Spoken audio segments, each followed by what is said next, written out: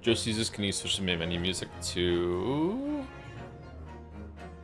Resolve? Second game for, is it not already? Joseph Anderson. Thank you. Why am I being pinged? What's going on? Ah, fuck.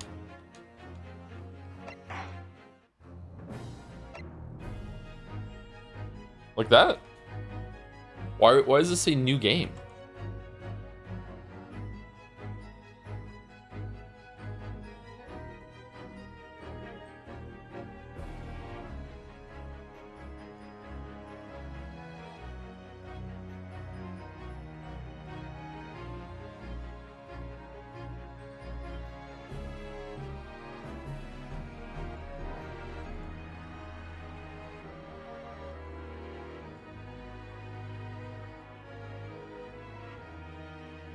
You didn't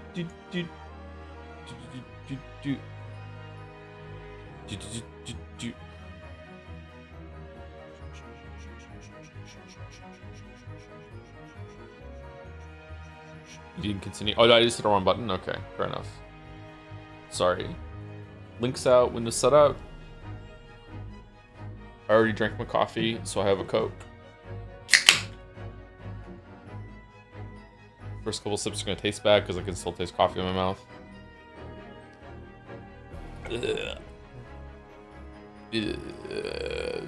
Ugh.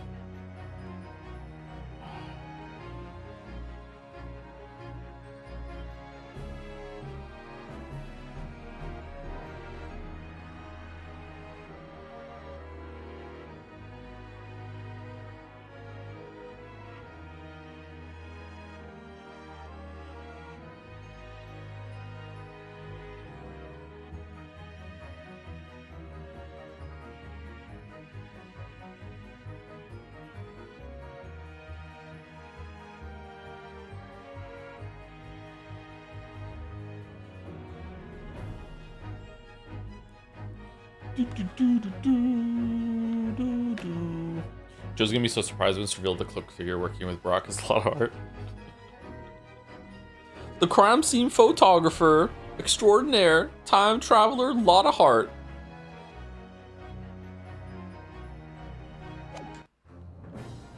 Do.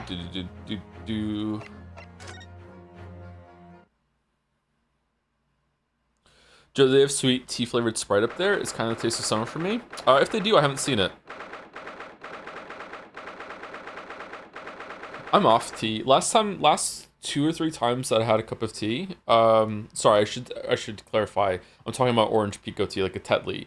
The last 3 times I had that tea, it made my stomach feel weird, and I felt kind of nauseous. So I don't know. I'm done. I've been drinking lemon tea though. I really like a lemon tea.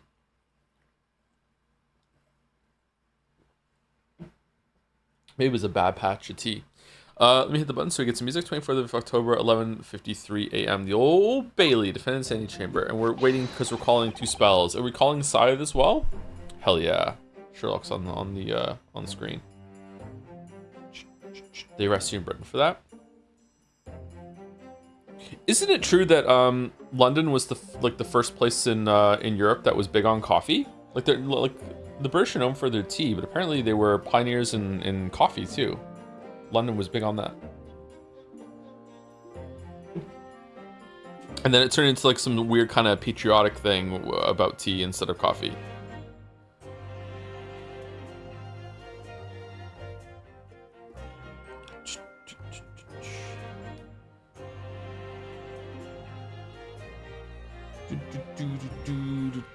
Traitors. Biggest Brit ever born. I'm barely British. I've only lived 10 or 11 years of my life in the UK, and the first 4 or 5 years of your life don't really count, right? So really, it's only maybe when you're 4 or 5 that counts. So all told, I lived in the UK consciously only 7 years. They were important years though, very formative years. I spent most of my teens in the UK.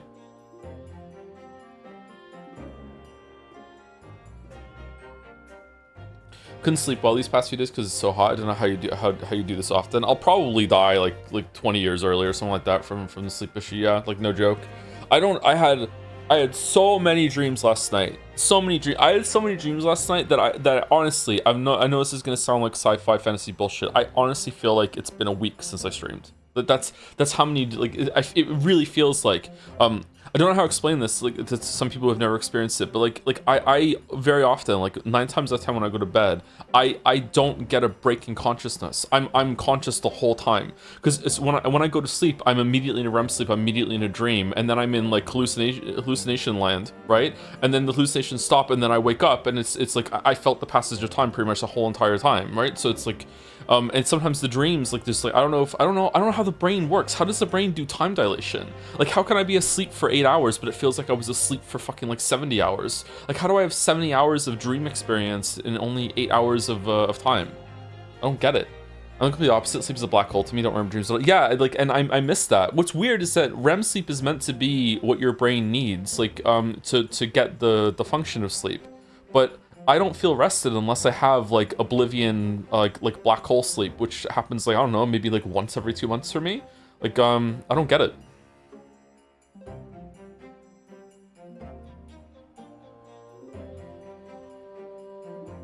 My dreams are extremely vivid. Is that happening to you? Oh yeah, very very vivid dreams. Yeah, even like I think everything except for smell. I think smell is the rarest thing that I experience in my dream, if I experience it all, or if it's just I think that I did. I see my dreams, I hear my dreams, I feel my dreams. I don't really smell or taste my dreams. How do I know you're playing this game? It's my favorite. It's been pretty good, actually. Yeah, we streamed the first part last month or the month before, I can't remember. So we're in the second part already. Some people say you can't read in dreams. I can read in my dreams too. Yeah, yeah. It's a myth that you can't read in your dream.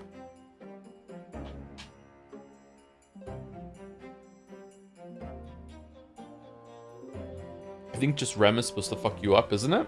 What do you mean? If you only get REM sleep? That's my sleep disorder. I only get REM sleep. That's the defining symptom of narcolepsy, my sleep disorder, is instantly entering REM sleep. Most of the time, it takes about 60 to 90 minutes for you to go through a full sleep cycle, and you kind of drift into REM sleep. Whereas the narcoleptic brain can enter REM sleep when they're awake, even. But like, yeah, instantly going into REM sleep. How they test for it is they see if you enter REM sleep when you take a 20-minute nap.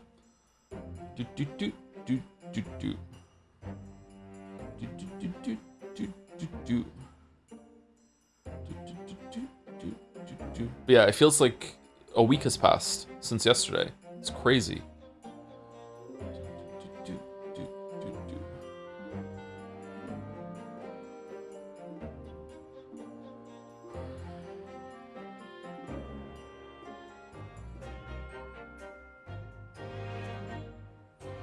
So this is actually showing you need both REM sleep and non-REM sleep to feel rested. Both are necessary. People who experience almost exclusively REM sleep show as much fatigue as those who get no REM sleep. I wonder if REM sleep is what... There's still so much about this we don't understand. I think that REM sleep is probably what your brain needs to kind of like, you know, defragment all of your memories and like really ingrain understanding of the day. But I think like non-REM sleep is what the body needs in order to get rest and repair and stuff like that. And yeah, it's frustrating. What does REM sleep look like when awake? Is like a projection across the scene in front of you, or is it more like a sleep paralysis thing? It's hallucinating. Yeah. When I say awake, it's not like, well, some narcoleptics experience that, so some people do hallucinate very often. But when it comes to me, I went to REM sleep like when I'm about to fall asleep, but I'm not asleep yet, and then I will start having hallucinations. I will start hallucinating in hearing things and seeing things. It doesn't happen to me that much anymore because I have set up all these weird like safeguards to this because it scares the shit out of me. But like it used to happen a lot to me. Yeah, like almost every single night I would have I would have those hypnagogic hallucinations. Hypnagogic, I can't remember what the word is.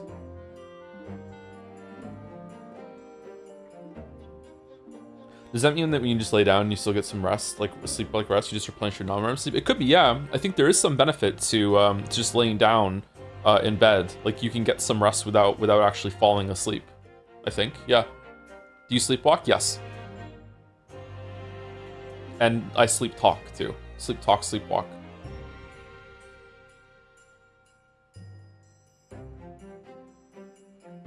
Do you sleep stream? We haven't done Kingdom Deliverance 2 yet, have we? Do you have trouble separating the hallucinations and reality? Something I struggle with? No. I used to when I was younger, and I used to think that the things I was seeing were real. But since I've been diagnosed, no. I can tell. Well, okay, hold on. Sorry. How could I know? Like maybe none of you are real. Maybe I'm sitting in a room right now just talking into a wall, and then there's people through the glass being like, oh, he thinks he's streaming again. Let me wave at the wall and scare the shit out of them. I think I could tell the difference, yeah. I think. The Joe.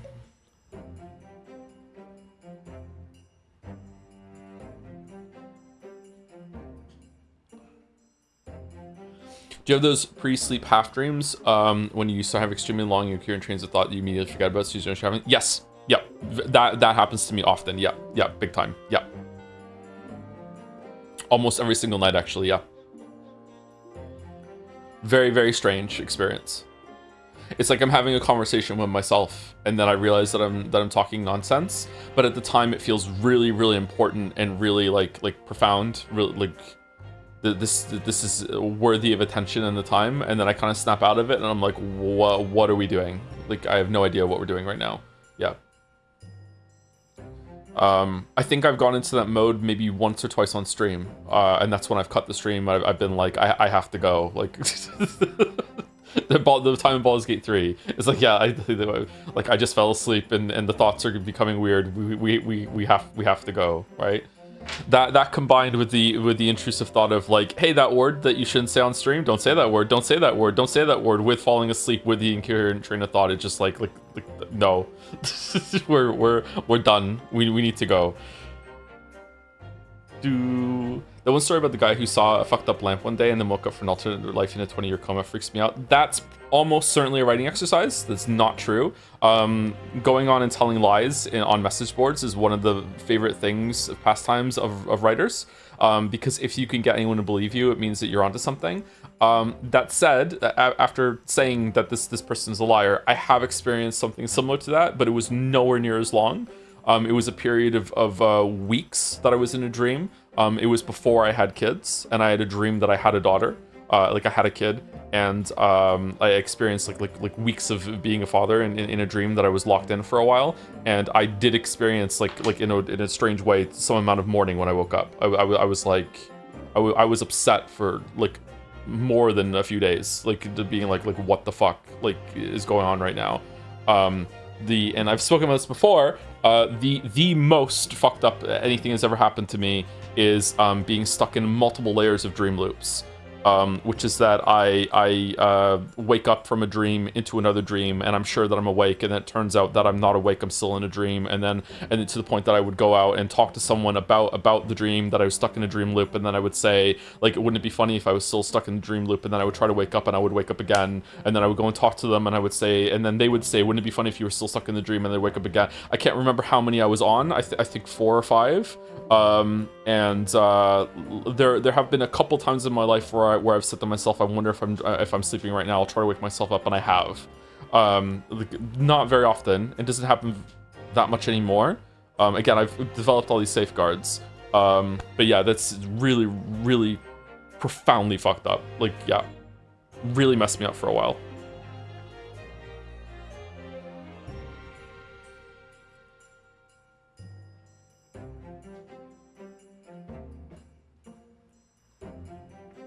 Did you wake up? I hope so. Can we read a funny Reddit post from your subreddit instead of the bad one and read the future stream means one? Oh, I saw that. Yeah, I didn't read it all. Yeah, we can read that one.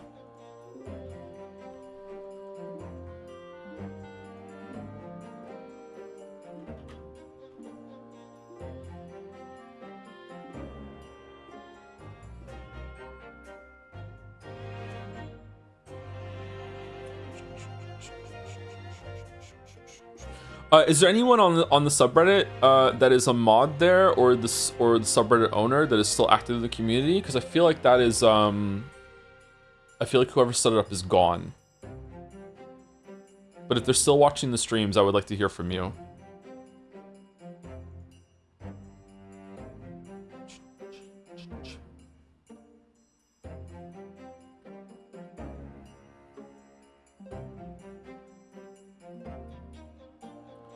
Bum bum bum bum bum bum bum. Flashbang warning. Gonna be the whole screen's gonna go white in 3, 2, 1.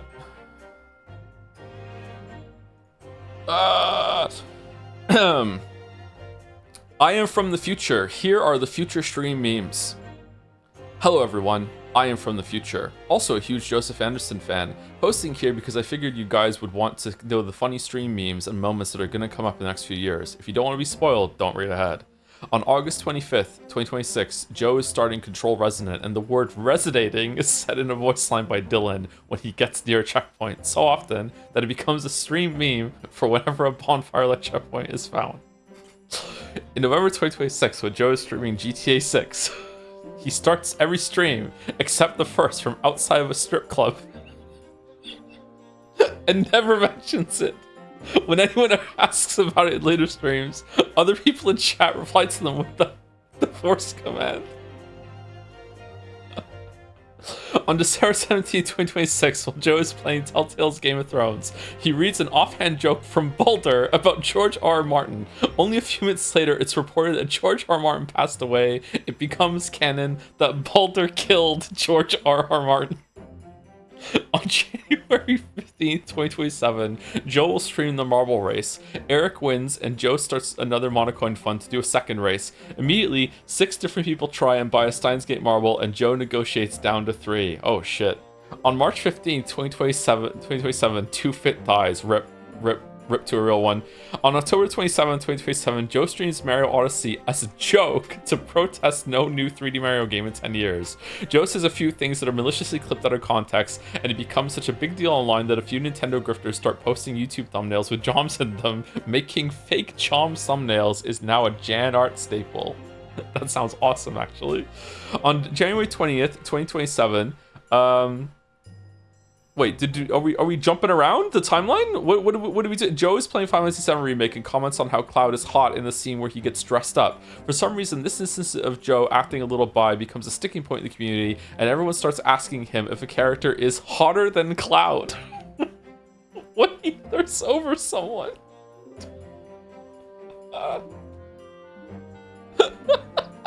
On September 6, 2028, Joe gets 1,000 subs from a viewer who says they have recently become incredibly wealthy, saying they're willing to pay him the $1 million to read Steins Gate. He is incredibly flustered, thanks to profusely for the subs, but doesn't believe them. The chatter donates another 1,000 gifted, and Joe is stunned into gibberish for a few seconds. Jetsea 2028 Best Noise winner, but ends up refusing vehemently. The viewer gifts another 1,000, says they'll just do it through subs if he says no. Joe is more uncomfortable than anyone has ever seen, and ends stream telling them to get in contact with him on Discord. Next stream, he says he politely refused the money. Damn. Elon can't make me read Steins Gate. On December 11th, 2028, Joe starts that December special stream series. Unbeknownst to everyone, Joe starts up Steins Gate. He reveals he did take the money to finally move out of Moncton. He does not disclose where he lives besides not fucking Moncton. The community makes a joke about lying where Joe lives in increasing elaborate, ever-changing ways in order to respect Joe's privacy whenever the topic comes up. Aw, base community. During Jetsea 2029, Joe shadow drops Nostril. My god, the Nostril fucking callback? Holy shit! A real adaptation of the stream joke into the Killing Game story he's wanted to write. Half of the community kind of knows already because all of the artists and other community members contributing. Yeah. On May 6, 2031, Joe starts fire Emblem 3 houses.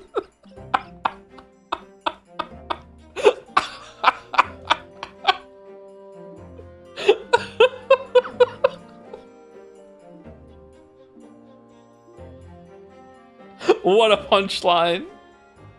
What a punchline. This is good. Well done. Well done, Jeff. I can't believe the Nostril callback. Holy shit. Nostril is a joke that we started talking about during AI Somnium about our own semicolon game about smelling crime. Oh my god. The Nostradamus machine. This is fake. He's never starting 3 houses. The fact that all these bullshit scenarios and their own possibilities makes this community scary. It's really, almost all of them are plausible, actually, except for the $1 million for Steins Gate. But like, yeah, holy shit. Big +2 each stream of GTA Circle is a very funny bit. Huh, that one we can make happen. Jomzadamus, Nostradamus. The 1,000 subs, 1 million, Steins Gate, not fucking month and crap me up. Good job, Peak. I do hope he at least does the strip club bit. Bro built the microwave time machine for this. Dan Anderson, take notes. What do you mean Two Fit dies? What's going on there? Does she also get on the boat? No one mourns? Because she rises again after 3 days, of course. Image, can we click on this? Is it safe?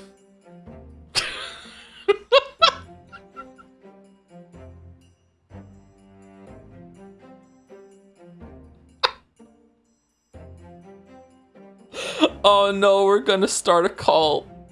Oh no, no, no, no, no, no, no, no, no, no. This is a banger. Good job, chatter. Ah, petrifyingly plausible post.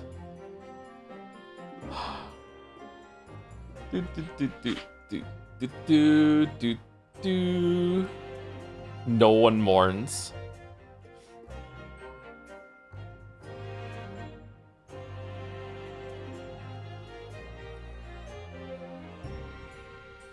Soseki-san, Two-Fit-san. You could make a religion out of this. That's a fucking banger YouTube video. Is that the best YouTube video of all time? I think it might be. It's a contender. History of the world, history of everything. I can't remember what it's called. I think that might be the best YouTube video of all time. Did the Zoomers watch it too?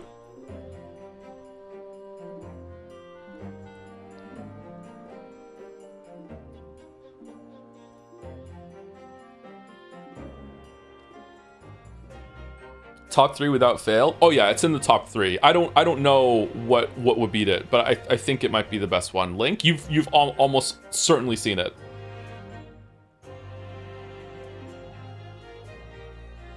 Kid slapping the head on Death Time to Marry music. Oh, that one's great too. That one's great too. Holy shit.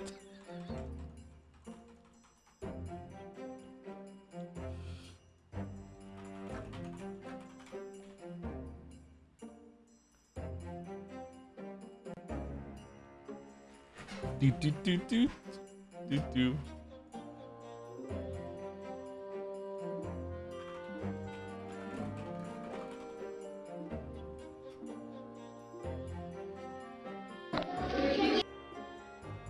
Do do do do do do do do.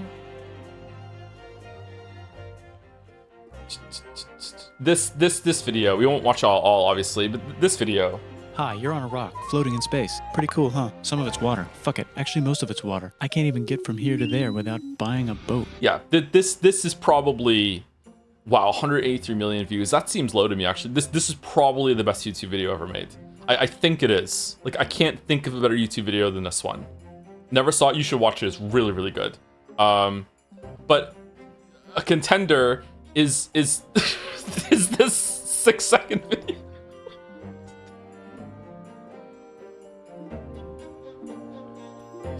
Whoops, wrong one, sorry.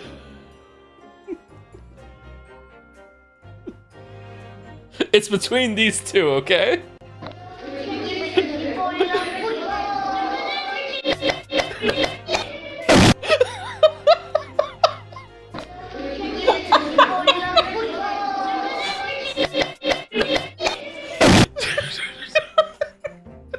I don't know. They're both really good. It's hard to know which one's better.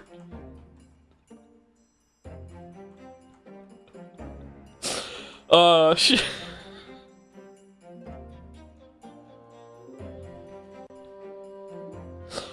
Fuck.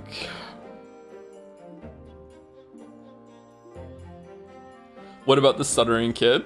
The one you could do you so much you would do anything. That one's pretty good.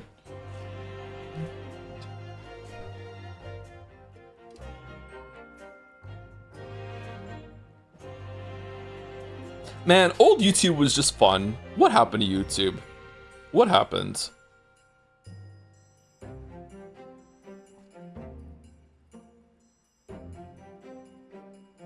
Do you know Too Many Cooks is the only video as custom font and title color? Is it really? Too Many Cooks is scary to me. Surrealist kind of horror can get me for sure. That's the most effective type of horror on me.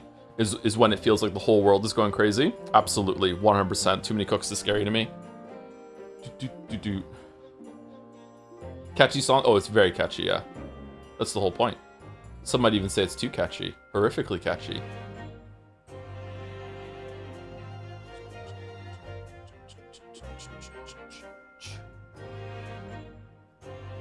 Have you not heard any Bill Wurst music? He has 500 songs. He makes music? I didn't know that. Sorry. I only know from the from that video and one other one, I think. History of Japan, I think, was the other one.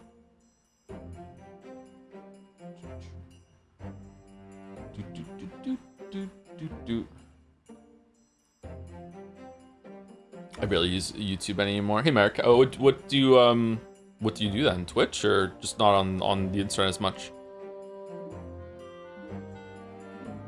I use YouTube mostly for music nowadays. I'll just have some music going on in the background, and that's just my music tab. And sometimes a podcast. Like, I've been listening to the Rest of Science podcast quite a bit.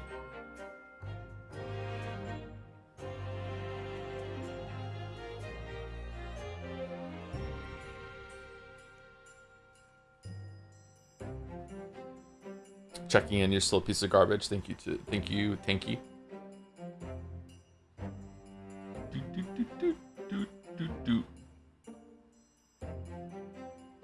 I should have a podcast and a safe. I should have a safe and a podcast.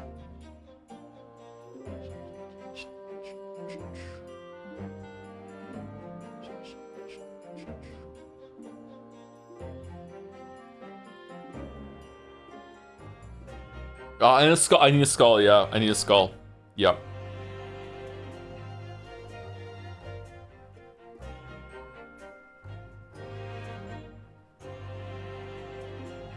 So if you ask us when Deltarune is fully done when you play, yes, we've streamed chapter 1, and we had one of the biggest chat fights we've ever had at the end of chapter 1.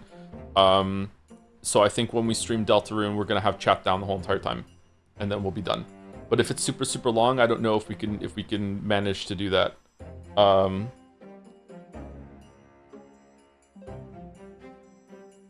Like how can you beat all the chapter? Can you beat a chapter a day or no? Or some of them longer?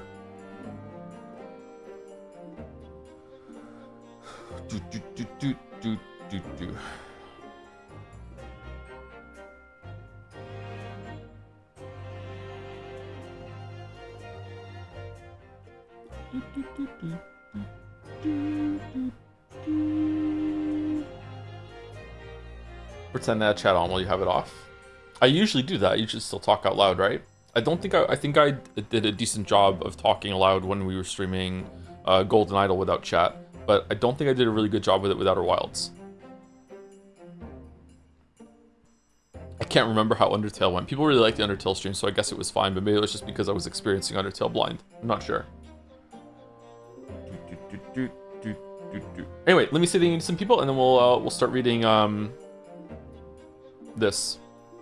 Why aren't you guessing on podcasts? Or people want to invite you? I've only ever had a couple formal invites to go on podcasts, unless I'm not checking messages that are coming in for that. I don't know. I'm not really comfortable doing that sort of thing. There are some I do want to go on to. Oh, I didn't get back to Lurf.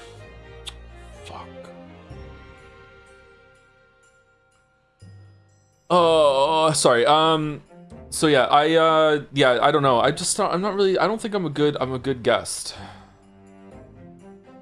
Maybe? I don't know. Can you go on Hot Ones? I think if I went on Hot Ones, I would die. Because I wouldn't back down from just going all the way, and I don't think I can tank the hottest sauces. But I would still eat them. So I think I would die.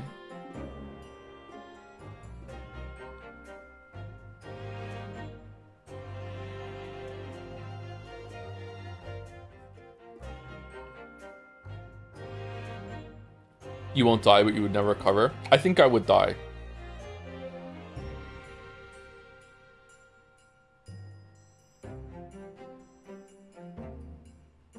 Chicken wings are gross. What? Chicken wings? Okay.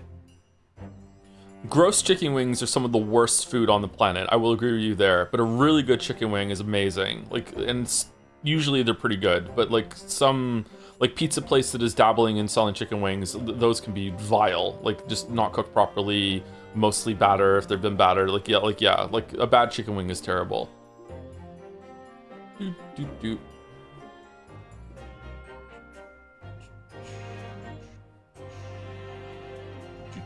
Thank you, Master Bushido Brown for the new sub while the stream is down. Thank you very much. Thank you, Eseft, for the 17 months. 33 minutes ago. We've already been live for half an hour. That's great. Thank you for the Dancing Joms. Thank you, A-Christ, for 23 months. Hey, Joe, I haven't watched a single of the Great Ace Attorney stream because I never watched the original ones. Can you please summarize the entire plot of these games up to and including this one so I can watch them with proper context? Thanks. Nope.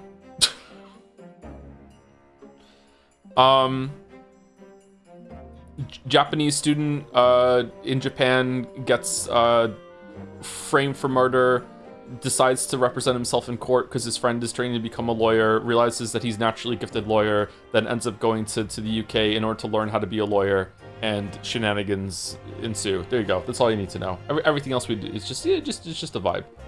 Don't take it seriously. And everyone is gay. Yeah, everyone is gay for no reason. Everyone's gay. Thank you, Jay Duffield, for 21 months. Joe, help. Pantheon 5 Charmless might be too much for me. Not because I'm incapable of beating any of the bosses, challenging as they may be, but because it's tedious and not fun sometimes, especially when having to start all the way from the beginning. Flying Nosk really is the worst boss. Hope you're well, by the way. Thank you for the well wishes, Jay Duffield. Yeah, the Charmless one is the worst one because it makes the game less fun. Yeah, just don't do it. I think I beat Pantheon 5 with all the charms individually, but not with them combined. I cannot kill the collector with all 4 bindings on. I can't do it. Like maybe if I locked in and tried for more than an hour, maybe I could do it, but like I can't do it right now. It's just really boring. But yeah, just don't do it. You don't have to do it. I guess it's bothering you that maybe that's the last one that you have left, but yeah, sorry. Yeah, it sucks.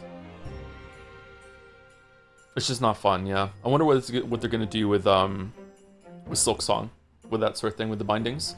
Thank you, Lucy Goosey, awesome name, for the 5 months. Loving the new Yaoi and Yuri emotes, very thematic, and for the Great Ace Attorney and Pride Month. Thank you, Errol, with Smile, Yuri, and the you have those two facing each other for the Yaoi too. Accidental Yaoi stuff. Thank you, Hero White, for the bits. I've been reading Catch 22 bit by bit because of you, and so far I'm having the vibe. Everyone is crazy here. Thank God I'm the only normal person here from the book. Yeah, Yusarian is also crazy. Yeah.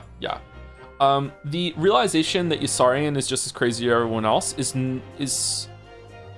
not that big of a deal as I think it is when you watch Arrested Development and you realize that Michael is just as crazy as everyone in the family. That's one of my favorite realizations in television, is when it clicks and you're like, oh, he's not the only normal one. he belongs in this family. That's a great moment. But Yusarian in Catch 22, it's more subtle, I think, and you're like, oh yeah, okay, yeah, he's pretty crazy, yeah. Thank you, Wibble, for the 5 months with the dance. Do jamming, we're jamming. Thank you, Stemphilium Vesicarium Magic Spell. Thank you very much for the new sub. Welcome. Thank you very much. Thank you, Shahuri Who. Doctor Who. Thank you, Shahuri Who, also for the new sub. 2 new subs about 20 minutes ago. Thank you very much. Not sure what I did to deserve. Thank you. Thank you, VZ Legend, for the 18 months too with a heart. Thank you, Mark326 for gifting a sub to Madbake. Fan artist and game dev Madbake. Thank you very much, Mark326. Thank you, Arrow, for the 12 months with 1 year sub anniversary yet. I don't think it's been a year. Curious, I don't know why this keeps popping up as an option, but thanks, Henry, for Prez anyway. Oh, it came from Henry. It's an Henry sub. Have you seen Dracula Flow? I've seen bits of Dracula Flow, yeah, and I've also heard it during Wizapon meme, right? That's from Dracula Flow. I haven't seen all of it though. Kind of crazy. Goes a little hard actually. And last on my list for now is Dibblemunt with some bits. Turn me over, Ryu. Hold on, let me read it first. Turn me over, Ryu. The payoff will be huge. I'm wax figure shlomzy wubba lubba dub. Oh, fucking hell, it's a Rick and Morty bit. Holy shit. All right. Okay, give me 1 second.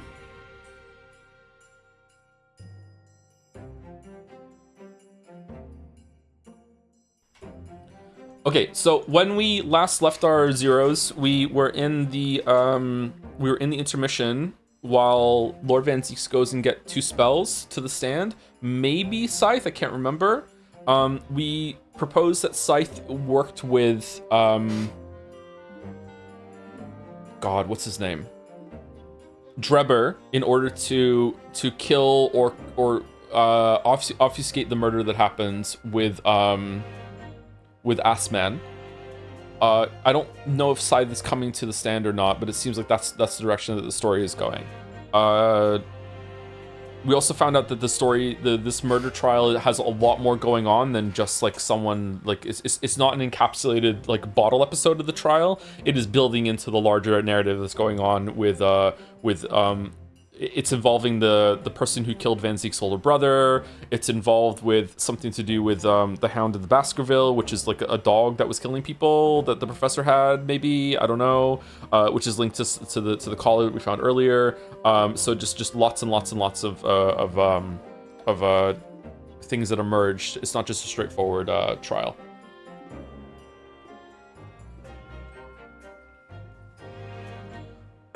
And I think that's it. Is the sound okay, or does it need to be turned up, or does it need to be turned down? I accidentally messed with the sound settings when we were watching YouTube, so I might have to fix it. Ah, the Knight Errant himself. Oh, have you been watching from the gallery, Mr. Sholmes? I've been on the edge of my seat the entire time. Edge. Retained, but courtroom trials are fascinating affairs, as a spectator at least. I'm glad you've been enjoying yourself. I have to ask. What on earth is going on? It makes no sense. What's this professor business all about? He doesn't look like any professor I've met before. Who even is he? Ah, of course. You were in Germany already 10 years ago.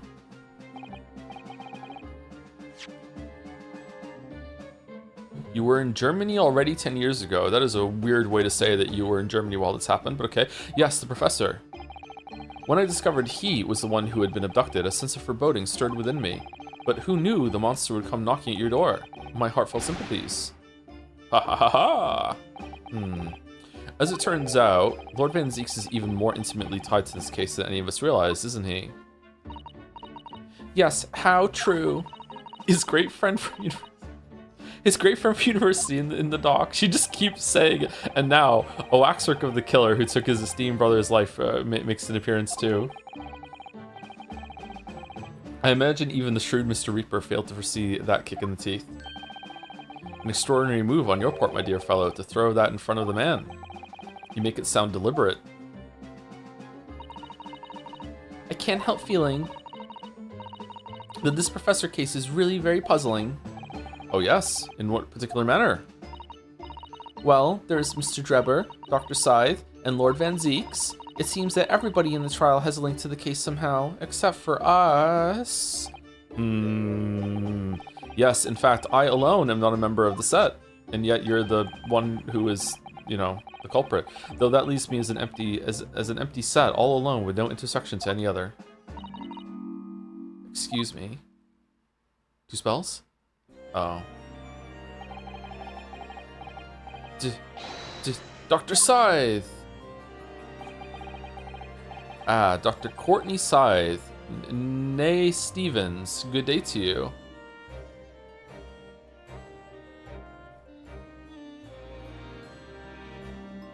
The court scythe? Scythe of the court? Huh. Okay. Hello, Sholmes. That was very shrewd of you. What in particular, pray? You requested that 10-year-old autopsy report from Gregson, didn't you? Why would you assume such a thing? Because Gregson told me. Ah. To think it's been 10 years. 10 years in the laboratory, wielding my scalpel. I smell of nothing but corpses and disinfectant. A policeman on the jury had a lot to say about you as it happens, Dr. Scythe, and I've accused you of being complicit in what happened. I'm hoping that you'll take the stand and tell the truth about what really happened. That certainly won't be possible. Lord Van Zieks won't be summoning me as a witness. Lord Strongheart has forbidden it. Why can't we summon you as a witness, though? Lord Strongheart? Falco, the Pandora's box you were warned about is the Professor case. But please don't make the mistake of thinking you'll get any information about it out of me. But attempting to hide from the truth, that's cowardice. A pout. I've always fought crime in the way that I see fit. Too fit? I have no regrets, none at all. And that's all I came here to say. So, good day to you. Oh, you just came here just for that?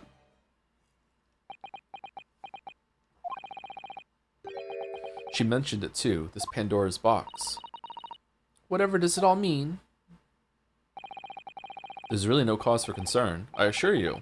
When the trial resumes, the meaning will become all too apparent, whether you'd like it to or not. Huh? Now then, I believe it's almost time. I must make my way back to the public gallery. The edge of my seat awaits.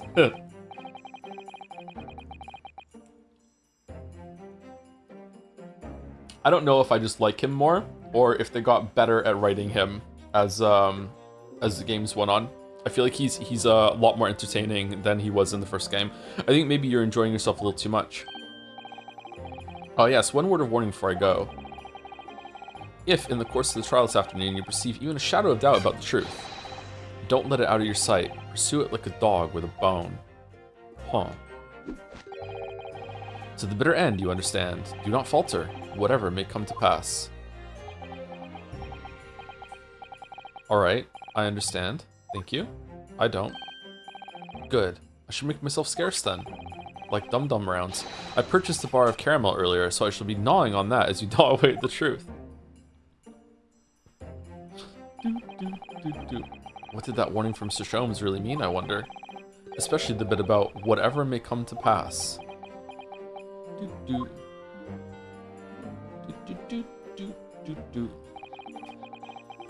It's time for the final chapter then. It's the third chapter. I'm determined to find the truth, no matter what.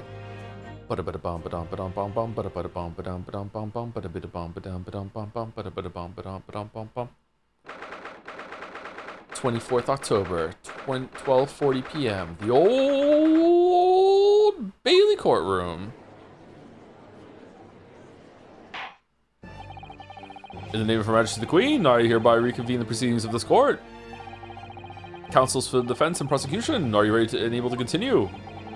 The prosecution is ready, my lord. Okay, it's a little loud for me, but I can turn down on my end. Are we all still good for sound? Yes, my lord, the defense is also ready. As the court is aware, the case under our scrutiny began with a damaging incident at the Great Exhibition. Yet we now find ourselves embroiled in the details of a convicted felon who was sent to the gallows a decade ago. I was watching part of my Shadow of the Year Tree critique video back today for no reason at all, and it's amazing. Now I'm on a different headset. I cannot hear the music in the background, whereas when I was on my old headset, the music to me was, if anything, almost too loud.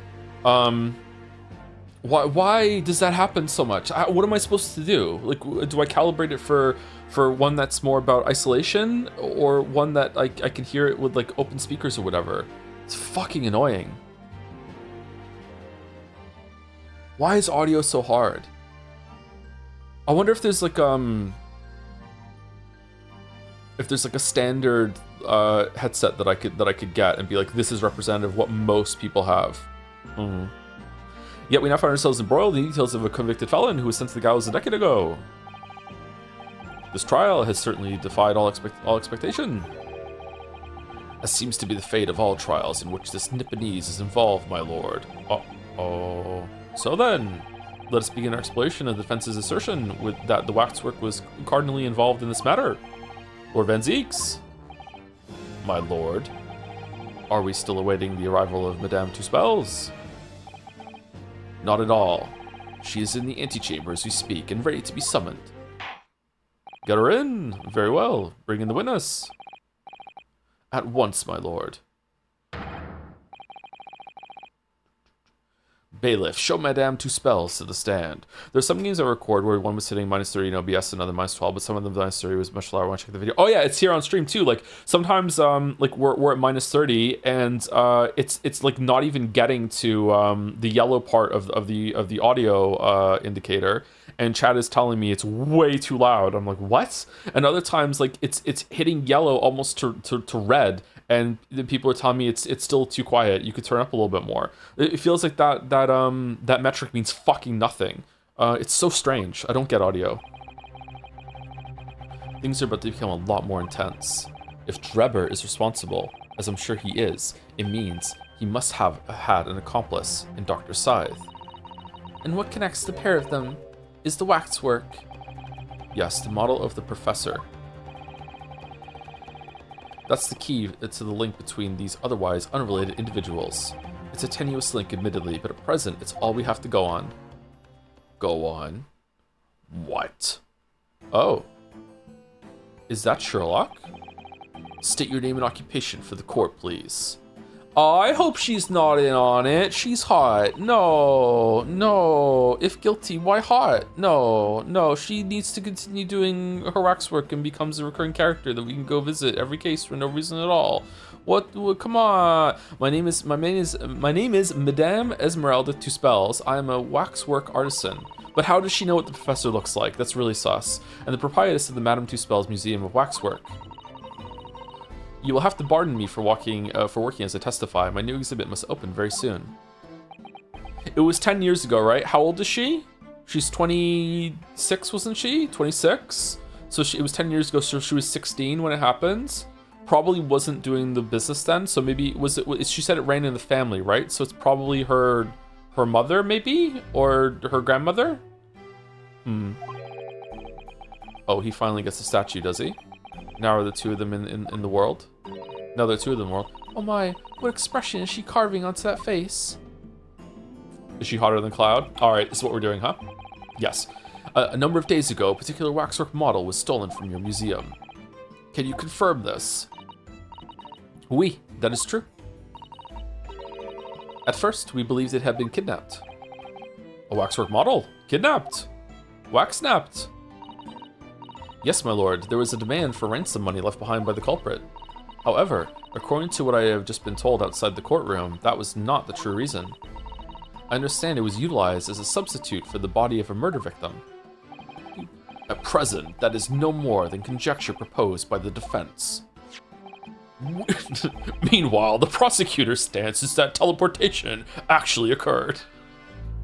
Who knows who's right? This is the victim of the case in question, Mr. Odie Assman. But of course, I know him well. He is part of my odious personages exhibit. Personages? I detest to say what is evident, but Mr. Assman does not resemble the professor at all. Yes, but perhaps their faces are very similar. Are you suggesting that we should see now the demasked visage of the professor? I have here the key, but it is strictly forbidden to open the lock. Whoa. Key holder, 2 spells? Like, let's go. Let's open it up then. This is absurd. Pardon? I don't know what face you've carved onto your fancy figure beneath that mask. Clearly, it won't be that of the actual killer.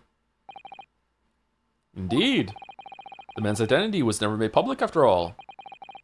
The trial took place in a closed court. The proceedings were strictly confidential. The condemned man was summarily executed. His identity remains a closely guarded national secret. But why? Was he like a secret prince or something? Why would it be a national secret? There's no possible way that a repository of tawdry exhibits could get its hands on that information. Whoa! Quel dommage? Omelette du? It would seem you are unaware of the 2 spells principles. What principles? With fucking magic, the family 2 spells has always prided itself on sculpting its models à la perfection. Every detail, including the visage, is fashioned with complete fidelity. Et voila, our principles. There is a well-known legend about the Two Spells waxwork from the time of the French Revolution. The what? A member of the Two Spells family is said to have made a waxwork of the queen who was executed. Oui, that is true. It was a century ago now. The accent, it is drifting. I believe the queen's face was carved in the minutes following her death, actually at the guillotine site.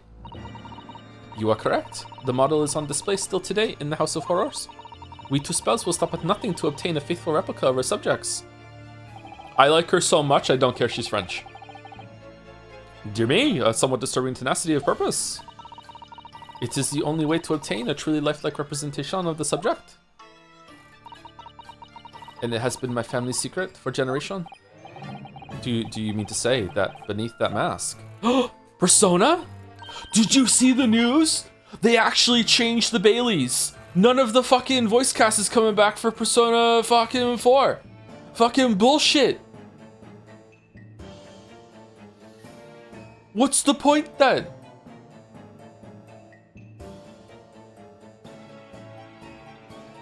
They changed the Baileys. God damn it. Rip, hello, this is Yukiko. Waffles, you want to go grocery shopping with me? I think that's probably going to be an improvement, but Laura Bailey not doing Risei, just the character's destroyed.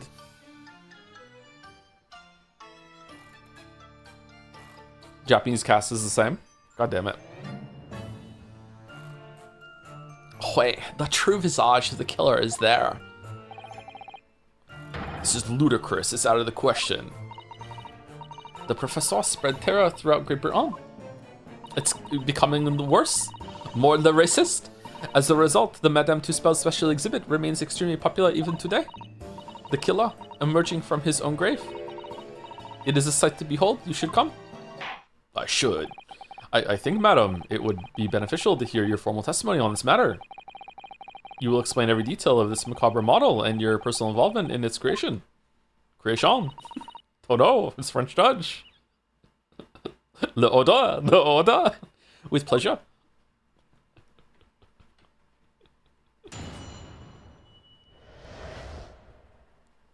The Professor Waxwork.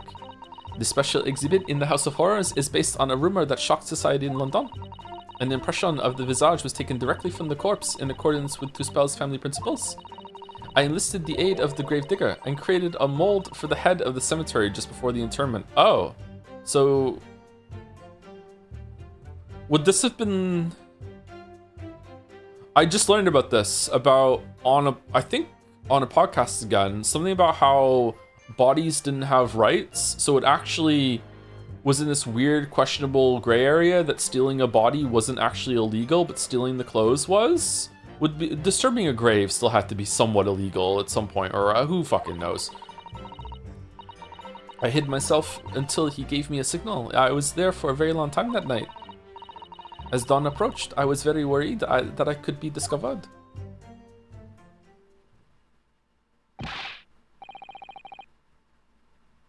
Really? Yeah, like corpses were robbed for people to perform experiments on them. And as long as they didn't take the clothes, they left the clothes behind, but they could take the bodies. No one could own a corpse. The whole thing about like owning corpses and remains is actually kind of complicated and cool. But like I can't imagine that if anyone ever, like if a policeman ever found someone robbing a grave and they come over and like, what are you doing? Like I can't imagine the robber being like, well, hold on, I'm only taking the body, I'm not taking the clothes. You can't get me, copper. And the policeman's like, well, he knows the law, can't do it. Like there must have been some sort of like, you know, digging it up is illegal or whatever. Like it has to be. Anyway, the gravedigger, the man sanctioned this. Ooh. I will do that is necessary to achieve the true resemblance my family is celebrated for. I thought grave robbing was still illegal. Well, that's the thing is that because no one could own a corpse, there's no property that's actually being robbed. So robbing the clothes or anything that was buried with the corpse, that's rob. I guess disturbing the coffin would be maybe a problem. Maybe like it would be vandalism of the grounds, but because like there was this legal area that corpses have no one can own it, but also there's no rights around them. They're technically legally not stealing anything. But that, yeah, I don't think that would actually I don't actually think that would fly. Yeah. Oui, I will do all that is necessary to achieve the true resemblance my family is celebrated for. Basically, back then, corpses like were in the same area that AI creations are now when it comes to copyright. So, you know, you can't copyright something that AI makes, and you can't own anyone who's dead. So, you know, it's the same thing. It just loops back around. Nobody else knew, only the Gravedigger. What harm did it do, huh? So you truly saw it. The face of that monster. Oui? Naturally, I was aware at the time that his identity was a secret. But Two Spells would not be Two Spells if we did not insist on absolute fidelity to our sculptures. I don't believe this. I myself have seen the special exhibit at your museum, madam. A truly book. What do you mean you've seen it? Okay, so he's had the mask on the whole entire time when he's on exhibit, even though it is real underneath it. Okay. You didn't think to question it? Okay, a truly blood-curdling scene in which the murderer is emerging from his own grave. The scene it depicts was the subject of many rumors in London 10 years ago. I have here a newspaper from the time. The special exhibit was based upon the picture in this article. It was the most detailed account of what happened, as reported by the eyewitness who saw it. The 10-year-old article has been entered in the court record. Newspaper article recounting the tale of an eyewitness to the alleged resurrection of the professor from his grave in the night of execution. Okay, well, what does Drebber have to say about it? Man rises from the grave. It's too absurd for words.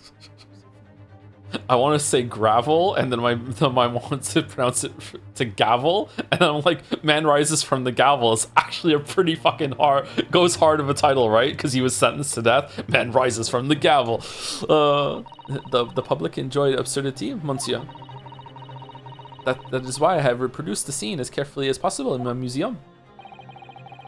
And it's a waxwork from the exhibit that was stolen some days before the incident at the Great Exhibition, wasn't it? Why? That is correct. The professor you see before you here. Most puzzling.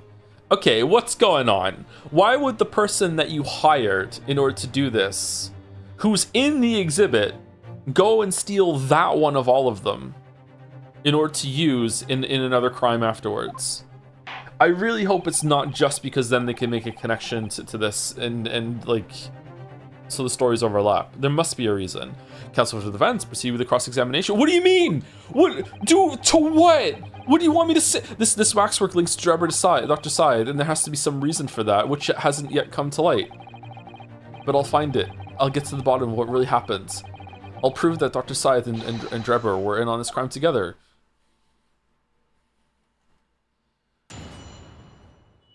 The Professor Waxwork.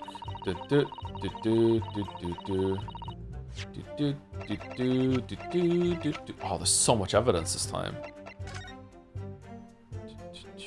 Rises from the grave. Did you just have a copy of this? Number 139, number 140. Assman. Huh?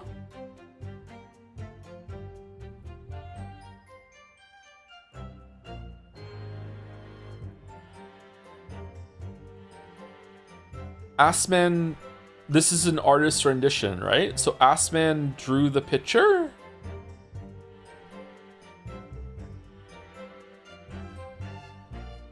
At Logate Cemetery, just behind the prison, on the night of the Foul Demon's execution, the newly interred professor forced off his grave cover as he clawed free of the earth. The young man who witnessed the scene was on the verge of raising a shriek when, in the next second, a gunshot rang out suddenly from behind. The bullet pierced the resurrected man's chest, whose breath then stilled once more. The youth then finally released the scream he had been holding and ran for his life. Wait, what?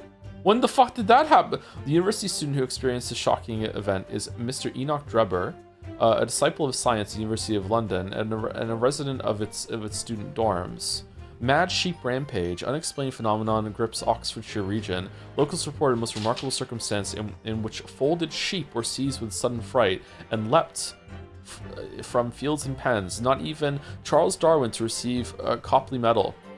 This year's recipient of the Royal Society's most prestigious award is Mr. Charles Darwin for his highly important contributions and researches in the fields of geology, zoology, and botanical physiology. Mr. Darwin joins the ranks of such monumental figures as a bunch of bullshit.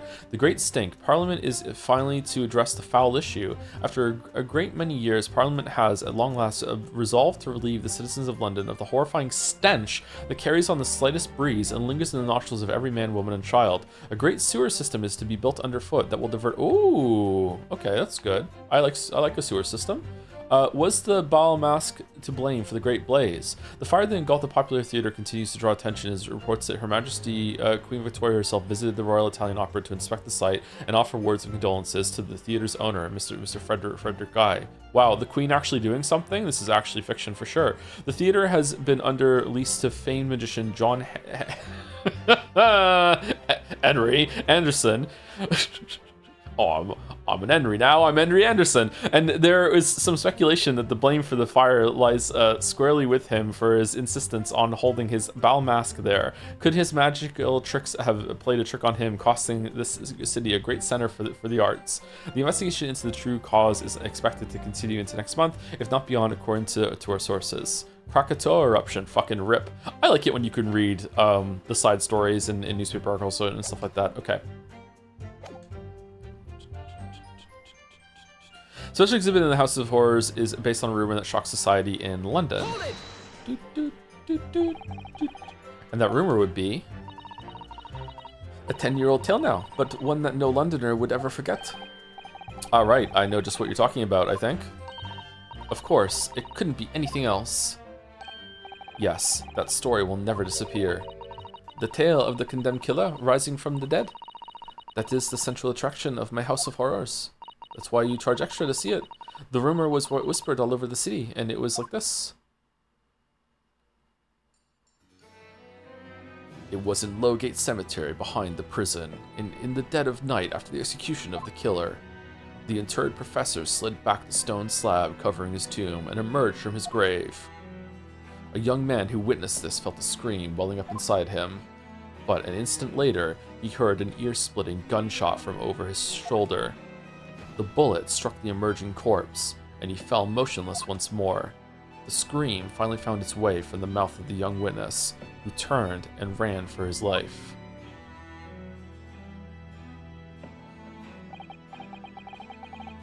Okay, so I'm guessing that the report was falsified, and he was meant to leave. He was meant to get away with it.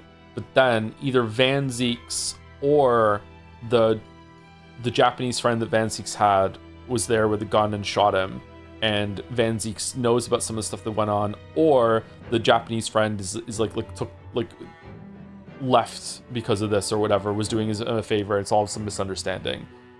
Because there has to be some resolution where Van Zieks is like, you know, I was wrong to be racist. Or maybe not. The corpse climbed out of his own grave. And then somebody shot him. Who was it? Nobody knows. Nobody knows, even today. But remember, it was just a rumor. Perhaps nothing more than a ghost story. Well, the person you sent there can corroborate it, can't they? They were there. The good people of London, they love stories like this. That is why it was in every newspaper across the capital. But it was just a story? That's just a theory. I mean, this is exactly the scene that can be seen today at your museum, isn't it? Oui, are you stupid? I based the exhibit on the newspaper article. Keep up. Yes, try to keep up, my Nipponese friend. The special exhibit was modeled on that very illustration. Yeah, there we go. For a while afterwards, the contents of that article were reproduced in every newspaper imaginable. Madame, might I say something? No? Please go ahead, mademoiselle. Mademoiselle, when something is described as a rumor, it doesn't necessarily mean it's entirely made up. I believe that often rumors contain elements of the truth. That's so. I see people from the East can be just as astute as the people of Europe. Can we be sure, for instance, that the professor's execution was successful? It is not possible for the dead to come back to life. Sorry? Well, not yet. 10 years ago, I was there in Lowgate Cemetery, after the criminal known as the Professor was killed by hanging.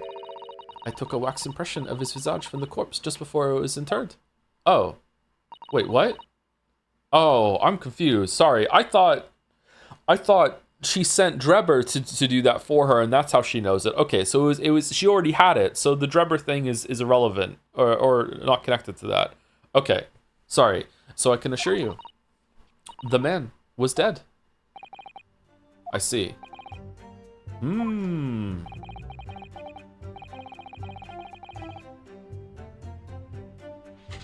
It would certainly appear the condemned man suffered the intended fate.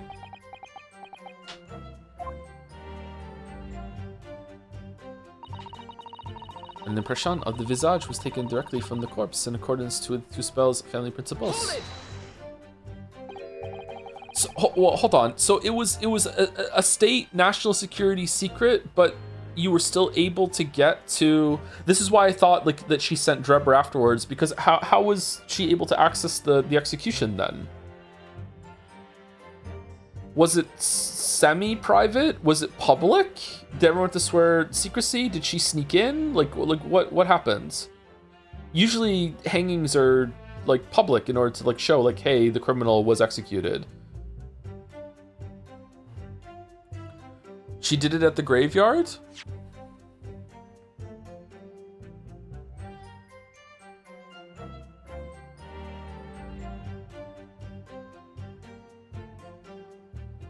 Just before it was interred.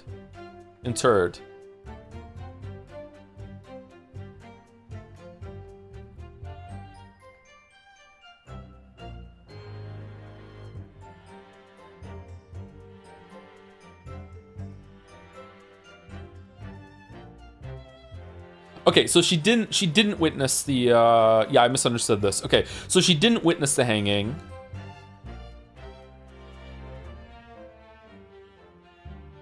Where was the hanging taking place then?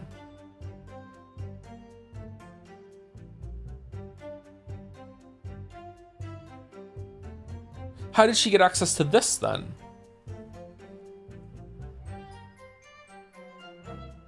Bribing, maybe?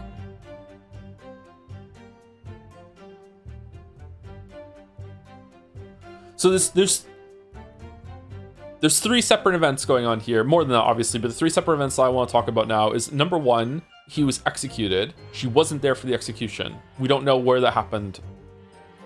Secondly, after the execution, the body was taken to the cemetery, or he was executed near the cemetery. I don't know where the fuck it happened, but it doesn't matter. He was executed nearby or somewhere else, but it's separate events. Then he was taken to the cemetery. When he was taken to the cemetery, Tuspels was there in order to get an impression of the corpse before he was buried.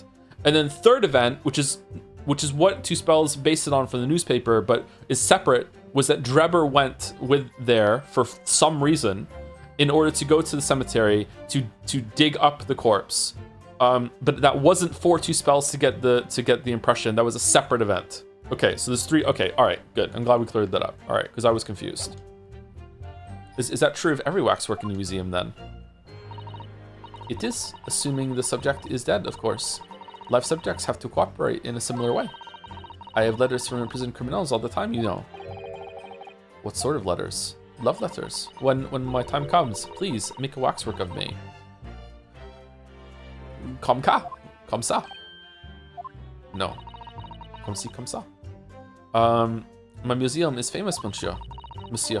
To be made into a waxwork is an honor, and for some criminals, a symbol of status even. Because nothing says hardened criminal better than wax. Wax is pretty hard. And it is thanks to one killer in particular that my museum has gained such popularity in London. I refer to the star of the special exhibit, of course. The Professor, Le Professeur, whose form you claim to have captured by taking an impression from the actual corpse. There are no exceptions to the principles of Tuspels. I enlisted the aid of the gravedigger and created a mold. for the head of cemetery before the interment. Okay, yeah. So this is why I'm confused. Gravedigger in my mind went to the image that we saw of Drebber like with the shovel going to dig the grave. That's a separate. That's grave robbing, not grave digging. Okay. Surely that's illegal, isn't it? It would seem the proprietress of this repository of novelties was blinded by monetary greed. It had nothing to do with money. The man is a part of London's criminal history. That is why I had to sculpt him, to record this history. It is the raison d'etre of the Two Spells Museum. Oh, man.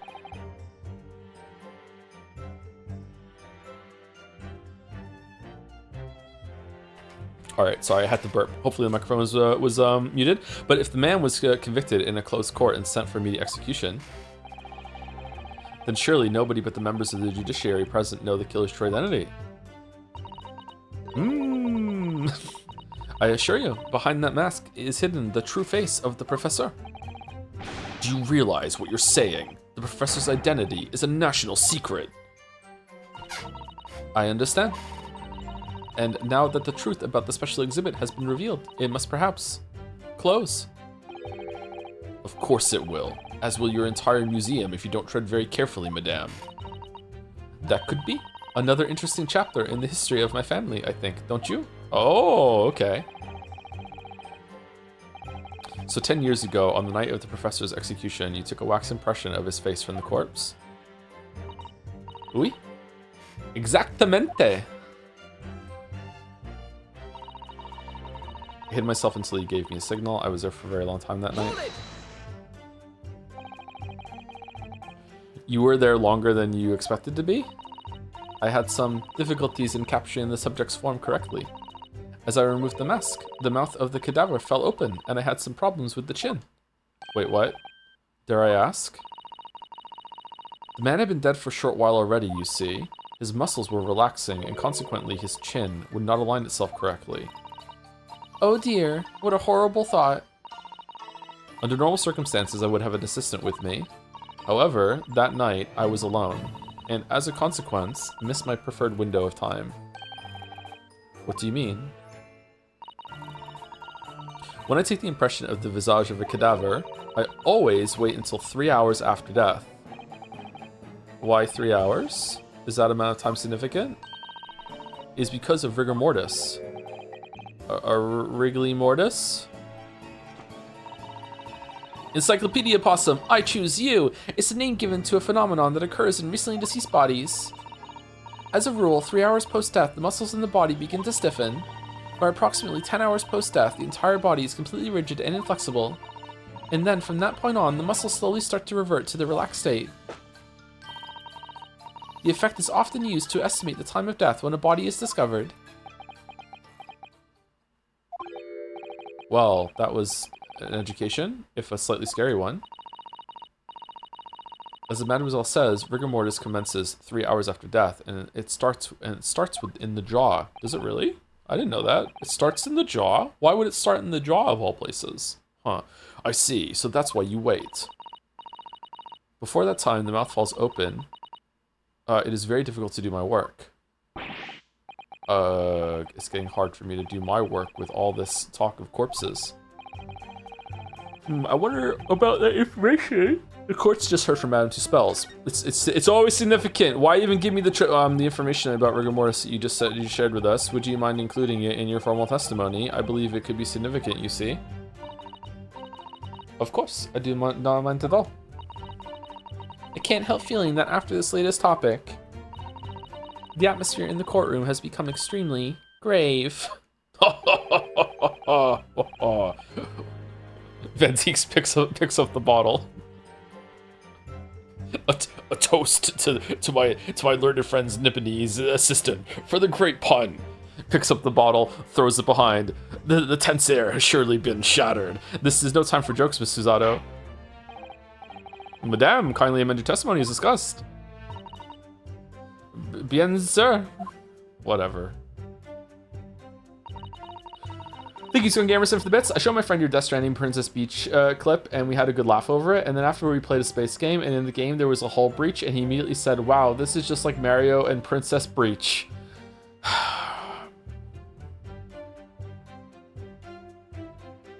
That's a good friend. That's you keep that friend.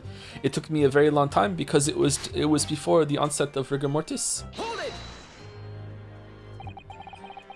Rigor mortis being the phenomenon you described, whereby the corpse becomes stiff after death. I think you said it all starts at the jaw about 3 hours post-death. Is that right? Oui. C'est ça. C'est ça. C'est ça. Siesta! Of course, the exact duration depends a little on the season. I didn't realize a waxwork artisan would be so well versed in the subject. No, that is only elementary knowledge in the field of legal medicine.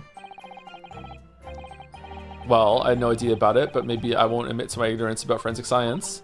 I could ask my father to give you a very simple primer if you like. I think corpses should be your domain. I'm not good with them. Oh dear, I'll do my very best.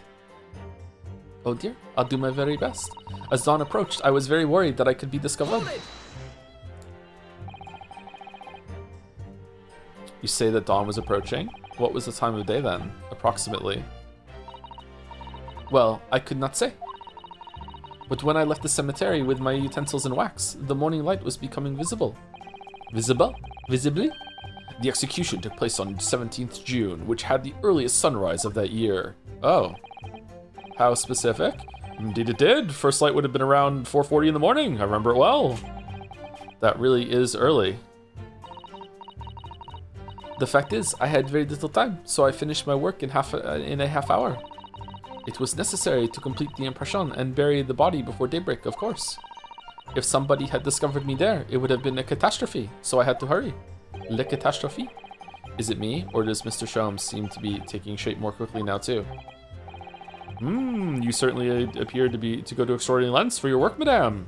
Highly illegal, but you know what? It's lit, and I really enjoyed it when I visited. Not guilty. I wonder, is what she just said particularly significant? Yeah, sure.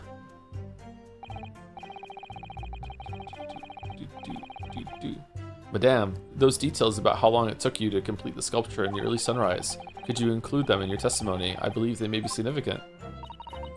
Of course, if you would like me to. You're quite right, Mr. Naruhodo. It is intriguing. That was just another way of saying that's so true. A sunrise at 4 in the morning would be absolutely unimaginable at home, wouldn't it? Huh? That's not quite what I meant by significant. Kindly amend your formal testimony then, madame. With pleasure, my lord. I hurried to finish my work in the half hour before sunrise. Then I left as soon as the corpse was interred. Is it interred or interred? It's interred, isn't it? Interred.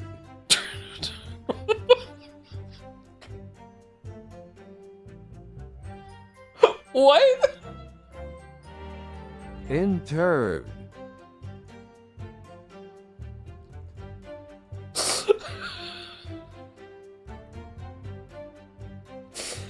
Interred.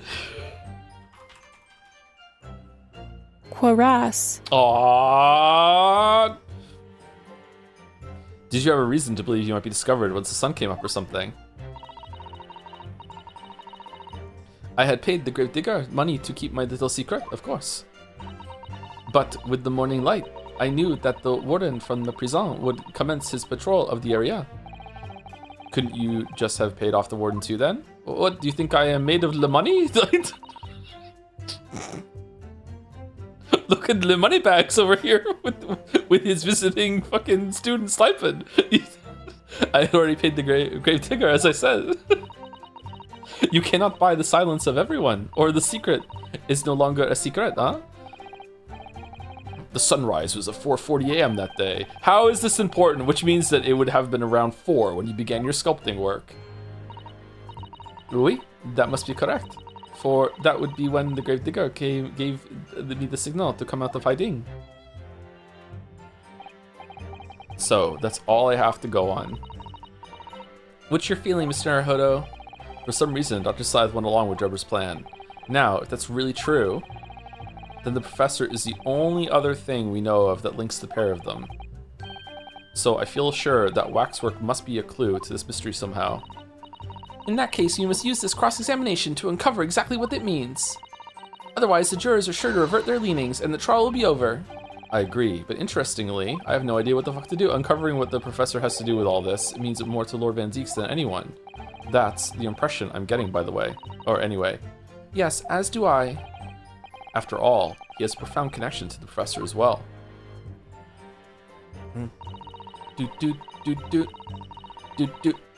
Okay, so it has to be one of the ones that we added, especially exhibit in the House of Horrors is based on the Reuben Schroeder Society in London. An impression of the visage was taken directly to the corpse in accordance with Susille's family principles, enlisted the aid of the gravedigger and created a mold for the head of the cemetery just for interment.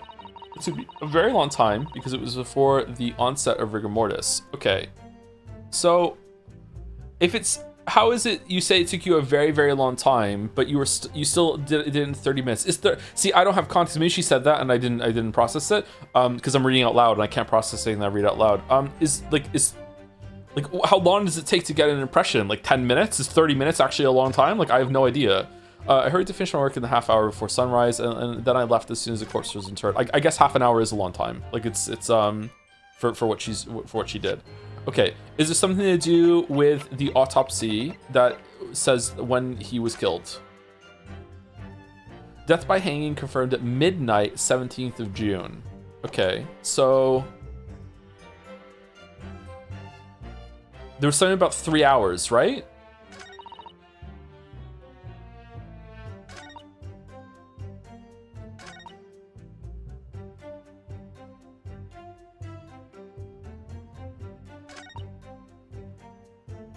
Okay, I think that is it, but I don't know which one to put it on, so let's just save it real quick.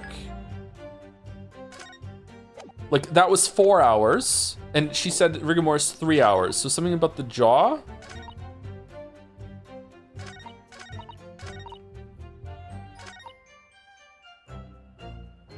Yeah, I think it's this one, because it's before the onset of rigor mortis.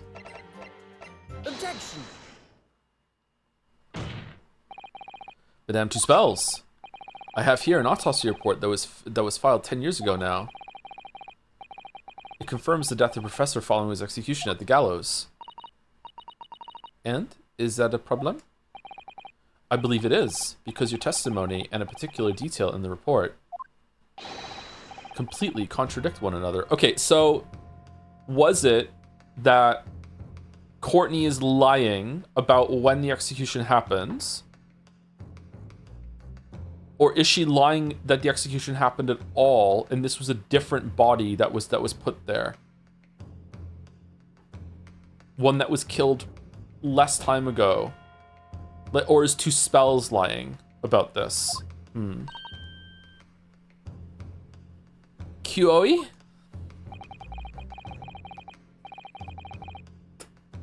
Are you going to explain yourself, my Nipponese friend? According to her testimony, Madame Two Spells was creating her wax impression just before dawn. At that time, rigor mortis had not yet set in. Qua.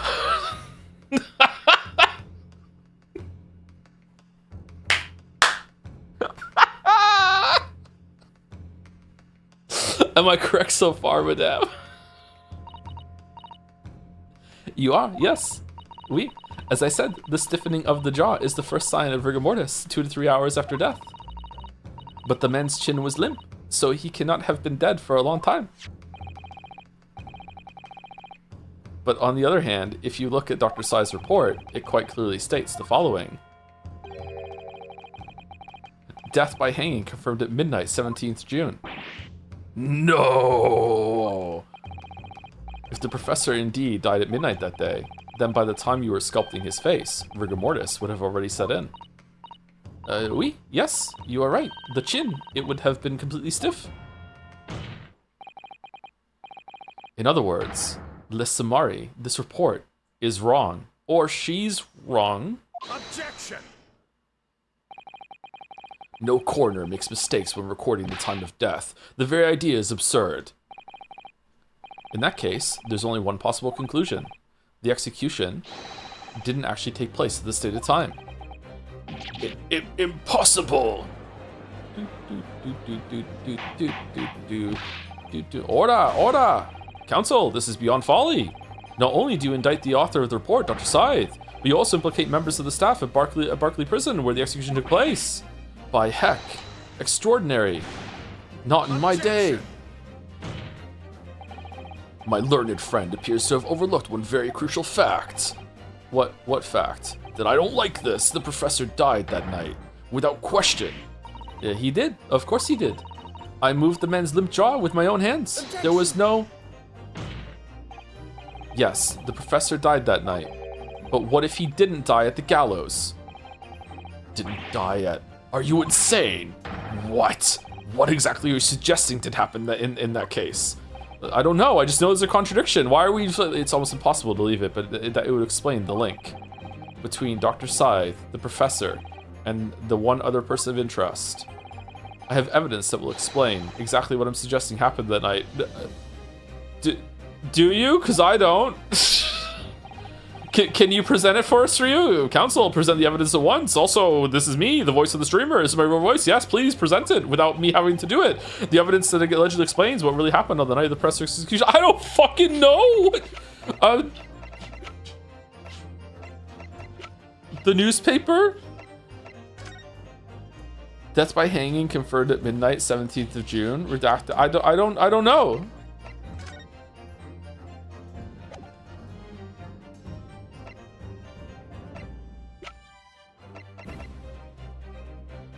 The evidence that allegedly explains what really happened on the night of the professor's execution. Okay. Is it the paper that he got shot and it was something else? I actually don't know. I really don't know. I'm saving it.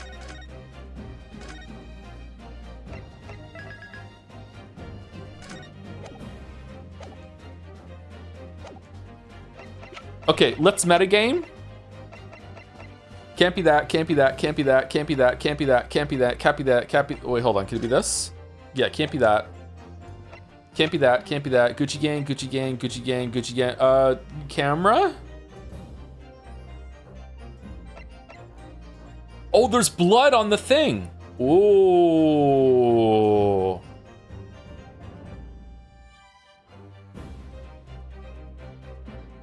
Wait, is this the real camera that was there? Okay, she hasn't spoken about that yet, so it can't be that.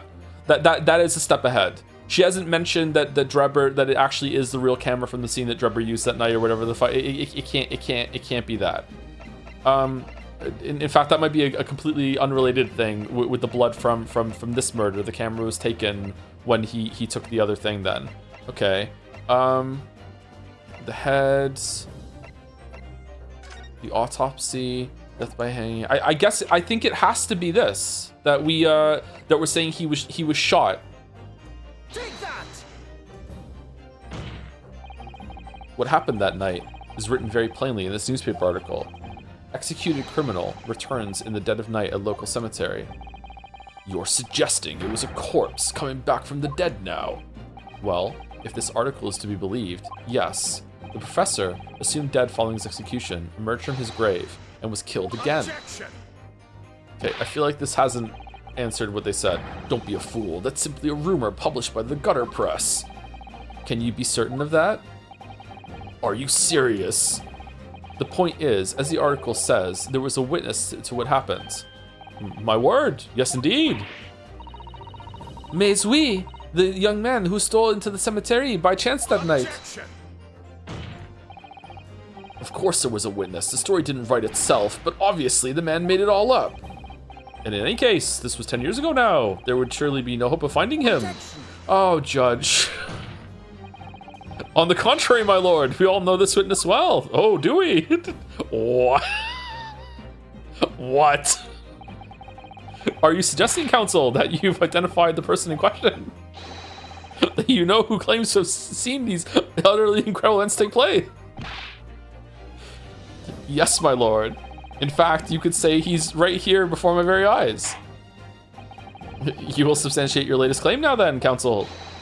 Who is the alleged witness of this staggering scene from the cemetery 10 years ago? What do you mean? Why do we have to go? Why do we have to do this? Take that! The man in question is Mr. Enoch Drebber. Drebber. Qua. The previous witness. The special exhibit in the House of Horrors at Madame Tuspel's Museum of Waxwork recreates that decade-old scene in great detail. The condemned criminal emerging from the grave, and beside the tomb, a young man with a lantern stumbling upon the terrifying sight. No way, what is a fucking meme now? In fucking 6 months, resonating is a meme. Just get with the times. And that young man is Albert is a 10-year younger Mr. Enoch Drebber.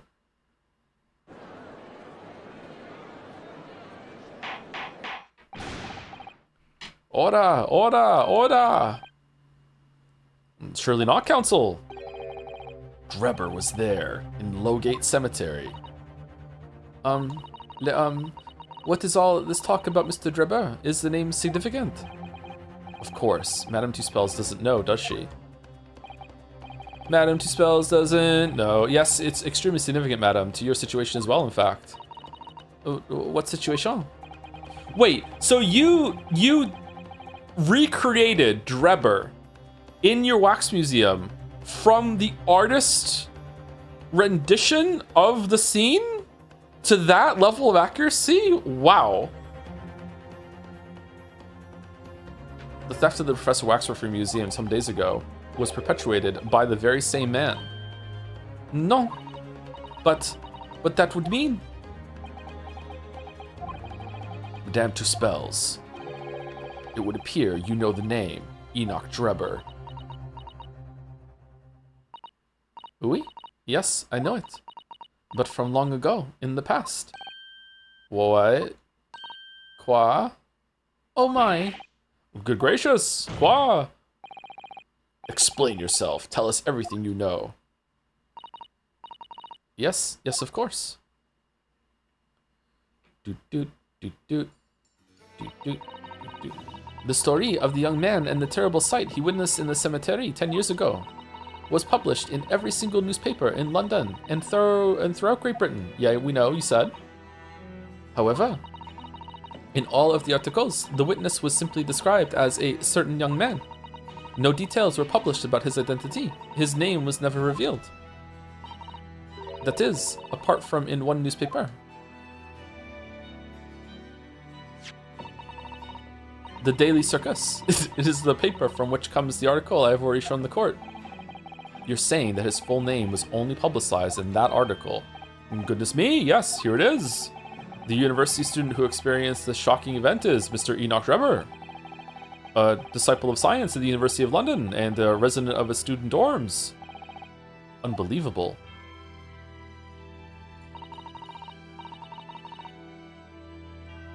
When I read the article, I went to meet with the man.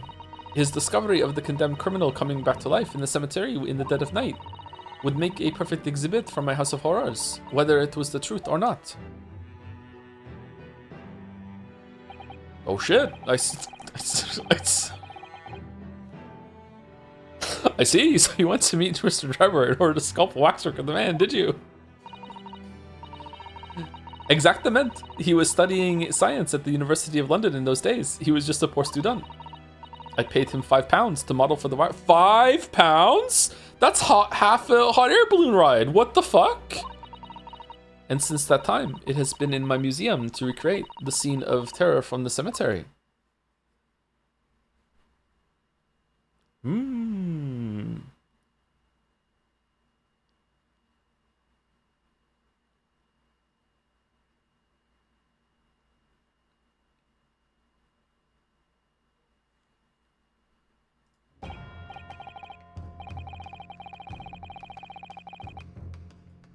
So 10 years ago, a young man appealed to the public about an extraordinary event he'd witnessed. A criminal who had been put to death re-emerging from his grave in the middle of the night, but the public treated his claim as nothing more than an amusing anecdote that was soon forgotten. 10 years later, the same man steals a waxwork model of the executed criminal ostensibly to use as a body double for the victim in the case we're discussing here today.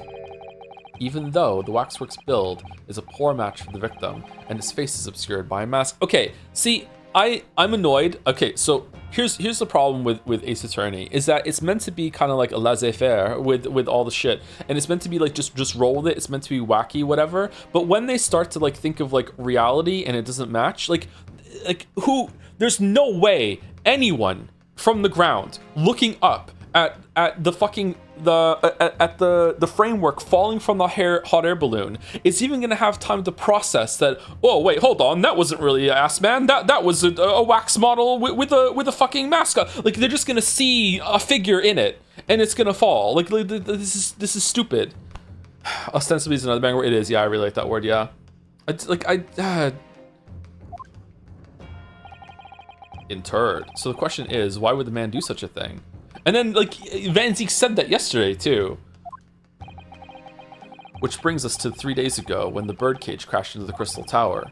If the birdcage had in fact contained not the body of Mr. Assman, but that same waxwork, the coroner from Scotland Yard who investigated Dr. Syed would have noticed immediately. And yet she submitted this autopsy report for the victim, which the court has seen earlier. Why? Because the waxwork was that of the professor. Is that what you're saying? Dr. Syed put her name to the document confirming the death of a condemned criminal who is still alive. A criminal whose apparent resurrection was witnessed by Mr. Drebber. But that misconduct was a deadly secret the coroner would do anything to protect. Which is precisely why Mr. Drebber used that particular waxwork as a body double. Oh, is it trying to send a message and he just knew that Syed would be the one to investigate? Is she the only coroner in London? Surely not. But the mask was on it. How could she have realized the mask? Was the mask not on it? Did he also take the key and put the mask back on again, or what? Arrgh. My lord, this court must summon Dr. Syed to the stand. The defense is determined to find out exactly how the coroner and Mr. Drebber are connected. Uh-oh. But according to the missive I received this morning through the prosecutor's office, Dr. Syed is unable to participate in these proceedings. Is that not the case? Uh-oh. She told us so herself, didn't she? Chat, this is a flashback. Lord Van Zieks won't be summoning me as a witness. Lord Strongheart has forbidden it. Lord Strongheart? Falco, the Pandora's box you were warned about, is a professor case. But please don't make the mistake of thinking you'll get the information out of me. Okay, so I guess what happens here then? It's just like a mistrial, or we just no one goes to prison? Someone's gotta go to prison. Something happened on the night of that killer's execution 10 years ago, and surely nobody would want to get to the bottom of that more than Lord Van Zieks.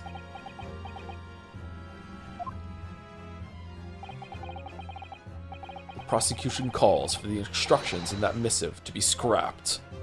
Oh, you're gonna be in trouble. Aren't you like Lord Strongheart's like pet prosecutor? How's this gonna go down? But Lord Van Zieks, the missive was issued from the Lord Chief Justice office. Objection. The assigned prosecutor has the final say on policy in any particular trial. Do you? Do you? In other words, Sumari, me. Yes. Let Enoch Drebber and Dr. Scythe both take the stand together.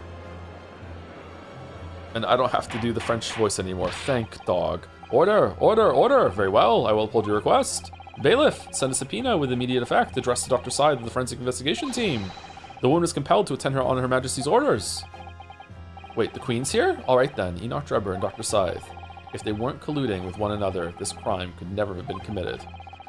I'm just a stone's throw away. I can feel it. The truth behind all of this is about to come out of the closet.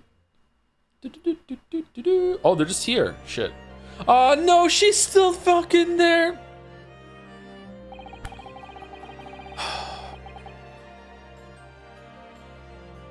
God damn it. Almost 2 hours time for it. Yeah, it's almost 2 hours. I need to pee, and I also want to get a drink. I might make a tea. Should I make a lemon tea? I don't know. We'll see. If I can boil the kettle inside, maybe make a lemon tea. Thought you liked her. I love her. I just don't like doing her voice. Voices are hard. Don't you know this about me? Like, it kills me every single time. All right, be right back.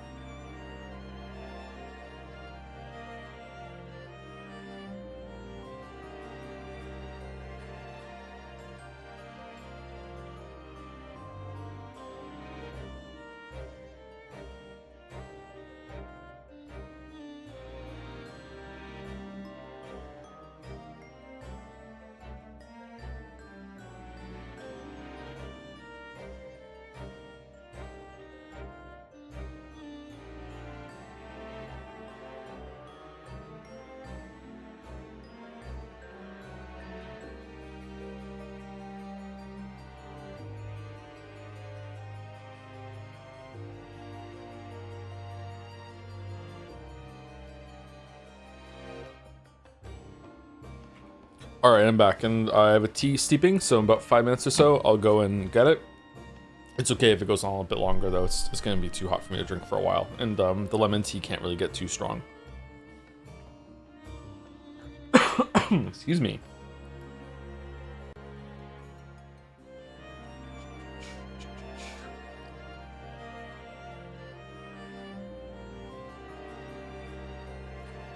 Shit, just lost all my windows. God damn it.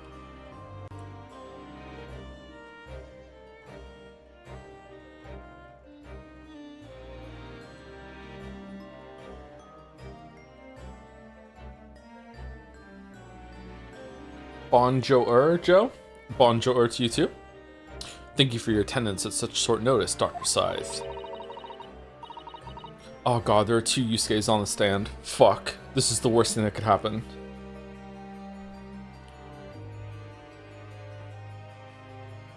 Fuck.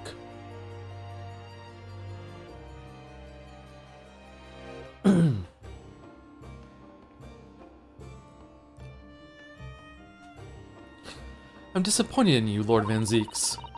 You've completely betrayed the agreed policy of both Scotland Yard and the prosecutor's office. Betrayal is not in my nature, as long as the truth isn't compromised. If it is, if there's even a hint of wrongdoing, then no matter whom it concerns or disgruntles, except for every other trial before this, except for the first one, I will pursue the matter to the bitter end, as would any prosecutor worth his salt. Uh-oh. Mr. Drebber, you took the victim's life by means of a machine that you constructed in your workshop. And Dr. Scythe, as the investigating coroner, you were the first on the scene to examine the victim's body. It is the belief of the defense that you collaborated with each other and were both complicit in this crime. And where's your evidence? At present, we have no definitive evidence, but we do have a very significant clue. What are you talking about? I'm talking, of course, about the waxwork. This model of the killer known as the Professor, who was sentenced to death 10 years ago. You don't need to tell me. I witnessed the man's execution with my own eyes, and officially pronounced him dead. That remains to be seen. Those remains remain to be seen too. Is that so? Uh-oh.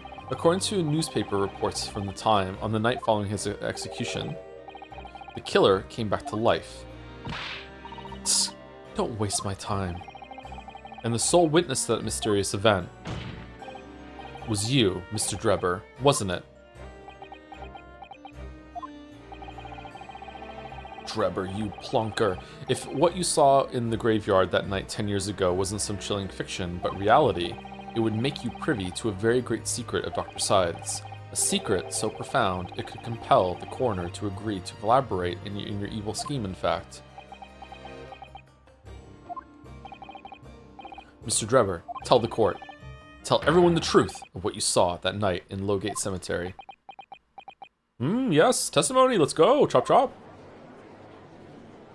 So he was the student who saw it. You can see the resemblance actually, can't you? With the man in Madame Tussauds, I mean. Surely, he's not going to claim that's really what he saw, especially not after all these years. He was a research student at the University of London, was he? And a bit too clever for his own good, if you ask me. Minthara in the court.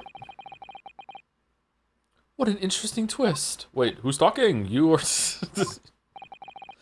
When at the time, not one person would take me seriously. Yet now here we are, 10 years later, and suddenly my story matters, and in a court of law too. This is close to the voice I used to use when the kids were babies to get them to talk. Very well then, if everyone so wishes. Let's be frank. The cube, and I'll tell you the truth of what happened that night for what it's worth. Uh-oh.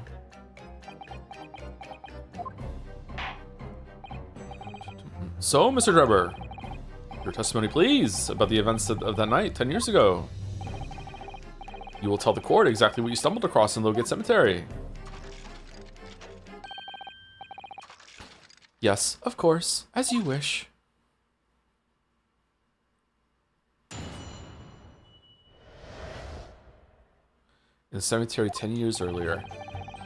The reason I was in Lowgate Cemetery at all 10 years ago was for a spot of moonlighting, shall we say.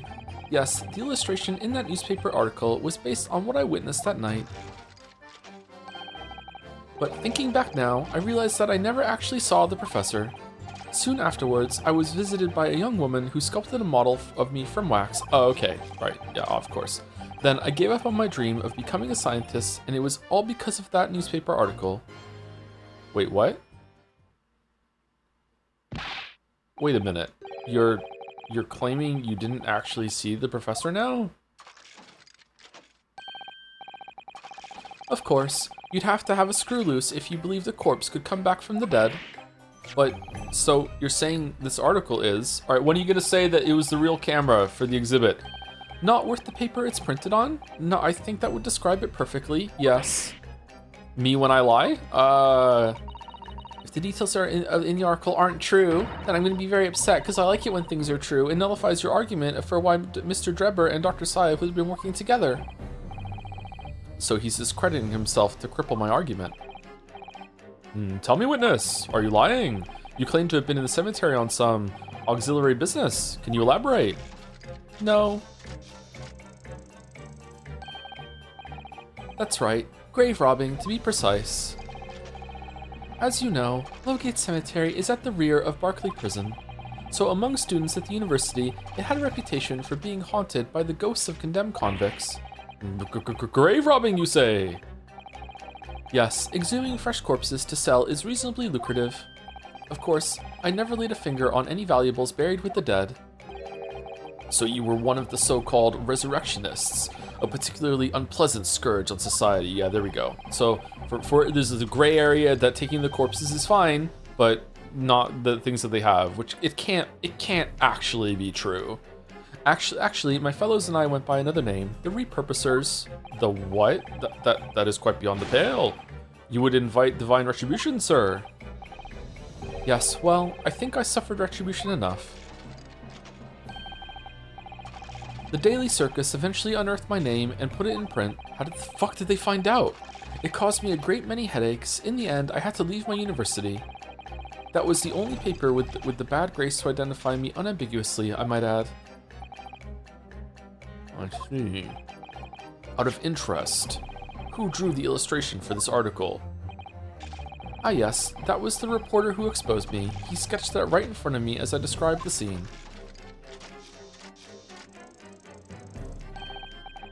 Obviously, as time ticked on, I bitterly regretted what I'd done. Claiming to have seen something I never truly saw. Foolish, very foolish. Wait, why didn't he say ass man? Well, counsel for the defense, you may proceed to the cross-examination now. Oh, wish I could read. At once, my lord. Is he hotter than Sephiroth? Oh no, not even close. What the fuck? Do people think Drebber's hot? Really? Not my type. The reason I was in Lowgate Cemetery at all 10 years ago was for a spot of moonlighting, shall we say? By moonlighting, you mean grave robbing, do you? Cool. I agree it's a cool design. I just don't think he's hot. Surely you only need to look at the graveyard scene and my appearance to gauge the answer to that.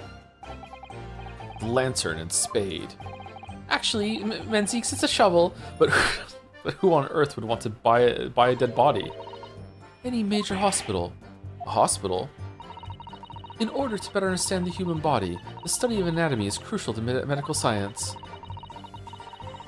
But there isn't a hospital in the world that has enough specimens to work with.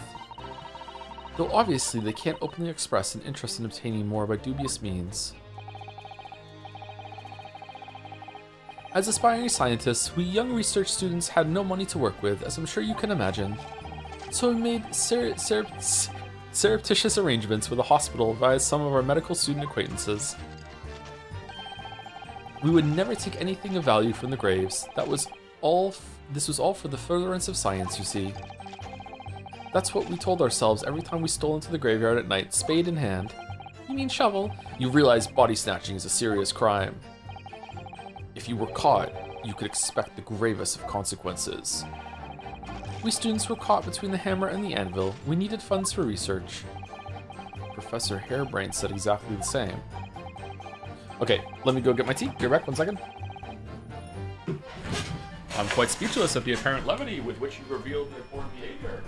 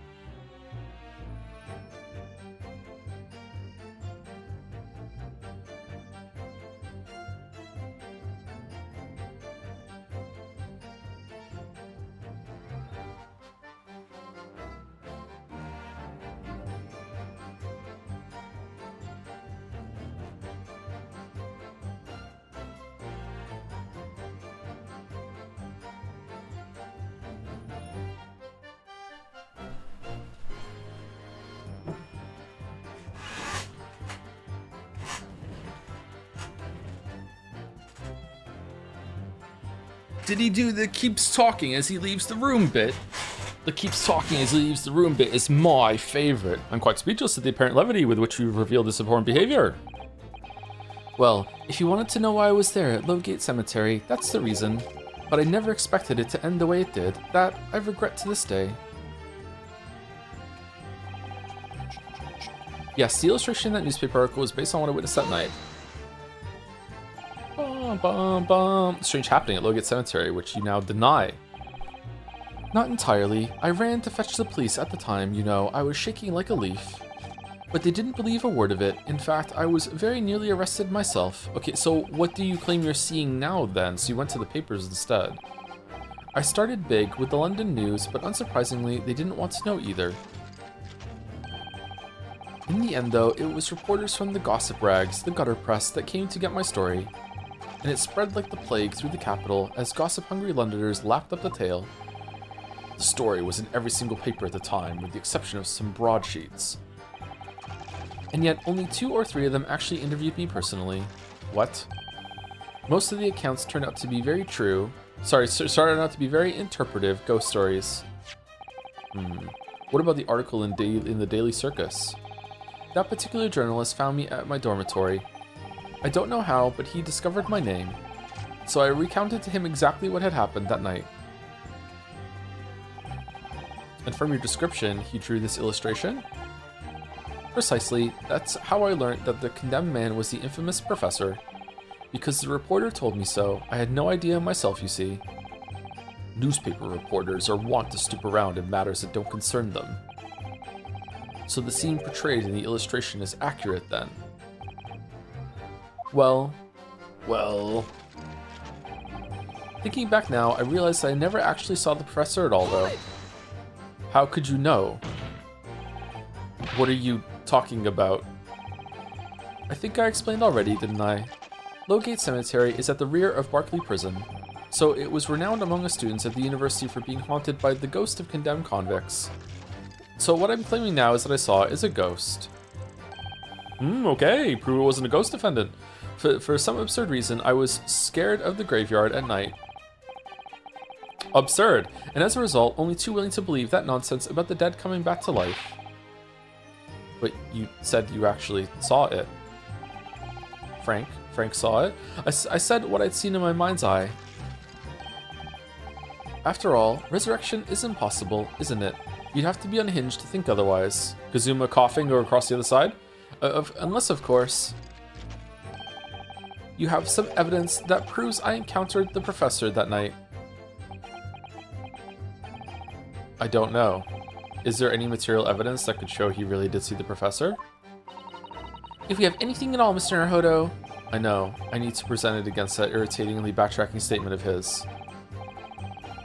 The point is, that night was a pivotal moment in my life. Soon afterwards, I was visited by a young woman who sculpted a model of me from wax. She also took my camera, that young woman being Madame Two Spells, of course. Precisely, I must say I didn't expect to run into her again like this 10 years later. As I have explained, I went by the name published in the article and, comme ça, I found the man. Yes, the article in the Daily Circus, I think you said. I was a poor student with barely a penny to my name at the time. It is me, Two Spells, speaking through the robotics that I have installed in myself. And the young lady put £5 in front of me. So you readily consented to having a waxwork of yourself made and gave permission for it to be put on display. I did. I should sell what little I had to sell, I concluded. Ah, oui, I remember now.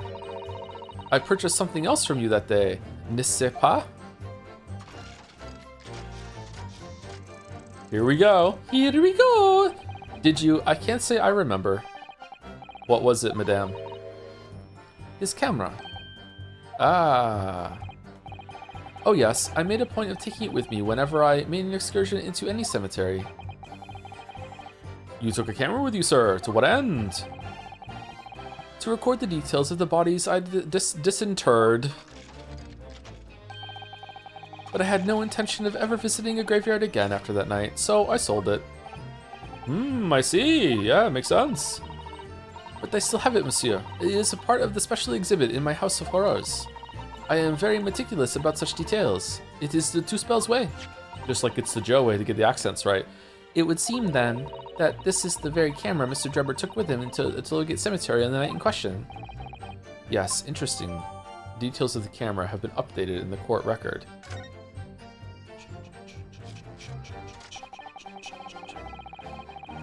Then I gave up on my dream of becoming a scientist, and it was all because of that newspaper article. This article, you mean, published in the Daily Circus? Yes, somebody informed the dean that it was my name that appeared in the article, and carelessly let slip that night after night. I was digging up graves, hardly a model student, you might say. No, you're model wax. The university's reputation was execrably defiled, and I was expelled as a result. Execrably. Mon Dieu, I had no idea. And having been run out of university, you found employment in a somewhat specialist trade. 1 second, tea time.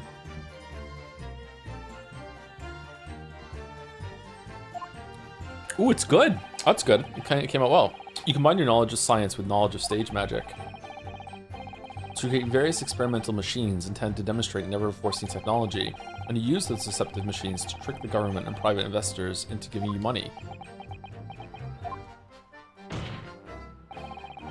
Professor Albert Harebrain was just your latest victim, wasn't he? Whatever are you talking about? I have no recollection of doing anything of the sort.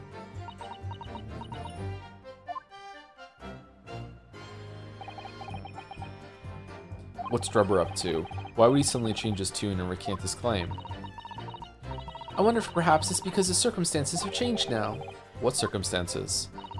Well, if he admits to having seen the professor emerging alive from his grave 10 years ago, it will expose a secret in Dr. Scythe's past that she would desperately want to hide. Yes, of course. If Drebber and Dr. Scythe are working together now, then if Drebber were to betray her, there would be no reason for her to continue to cooperate. And that, oh, I can think of a really good reason why she would want to continue to cooperate, Big Mac. It's that, like, what she did is like a huge crime. She has to go down with the ship no matter what. In that case, there's only one way around it. I'll have to prove he really did see it. Prove he really did see the professor's corpse coming back from the dead, as he originally claimed. Dude. Yes, Mr. Naruto, exactly. So I'm guessing it's the blood on the camera, but that doesn't really prove that he saw the corpse. It just corroborates the story about the gunshot and everything, right? Okay, I'm gonna guess it's camera on that one. Let's see.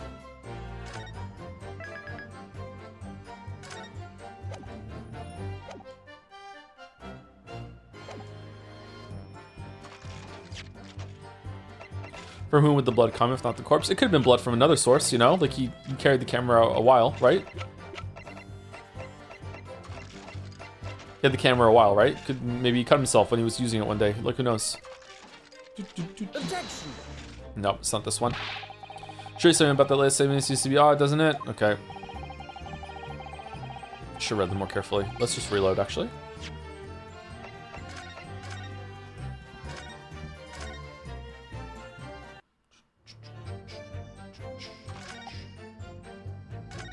I thought that was the one that was that it was about the evidence.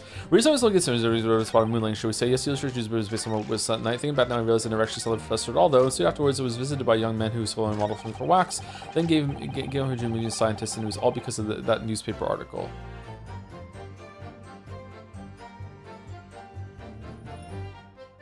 Wait, it's not the trophy, is it?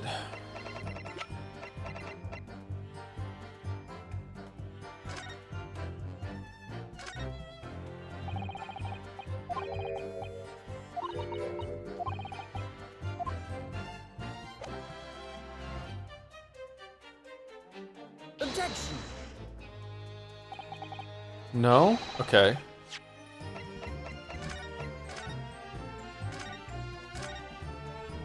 Do do do do do.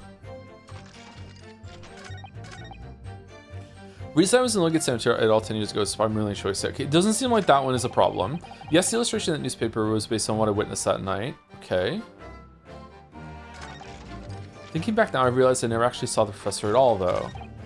Soon afterwards, I was visited by a young woman who was colored a model for me from wax. I gave up my dream of becoming a scientist, and it was all because of that newspaper article. What? What do you want from me then? Like the camera thing update? Do I have to look at the camera again?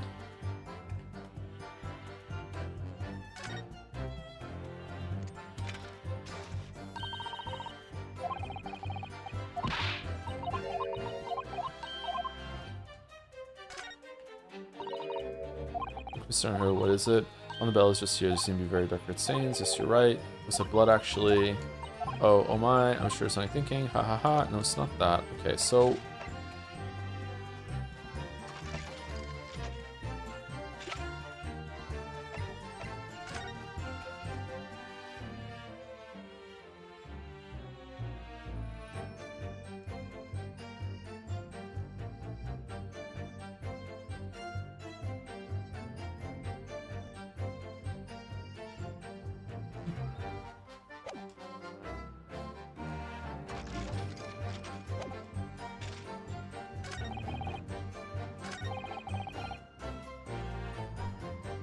it has to be the camera.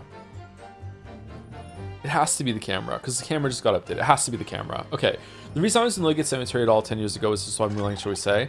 Yes, the illustration on the newspaper article is based on what I witnessed that night. We also never actually saw the professor. Okay, we tried that one, didn't work. So afterwards, I was just writing a moment to sculpt the model for me from wax. Then gave up on the dream it was all because of it was all because of that newspaper article. Did we press the newspaper article on this instead of the trophy? It's got to be the camera though. Hold on. Why would the newspaper article? Oh, because the dean found out. Okay, never mind.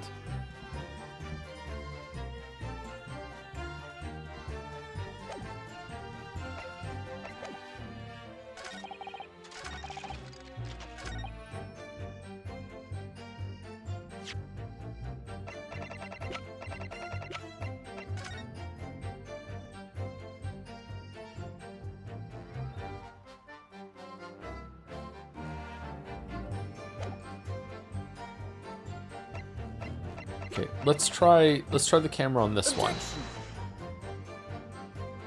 No. Okay. Is there like a secret interaction here that I have to talk to them again?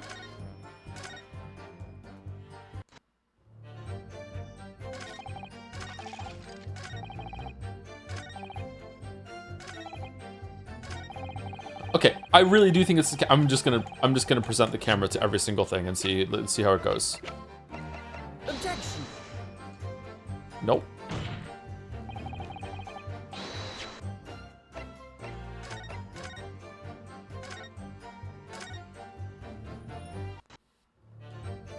Okay, so we did the first three now, didn't we?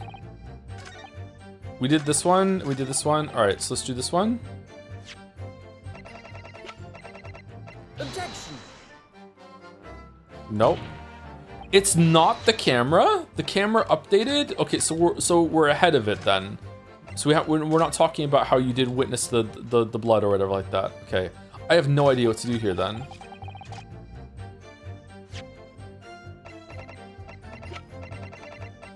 Objection. We didn't do 2, I think. I thought I just did 2 a couple times ago. Did I hit the wrong one by accident? Because it was the third statement or the second statement that looked like it has the most of the camera. Did I make a mistake?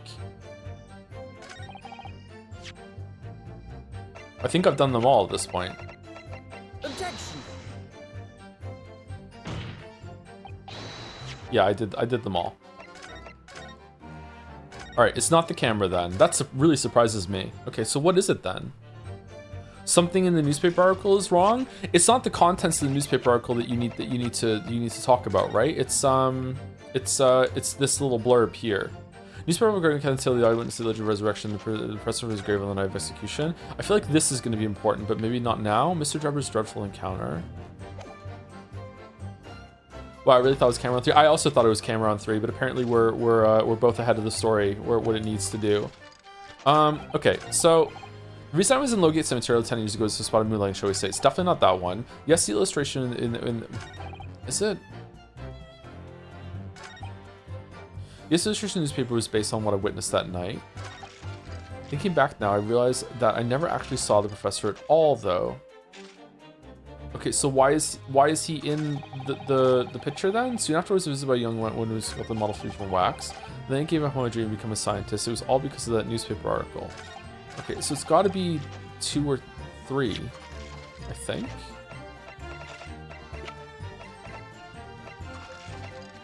It's not the camera.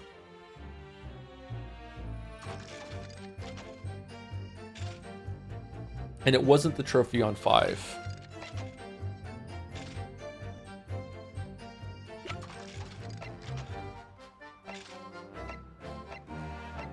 Let's try. Objection. Okay. Sorry, Mr. Drebber, but I don't believe that. Don't believe what? Your latest claim. You did see the professor on the night 10 years ago. Oh dear, we seem to be at odds, but I was there, and you were not. I know what I didn't see. The illustration with this article was drawn based upon what you told the journalists that you witnessed. A figure emerging from a tomb, wearing an iron mask.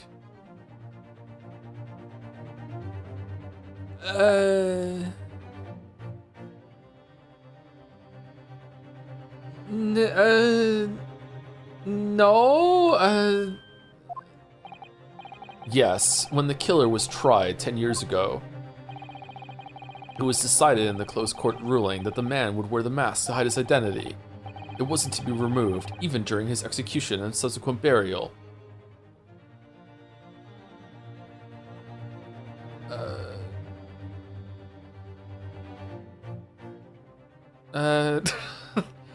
How did 2 spells get it off then, or did she take an imprint of a mask? Like, wait, what? What's going? Not even the prison wardens were to see the man's. Why? Who is this person? But obviously the provision of this mask was not public knowledge. It just looks like a skull to me. I can now that they pointed it out, I can kind of see like the little I don't know what they would be called.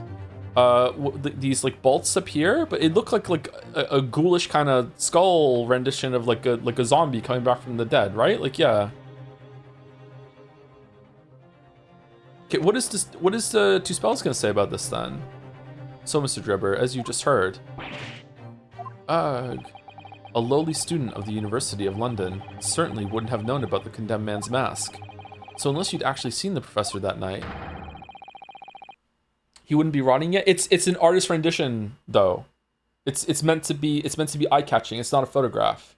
It's meant to be like I'm like eye-catching, like look, it's a zombie, ghoulish, whatever the fuck, right?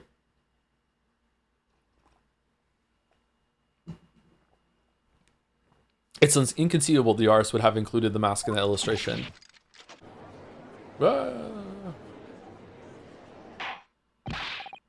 Order. Well, Mr. Drebber. Uh-oh.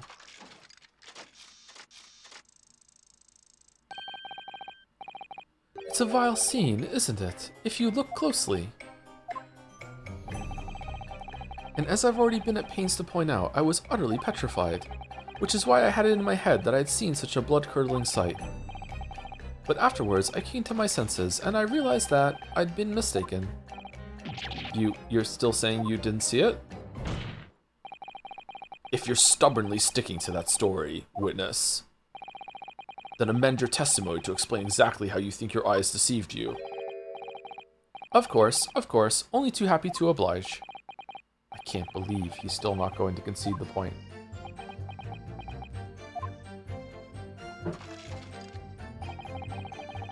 What I in fact witnessed was a fellow grave robber at work. Wait, what? Hold it! A fellow grave robber? What are you talking about? Well, I wasn't the only one busy in the cemetery that night, you know. Other body snatchers were at work.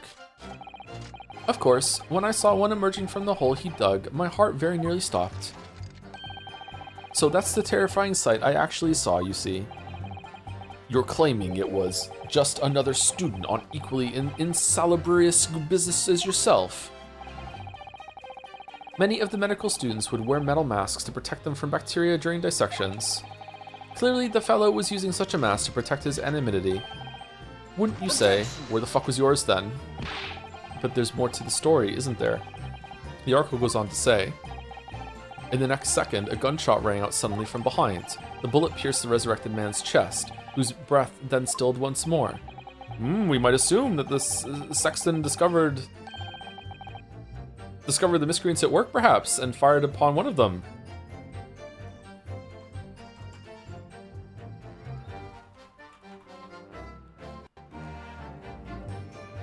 A sexton from the old. Oh, this is AI. An official of the church or congregation charged with the care and maintenance of its buildings, grounds, and adjacent cemeteries.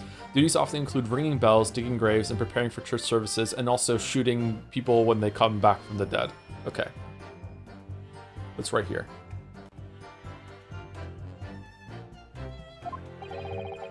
If a gravedigger had shot someone in the cemetery, I think it might have been rather big news, my lord. Yes, well, holy shit, we own the judge. I could only assume it was an embellishment bolted on later by the reporter. An embellishment? As I explained earlier, most of what the papers published about those events was fabricated nonsense. The journalists had a great time fashioning it into a horrifying ghost story. So now you're saying there was no gunshot. That's right, yes, I'm afraid so. Ugh. I mistakenly thought I'd seen a corpse coming back to life and then fled the scene. That's really all that happened.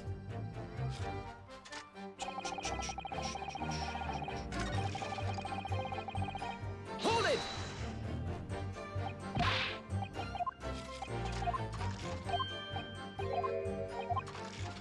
I dislike having to go all the way through this again to get the interjection. Strange.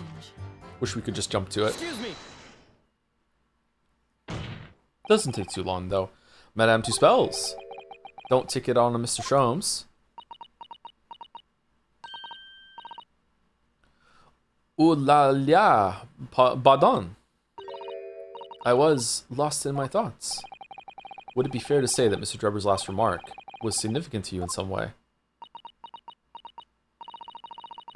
I thought it was a little strange, that is all. How Monsieur Drebber could claim this now? If you don't mind me saying, madame, what are you talking about? Well, when I met you 10 years ago at your university dormitory, you recounted to me about your adventures in the cemetery, no? Including the gunshot. Stop. You might want to watch your tongue, you know. Objection. Oh. Have a care, Drebber. That's no way to speak to a lady. Grr. Please, Madame Two Spells, carry on. How is this continuing after he just threatened someone in the courtroom? Judge, what are we doing? Sorry, I was asleep. Okay, cool, let's continue. Of course. According to what Monsieur Drebbe told me at the time, he did hear a gunshot from behind him, and the bullet hit the condemned man. I said nothing of the sort. No, you were very explicit about the details. About the mask that the figure was wearing. And the blood that spattered over you when he was shot.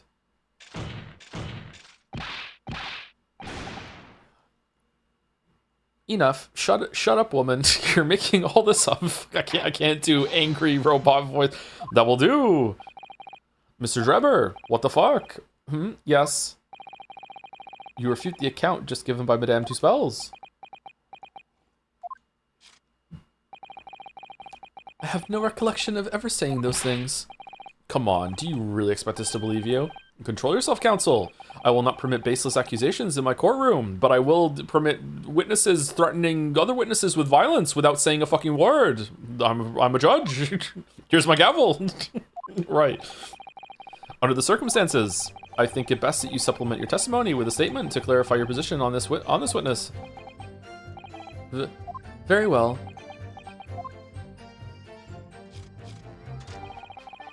Thank you, ACOG Muffin.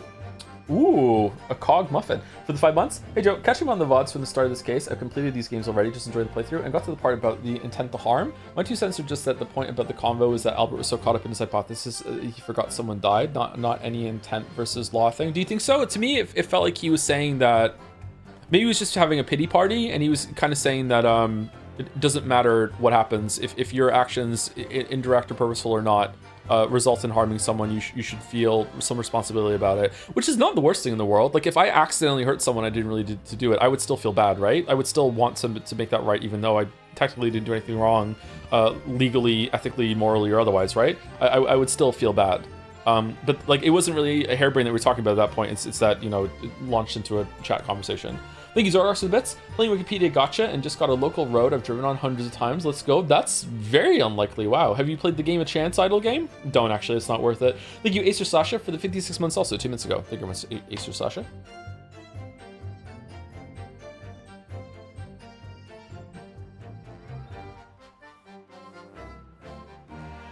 There was no gunshot from behind me at all, nor any spattering of blood. Okay, so now we're doing the camera. Okay. Yet Madame Two Spells has testified that you told her about both of those details. Not true. I said nothing of the sort. 10 years have passed. Without material evidence to the contrary, you have no grounds on which to question the witness's word. Ah. Tell me, Madame Two Spells. Oui? What exactly did Mr. Drebber say about the blood that apparently spattered on him? Alos, this is what he told me. All of a sudden, he heard a very loud gunshot from behind his back. The bullet hit the figure who was emerging from the tomb in the middle of the chest, in his heart. One dreadful sight after another. Good shot. And since Monsieur Drebber was at the time facing towards the condemned man, the blood sprayed from the wound and spattered on his body. That is what he told me. And that it was super gross. Ah, blood everywhere. I hate it. So not an experience you would ever forget, is it? Precisely, and I didn't forget it because, as I've already said, it never happened in the first place. He's clearly lying. Probably the most realistic interaction between the witnesses in the whole entire series, apart from the threatening and getting away with it, with just my word against yours, fuck you. No, you're lying, I didn't say that. What do you mean? Nah, that didn't happen, bro. If only I had some evidence to prove it. We can't let him win, Mr. Naruhodo. So we mustn't overlook a single detail, no matter how small.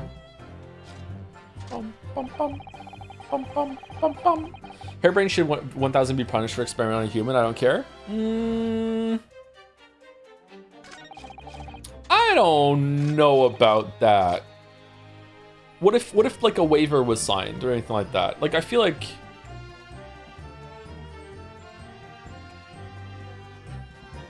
science, like rules and protocols, has been written in blood. There's a lot of fucking sacrifices that made to get to where we are, and a lot of risks. Like humans are still pretty fucking crazy, but we were even crazier back in the day with just like, yo, let's just try it. You know, let's see what happens. like space flight is still kind of like that today, right? It's just, whatever. Like I'm sure there are tons and tons and tons of astronauts that would just be like, fuck it, let's just go to Mars, and they're like, yeah, whatever happens, they'll die of cancer, who gives a fuck, I just want to go, I want to be the first one to do it, you know. Like absolutely there would be so many volunteers. And I don't think that institution would be guilty of a crime if they really, really want for it. It's not necessarily bad that they're not doing it though, but yeah.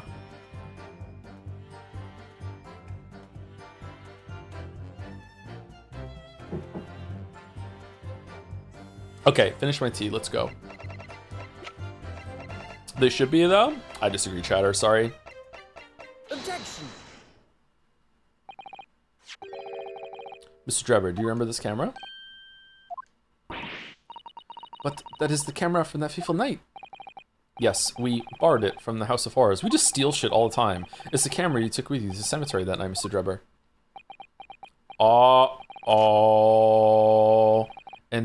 And is that supposed to be significant? This kind of camera is rarely seen in our homeland, so my colleague and I were keen to examine it closely. We noticed that the lens extends forwards from the end of some bellows.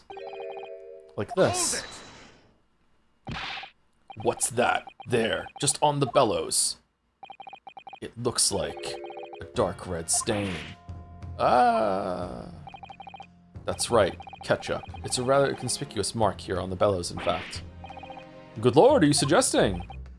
Yes, my lord. He was eating french fries in the cemetery. It would appear to be a spatter of blood. Oh, it's blood! Oh, okay. Something that could be confirmed with a simple chemical test. Isn't that right, Dr. Scythe? It would be difficult to determine if it was human blood and not the blood of some animal. But yes, to test whether or not it's blood at all is simple enough. I propose that Madame Tuspel's testimony was correct, and that on the night in question 10 years ago, you were spattered with blood from the gunshot wound. Well, and that furthermore, you really did witness the condemned professor emerging from his tomb. There's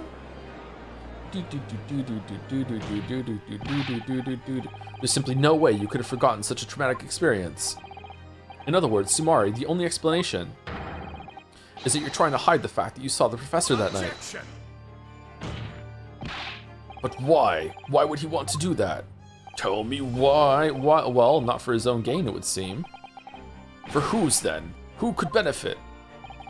Was this worthy of an objection, Big V? Why didn't you just talk? Mr. Drebber is obviously lying in order to protect somebody. My goodness, he's shielding someone. Yes, my lord, and clearly, it's someone who doesn't want the truth about the professor coming back to life, to be exposed. Well, counsel, who is it then? Who is this witness trying to protect by lying about what he saw that night? What? It's Scythe, right? Right? That's...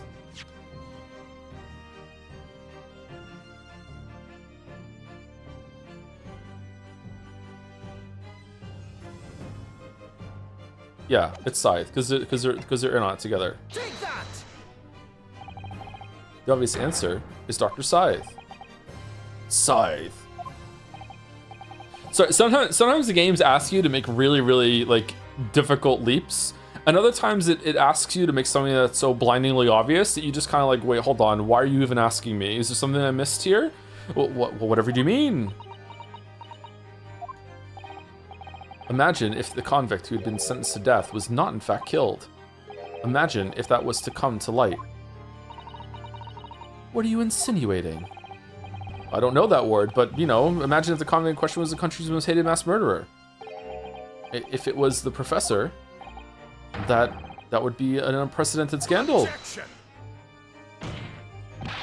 This is beyond a joke. Need I point out that the dead cannot come back to life? What you're suggesting would mean that the execution never actually happened. Yes, that's exactly what it would mean. Objection. Once a man is sent to the gallows, he hangs.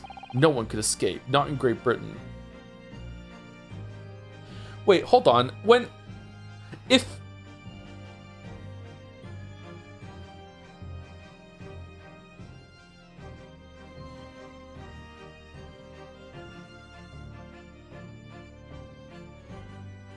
Okay, so all this happened with him going to the graveyard before Two Spells got there, so he was killed. Yeah, okay, that's it. Okay, sorry, I was a little confused. I was like, hold on, if this all happened and then he came and robbed, why did he need a lantern when it was already like the sun was rising? So this happened before Two Spells came to the cemetery.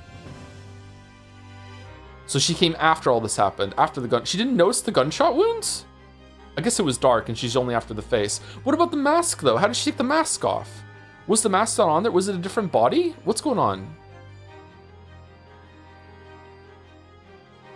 Once a man is sent to the gallows, he hangs. No one could escape, not in Great Britain. Objection. Maybe this is just Britain. But the fact is, there was a witness to the fact that the man did escape his hanging. And if that were really true, Counsel, the implications of the misconduct would not stop at the supervising coroner. It would taint the honor of the entire judiciary from the ground up. Uh-oh. It's exactly because of those monumental repercussions that Dr. Scythe would consent to any demand made of her by someone who threatened to expose the secret, even if that meant being complicit in a crime. You mean? I mean that Dr. Scythe wasn't collaborating on Mr. Drebber's wicked scheme. She was coerced into collaborating in order to protect her decade-old secret. She switched the dead body of Mr. Assman with a waxwork model and fabricated the autopsy report. How? Whoa! Lord Van Zeeks? Here in front of everyone? Yes. Pray forgive my freshly filled hallowed chalice, and a whole raft of other discourtesies now. Oh, you're forgiven. Goodness me, even I'm turned on. It's just the sort of tall tale Londoners would enjoy, I grant you. An executed killer rising from the dead, a Scotland Yard cover-up, a conspiracy at the highest levels. So let me ask you one thing. What's that? If the condemned man really did emerge from his tomb that night, only to be shot in the chest, who pulled the trigger and disposed of him forever? I don't fucking know. This is not my burden. Fuck you. I don't have to explain. I'm fucking Battler. Come in and tell him. Yeah, here we go. Well, I have no idea at the moment. We have too little information to work on that out at present, I think. I couldn't agree more. The Old Bailey is no place for wild fantasies. I think we've kind of supported everything pretty well, though, so far. Big V, are you sure? And have you considered this, my learned Nipponese friend? Considered what? Do you realize just what a dangerous endeavor it would be to coerce this woman into such criminal activity? It's tantamount to declaring war on the entire British police force and judiciary. Quite. Hard to imagine any sum of money being offered for research could warrant it. To rely on some stage deception when so much is at stake would be madness. Well, I suppose. And this was no petty crime either. The victim was murdered. A man who'd already invested money in the venture and would be instrumental in future profits too. Yes, I had no reason to kill Mr. Assman at all. Or are you getting that his death results in me receiving not a single penny? The court is already aware of the contract between myself and the victim, no. There is the contract, that's very true. Yes, that's so true. The motive for this case runs deep, though. I can feel it. Using threats to force the head of the forensic investigation team to cooperate is extreme, especially for a government grant he had no guarantee of receiving in the first place. This has nothing to do with the government grant. I actually don't know what this is about. Assman, okay, I'm a little annoyed that yesterday it said that it wouldn't let me say that Assman was an accomplice, because he clearly is. Like, they know each other. Like, he's the reporter that did the interview, right? So they've known each other for a long time. Unless it's a different Assman, get fucked, Joe. Like, I don't know. Why are they doing this?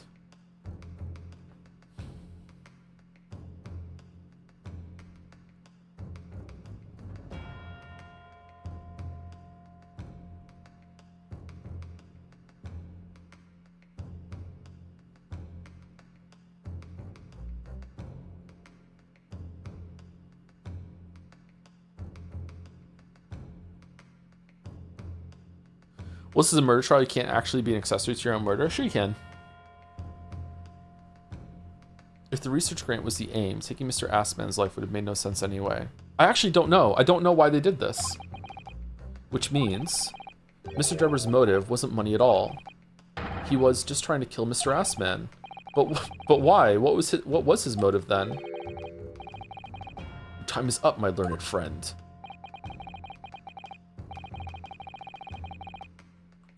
Why do it in such a crazy way that also requires you to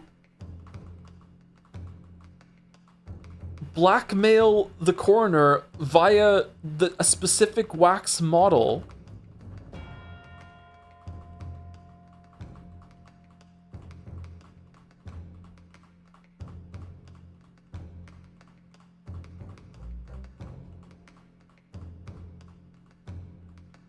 And not show you my teleportation trick. I'd say you have one last chance before the jury lose their patience with the charade. We're playing charades? Let's see if you can back up your heady proposal, shall we? The dodge? How do you explain why this engineer would throw all caution to the wind and threaten his own country? At this point, I'm not prepared to listen to more of this outlandish conjecture without proof. So, counsel, present your evidence. All right, who exactly was Mr. Assman to Drebber?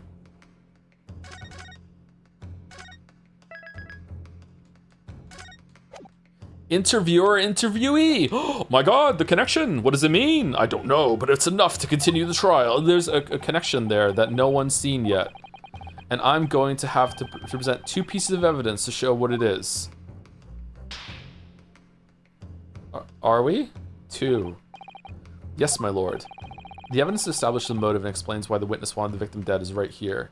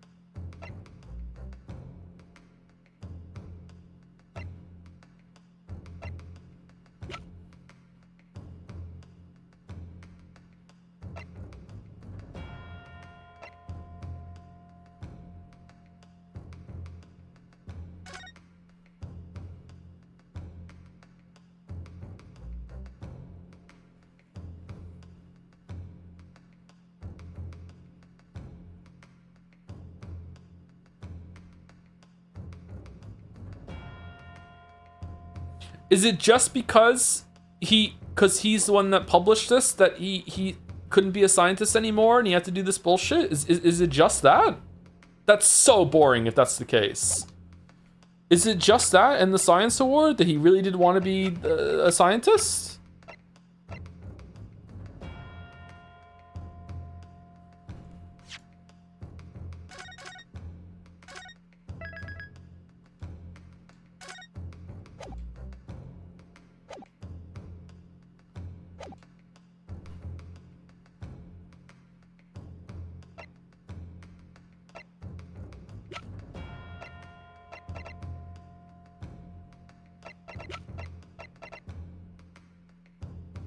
Okay, is it gonna ask me to present 2 at the same time, or is it gonna ask me to do like 1, then they're gonna talk about it, and then I need to make a supporting claim after it?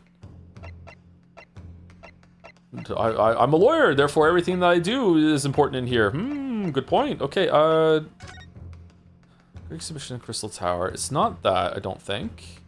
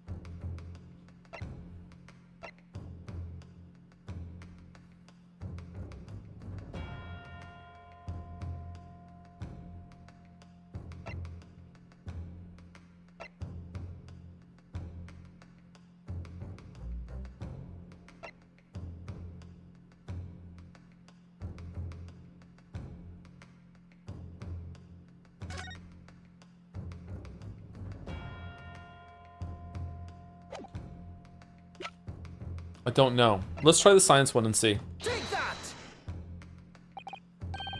It's this newspaper article, my lord. That was written 10 years ago, and every detail has been examined already. What can it possibly tell us? That drivel should never have been written. It's typical gutter press nonsense that means nothing. Yes, on its own, it isn't particularly significant. However, when considered alongside another piece of evidence, it will completely explain your motive for wanting Mr. Asman dead. What other evidence? Counsel, you will present your supplementary evidence without delay.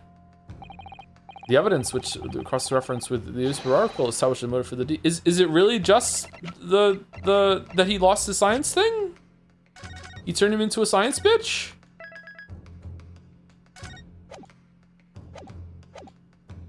Take that! I think it's fair to say that after your presentation of evidence, counsel, we have only half the story. That's right, my lord. Which is why I just presented another piece of evidence to complete it. This is wrong. Clearly, my learned friend only had half an education, and irony wasn't included on the syllabus. So let me put this whole word zero. So okay. So I'm sorry. What do you want me to do then? Do you just want me to like clearly you're trying to make me conclude? Hey, look, he's the one that did the interview. Is it just the signature?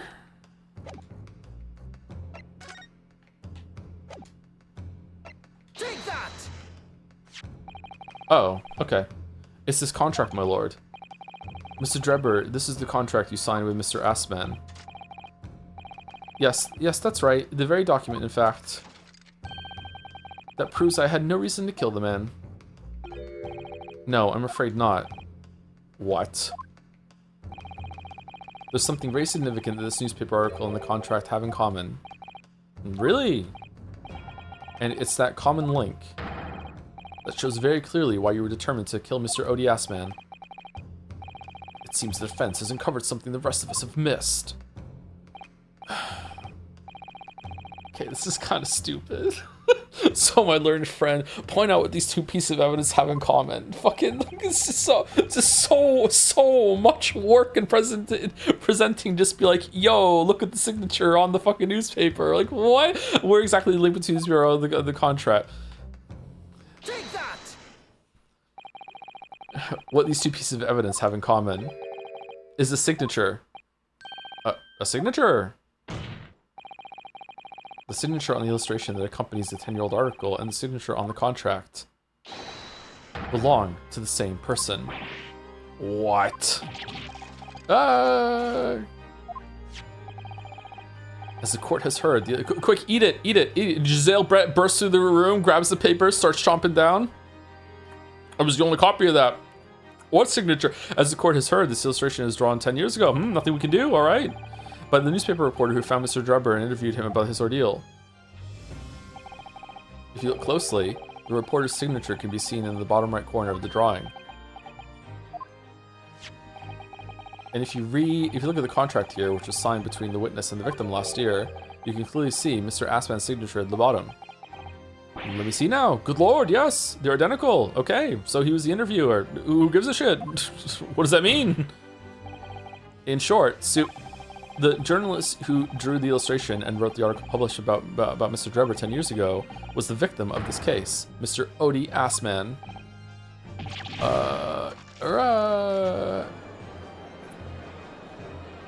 Objection! But explain to the court why. Why would that constitute a motive for the witness to murder Asman? Well, if you think back, you'll remember that Mr. Drebber talked about that article in his testimony. Grave robbing, you say? Yes, exhuming fresh corpses to sell is reasonably lucrative. That is quite beyond the pale. You would invite divine retribution, sir? Yes, well, I think I suffered retribution enough. The Daily Circus eventually unearthed my name and put it in print. It caused me a great many headaches. In the end, I had to leave the university. That was the only paper with the bad grace to identify me unambiguously, I might add. Then I gave up on my dream of becoming a scientist, and it was all because of that newspaper article. So 10 years later, I killed him.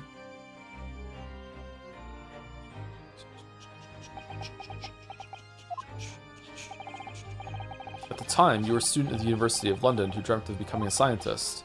However, this single newspaper article changed your entire life. So Mr. Assman used to be a newspaper journalist, did he? He did, my lord.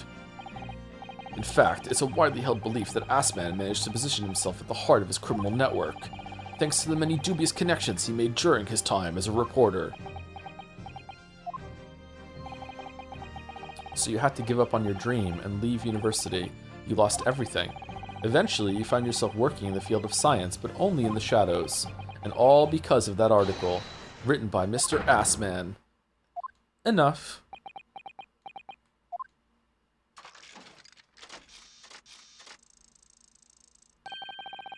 Stop this endless drivel about my life. What?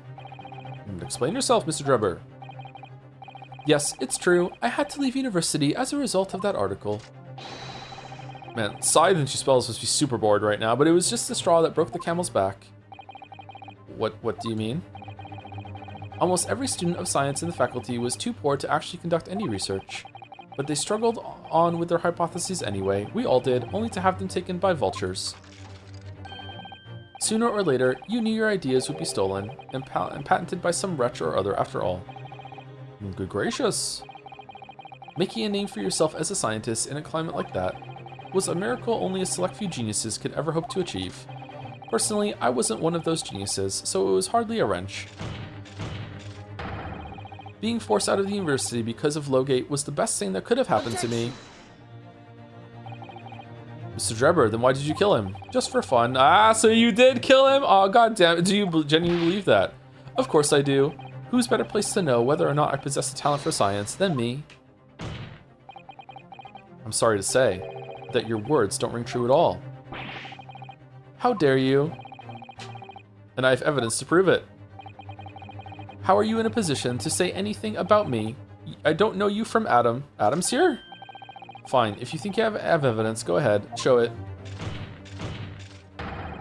What could you possibly have to disprove the idea that I was happy to leave university because I lack talent? Take that! Do you remember this, Mr. Drebber? We found it at your workshop. Is that a Royal Society trophy for excellence in science? Do you know how rare those are? They only give 100 out a year. What exactly is this trophy, Council? It's the greatest honor that can be bestowed upon a young scientist, my lord. Uh-oh. There is no higher accolade. It recognizes emerging talent and promises a bright future. Good gracious! Your prospects for the future were excellent, weren't they, Mr. Drebber? Because even then, you were a genius in your field. But you lost everything. You had no more future. Your talents would go to waste. Starting to think that Scythe is going to entirely get away with this, all as a result of this one newspaper article. Says orders from the top. Yeah, there was some bullshit to do with the professor. She, it wasn't, malpractice. It was, some secret conspiracy, and she was coerced into this. So who cares? Yeah, it's fine. Don't worry about it. Slap on the wrist. I don't know what you realized. I don't know when you realized who Mr. Assman was, but when it dawned on you that he was the same journalist who 10 years ago ruined your life, it's abundantly clear that you had no intention of forgiving the man.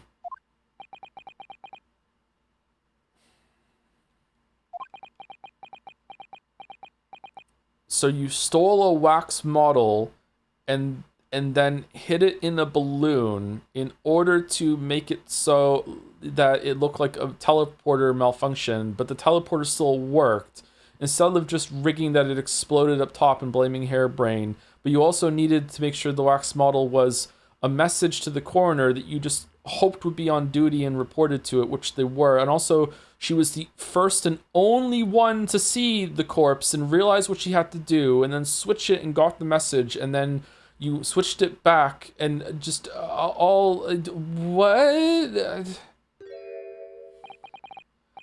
The truth is, finally, he's going to fold.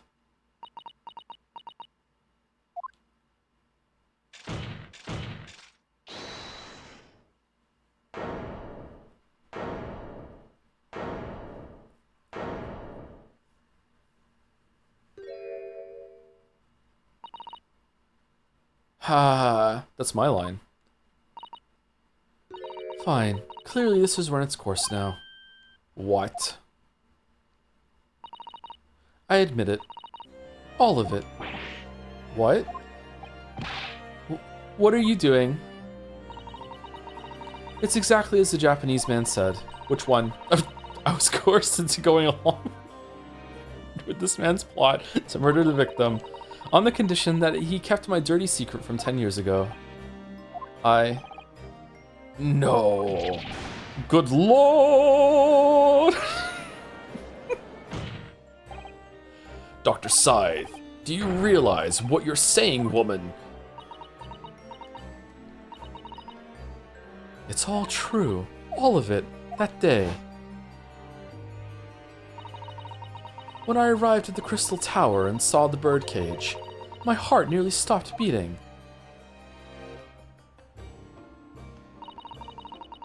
That memory from a decade ago that I'd done my best to bury deep inside myself.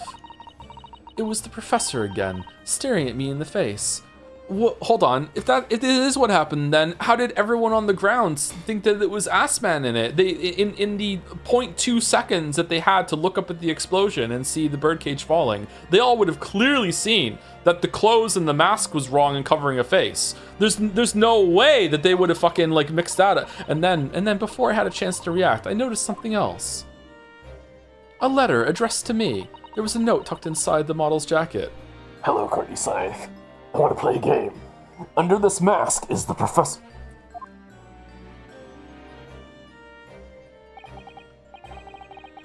Dr. Scythe, you will go along with my plan. From someone who knows the truth about what really happened that night, 10 years ago.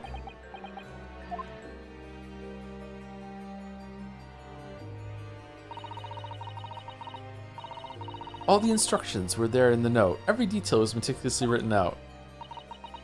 I had no choice but to do what it said. What do you mean all the instructions were meticulously... What? I made the necessary alterations to the scene and fabricated the OPSI report as instructed. How? How did you do this by yourself? There was really no other choice. It had to be done to protect the judiciary. Sure.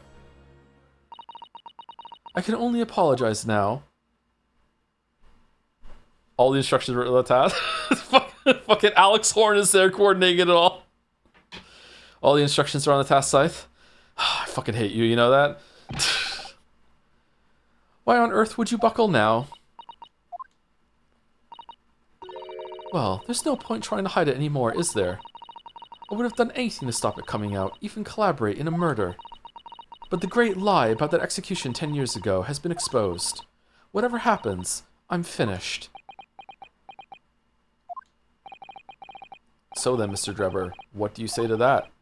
Your accomplice has admitted everything.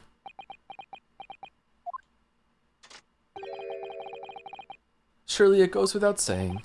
You admit your part in it too, then?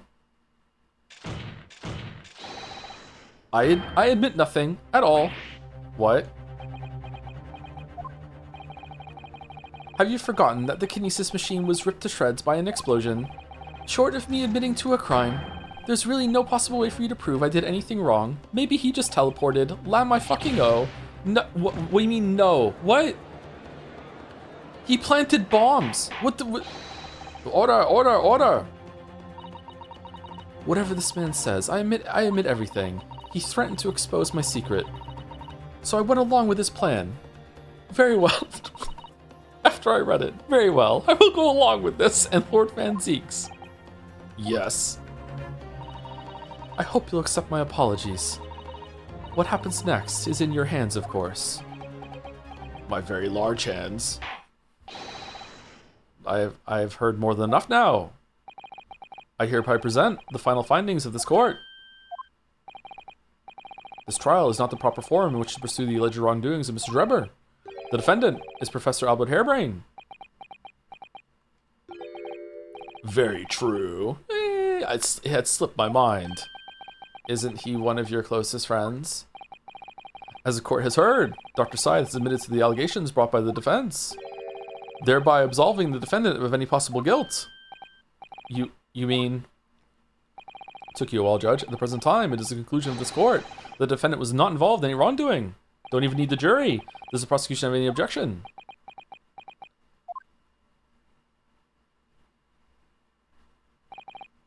None, my lord. And then Kazuma rips off the mask and says, I do, and launches into 2 hours of bullshit. Oh, congratulations, Mr. Naruhodo. You've proven Professor Hairbrain's innocence. Without further ado then, the adjudication. Unless the prosecution or defense have any other matters to discuss.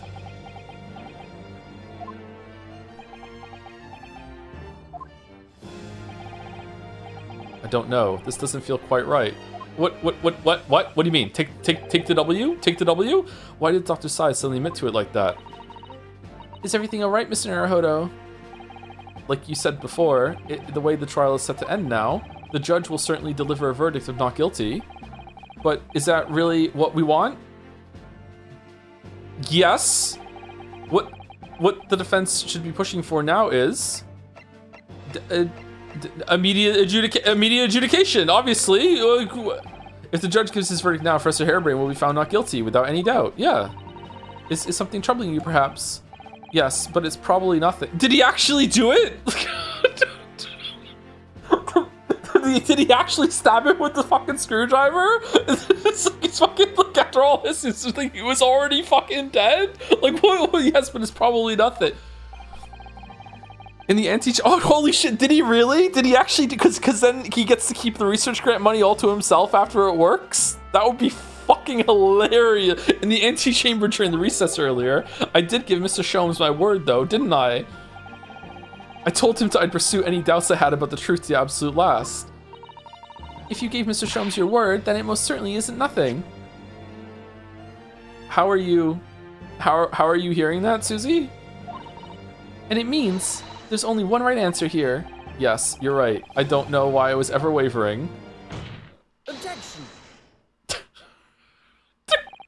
The defense objects to the trial ending at this time, my lord.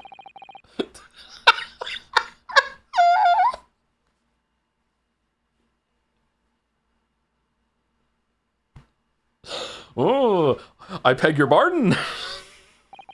We demand one final testimony. What? You do realize I'm about to adjudicate in favor of your client, I presume? What are you playing at now, my Nipponese friend? Why would you want to obstruct the conclusion of the trial at this point? No defense lawyer in his right mind would do that. Mr. Naruhodo, what exactly are you thinking? You already know, the truth, the whole truth, and a way to bring it all out into the open. Right. Yes, in hindsight. Yes, one word of warning before I go. If, in the course of the trial this afternoon, you perceive even a shadow of doubt about the truth, don't let it out of your sight. Pursue it like a dog with a bone. Okay, Ryu, Sholmes thought a bomb was an anti-gravity machine and concluded that Kazuma was dead when he wasn't, and thought someone was eating soap. What else did he think? Did fucking, like, oh my god, no.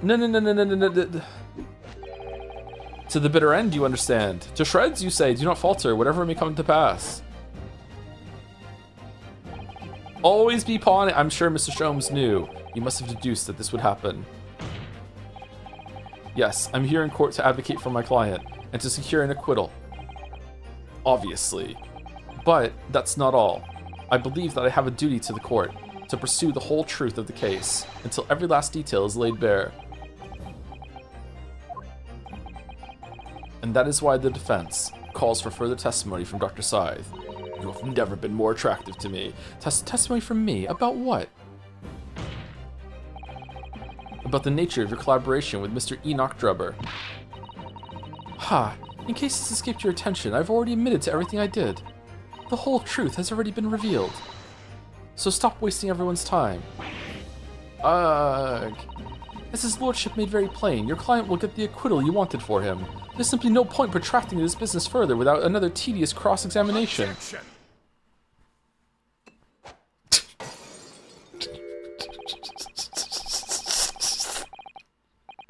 Pray forgive my careless handling of that hallowed bottle. I slipped.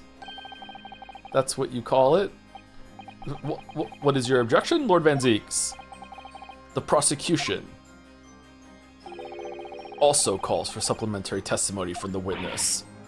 Don't be stupid. Two Spells is just having a good time. If there is more to this case than is yet to come to light, then I will join my learned friend in pursuing the facts until the bitter end. You'll what? Lord Van Zeek-san. This is most irregular, to say the least. However, as the prosecution also calls for it, I will uphold the request. Dr. Scythe, you will testify for the court. Explain the full extent of your involvement in the murder apparently committed by Mr. Drebber. Very well. I will go along with this.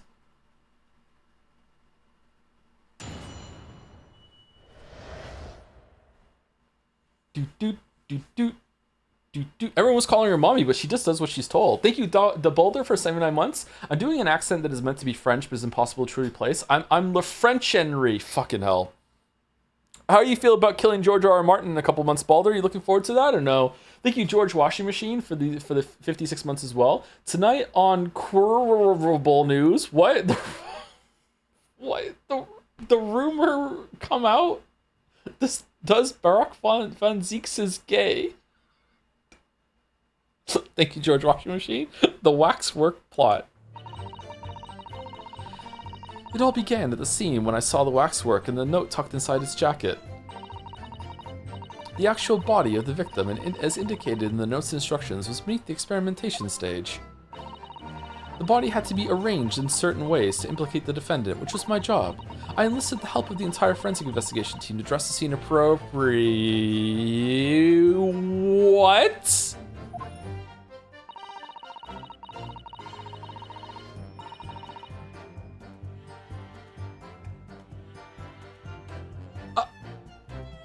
I'm sorry, this is too far, even for Ace Attorney. I'm sorry. That's too far. There's no way. What? That's too ridiculous. What? The truth about the execution 10 years ago was a state secret at the highest level. I had to protect it. Is it for me? Yes. That is too far. Like fucking like the bottle that Van Zeek threw over his head. This disbelief is fucking shattered. Okay, suspension is gone, man. It's too far. I can't believe I'm getting question marks. What? Okay, so I was right. The stage and the machine were all specially designed for the deception.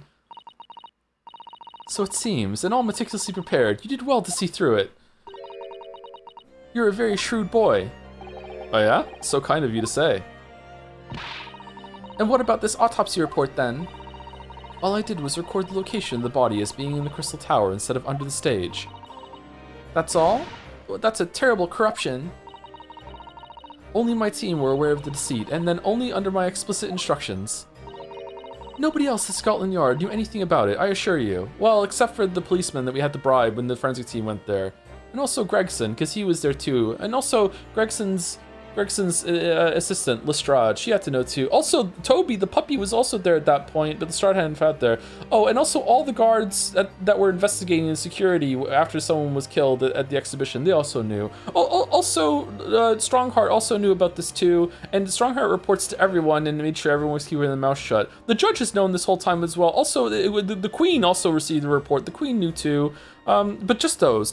Nobody else. Van Zeeks and just Van Zeeks and Naruto. You guys didn't know. Susie knew. Nobody else in Scotland knew anything about it, I assure you. We must be thankful for small mercies, I suppose. Small mercies, yeah, okay. Well, I believe that testimony has clarified everything. Has it? There's no particular need for cross-examination, I would say. No, I disagree. I can't shake the feeling that something's wrong. Just look at that expression on Dr. Scythe's face. Yeah, I know. It's the defense's right to cross-examine any witness following testimony. What is it about you Japanese that makes you all so doggedly persistent? I know, it's so annoying. Very well. If you so desire, counsel, proceed with the cross-examination. Yes, my lord.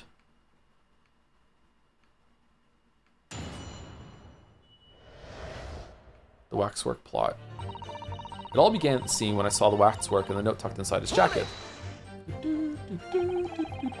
From what you described before, it sounds like the note was anonymous. Did you have any idea who was behind it? There are very few people in the know about what really happened 10 years ago to start with. But anyway, I'd never heard of this engineer. So no, I had no idea.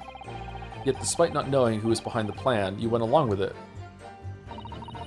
I had no choice. Protecting the professor's secret was my only concern. But the horse is bolted now, and the stable door will never shut again. Nice line, Van Zeeks. Scotland Yard's reputation will be immeasurably damaged as a result of all this.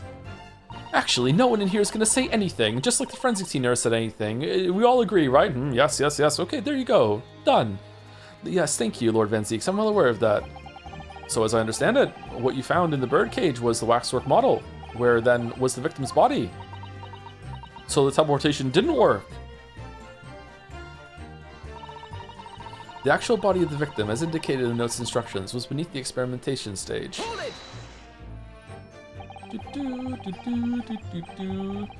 Isn't it like the most normal thing ever that a high-ranking official can force people below them to be complicit in a crime? No. Not when it comes to covering up a murder? No. I don't think so. But okay. So you knew about the special construction of the stage used to carry out the trick then. Maybe something that's kind of like, you know, no one died for it, like embezzlement or some financial crime. Then yeah, probably. But like covering up a fucking murder and staging like a whole entire thing when their whole job is to investigate murders, it goes against probably the code that everyone like is there for it. Like, I don't think so, but it's fair enough. I don't want to argue it. It was quite obvious what happened when the victim what happened with the victim in the waxwork. And you switched the two over, didn't you? In other words, Sumari. You recorded the victim's body as having been discovered in the Crystal Tower in the waxwork. I wrapped it and sent it by carriage to the specified address at the specified time. And why were you given such directions? Presumably so it could be recovered by Drebber and returned to Madame Two Spells. I see, and then you put the birdcage back on the experimentation stage. Joe is so innocent sometimes. I really don't think so in this case, Chatter, but I really don't want to fight again after yesterday. This is absolutely ridiculous. I do not think this passes any amount of plausibility or smell test, even in the ridiculousness area that this series is. I honestly cannot believe anyone would think otherwise, but like I really don't want to argue. I've said my piece. Say whatever you want in chat now, and there we go. We're done. Yes, although someone obviously made a mistake about which cage should go where. I thought I made it perfectly clear to the team, but still. And they still fucked it up? I suppose you were focused on... Wait, what? So they took the cage out of the Crystal Tower and the cage out of the bottom of the fucking tower, mixed them up, and put them back in the wrong space. What do you fucking... I suppose you were focused on the victim's body, that being the more important detail.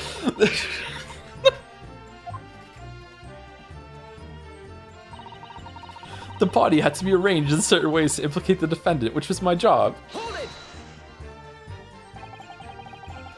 When you say arranged, I presume you mean with this. Yes, the instructions in the engineer's note said something along the lines of, fabricate some evidence to make it clear that Hairbrain alone could have killed Assman. Okay, how did it get back on top of the tower then? We did, correct me if I'm wrong, chat, but we did find the screwdriver on top of the tower, right? It was around where the platform falls out, right? I think? Maybe they planted it there afterwards to make it look like Hairbrain did it, I guess? Okay. Fabricates evidence to make it clear that Hairbrain alone could have killed Assman. Yeah, I guess it must have been, that's how it got there. Okay, that makes sense. So you mean that was your doing? I fetched Hairbrain's ridiculous screwdriver from the stage and took it with me, alone, to the abyss under the stage where the birdcage had fallen. Alone, Doctor? I didn't feel it would be appropriate to involve anybody else in that particular part of the deception.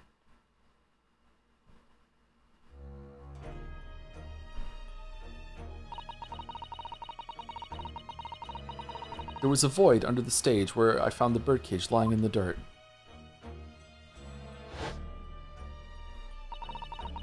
I approached it, leaned down, and slowly opened it up. This is a Danganronpa bit right now, holy shit. Then, I took the screwdriver in both hands and plunged it into the man's chest, accidentally killing him because I thought he was dead and he wasn't. How do you know? Well, the autopsy report says that he was killed by a screwdriver. My god, you're right. Then you noted that in your fake autopsy report. As a fictitious cause of death. Exactly. So, the actual cause of death was... the trauma resulting from the 30-foot drop. My word.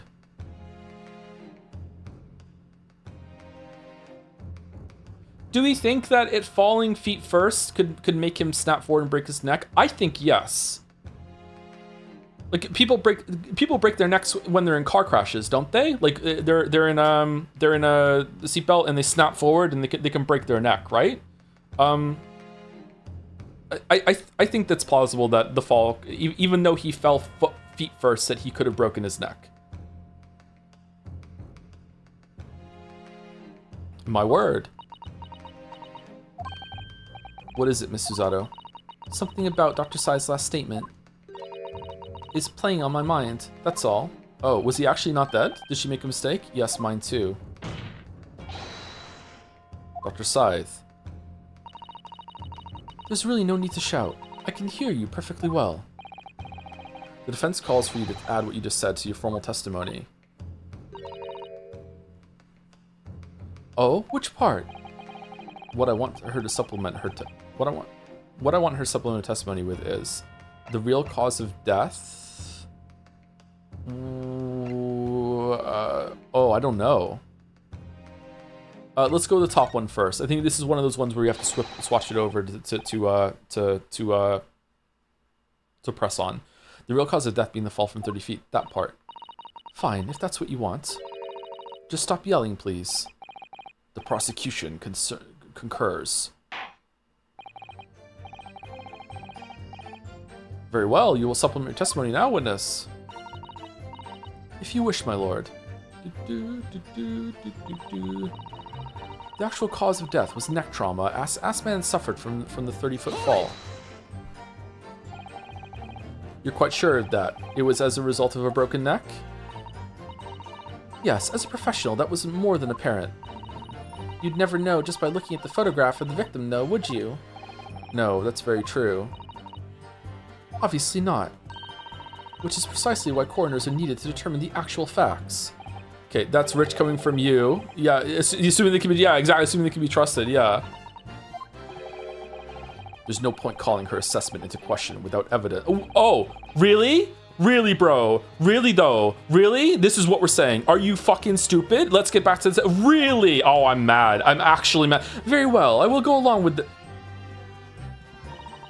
I enlisted the help of the entire forensic investigation team to address the scene appropriately. The entire team? In perverting the course of justice? My team consists of the very best investigators there are. I don't think so.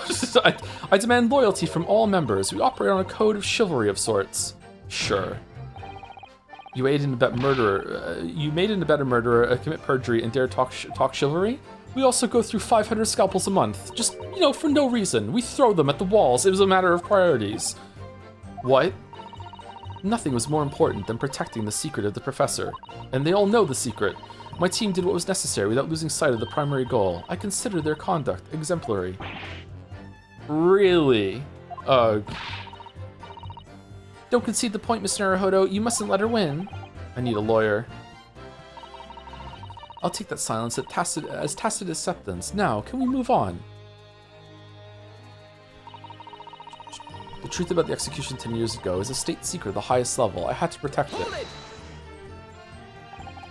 But at what cost? Faith in Scotland Yard is going to suffer a terrible blow as a result of this. And your precious secret is out now anyway. Yeah, dumbasses, I didn't think I'd get caught.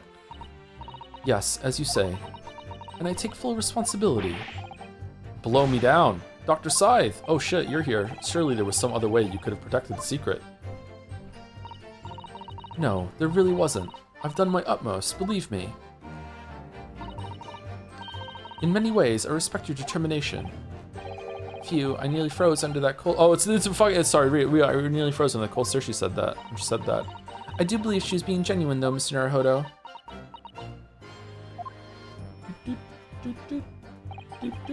So that's her story.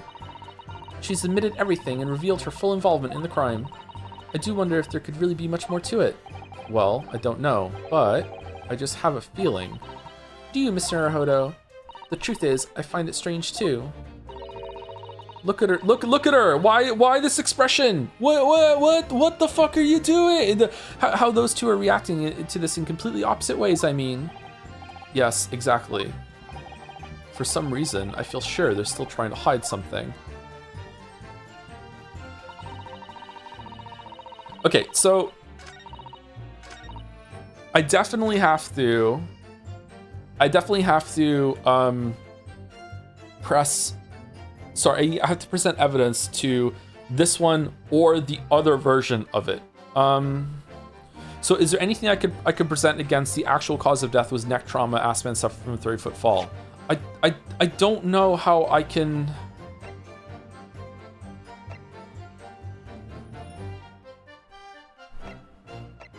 How can I possibly disagree with her?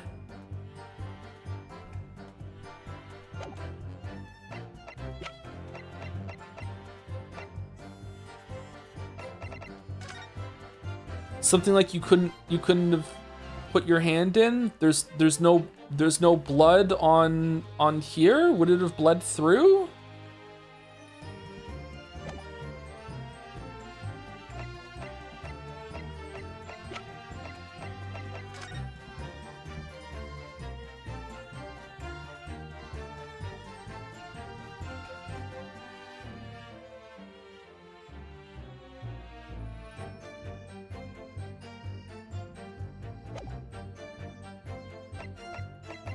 Okay, let's switch it back over and see what she says to the other one. Hold it!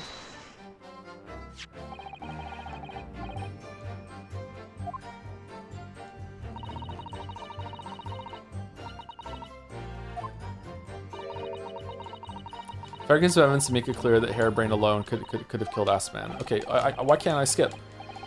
So we went out your team to where that's right. Yes.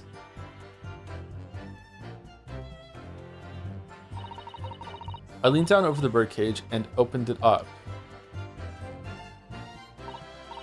Then I took the screwdriver in both hands and plunged it into the man's chest.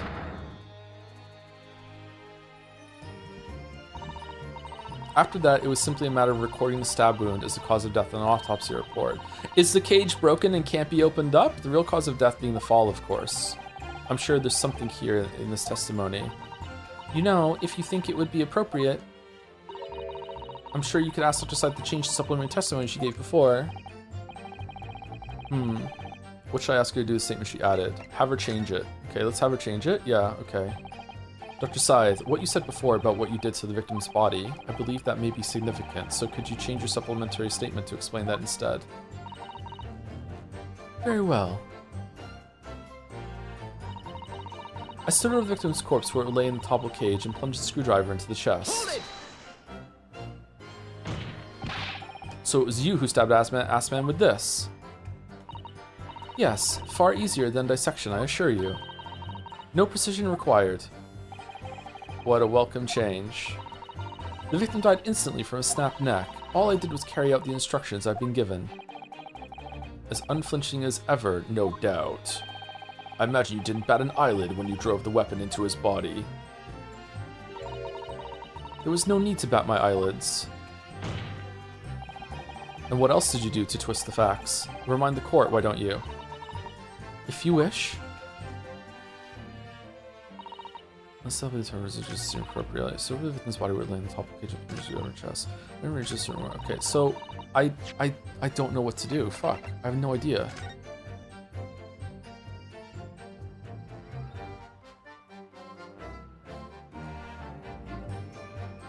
Would it still bleed that much? With after I think yes, right? Like he wasn't dead for that long. Oh, hold on, how long have you been dead for? I think he would still bleed, right? Is it that the door couldn't open? Should there be like blood somewhere on this thing? Oh, there's no blood on the seatbelt thing. Is that just a mistake?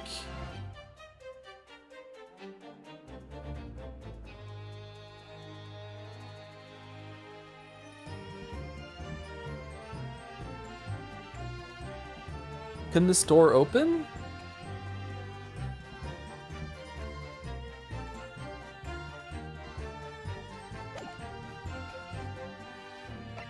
Objection.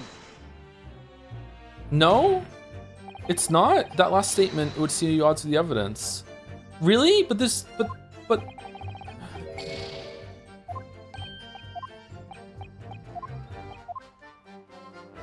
But there's... But there's no blood on it.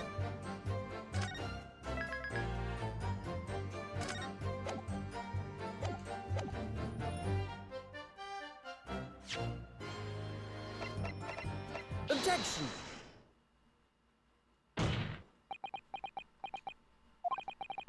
I've got a nasty feeling that this inconsistency points to an extremely uncomfortable truth. What on earth is the matter, Counsel? Have you lost your tongue? I apologize, my lord. Dr. Syed, in the last statement of yours, there's just one point that seems to defy explanation. Out with it, my learned friend. There's an obvious inconsistency between your description and this photograph, which shows the victim in the birdcage following the events that led to his death. Objection! The court has already examined that photograph in depth. There's nothing new we can learn from it. Yes, we have already considered it. That's true. Okay, I think it's because there's no blood on it, and I just had to do the photograph instead of the cage. But what if that's not the case, and I've got the right one, but I don't have the right reason? Shit. We now know the facts, but now we know the facts to be different. What do you mean?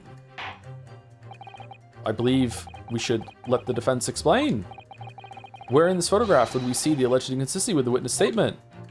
I'm gonna go with saving it because I'm a little bitch. 1 second. I'm just a little guy. I don't know that I'm just a little guy. I'm just a little guy. Okay. What else could it be? His glasses didn't come off.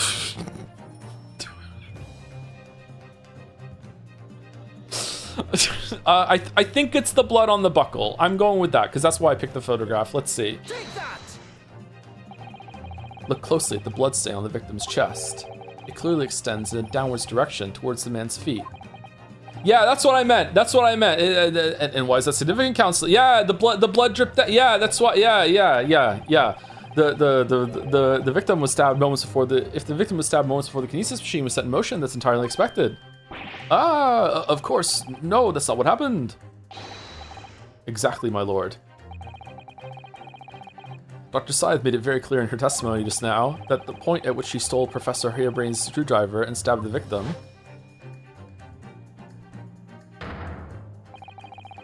was after the grand deception was set in motion, when the birdcage had fallen below the stage out of sight. From the shape of it, it's clear that the birdcage would have fallen on its side after the 30-foot drop. And if the victim had really been stabbed whilst inside the birdcage in that position, this music is amazing. What the fuck? Is this the first time we've heard this track? The blood from the wound would have spread out equally in all directions. For it not to have formed in the longitudinal appearance we see in the picture is inconceivable.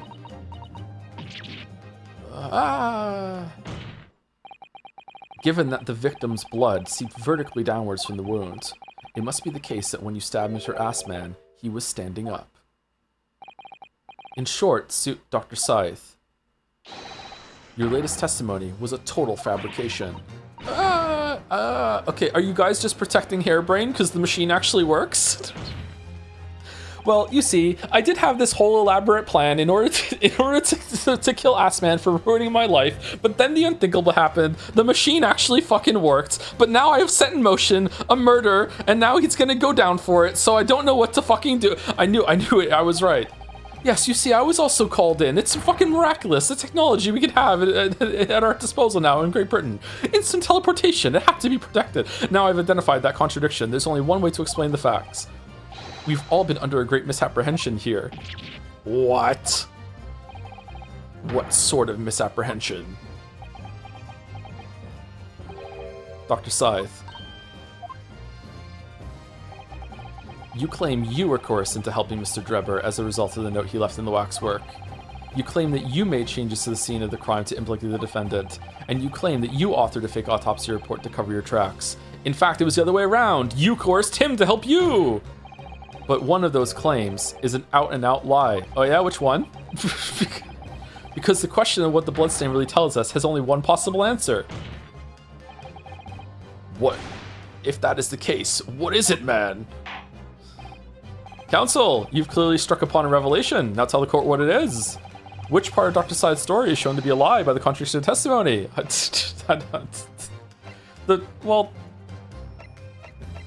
Like the stabbing of the victim, obviously, right? That's what we just proved is wrong. The autopsy. I don't know how she was coerced. How she was coerced. Just fucking the amount of saving that we've been doing. It's like we're back in fucking Yeek. Aren't all of these wrong? How she was coerced. It's got to be that one. Dr. Syde, clearly you weren't really coerced by some letter at all, because otherwise we'd have blood on it and you wouldn't be able to read it. What? What? If you were, where's the note? It's nowhere to be seen. Humph, I ate it. That's as may be. So why don't you present it to the court if the assertion vexes you? Obviously, I've already disposed of it, and I'm not vexed in the slightest. I'm not owned at all. Counsel, did I remind you that it was you yourself who established a coercion? Ah, I'm afraid that little cry is insufficient recompense for such a blunder. Oh, that was wrong? I should have to penalize you. Feeling vexed, my Nipponese friend? Come over here, I'll vex you some more. Very. But there's no question the coroner's testimony was built on a tremendous lie. Okay, the stabbing of the victim. But we just kind of, the answer is very simple if you consider the sequence of events. If when the victim was stabbed, the blood from the wound seeped downwards as it did, we can be sure that the victim must have been either sitting or standing upright at the time. Yeah, we just went over that. Why do you want me to say it again? But as you rightly pointed out, the birdcage would have fallen on its side when it fell beneath the stage. Yes, it would, which tells us that the victim must have been in that position of his own accord. Objection! That's impossible. The man was dead, remember? No, that is the misapprehension. Oh! When the birdcage fell from the stage into the void below, it must have hit the ground with considerable force. He survived. No one can die in this fucking story. But Mr. Assman didn't die in the fall. He just tanked it like a Chad. He probably lost consciousness for a while, but when he came round, he got to his feet to climb out of the cage. Just as Dr. Syde appeared.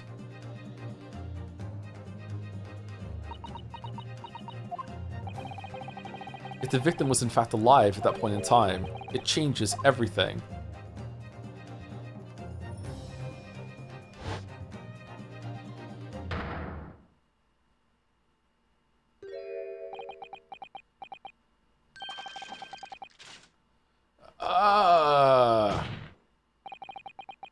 Mr. Odie Assman's killer wasn't the defendant, Professor Albert Harebrain, nor was it the mastermind behind the stage trickery, Mr. Enoch Drebber. It was you, Dr. Courtney Syde. Grr. Ah!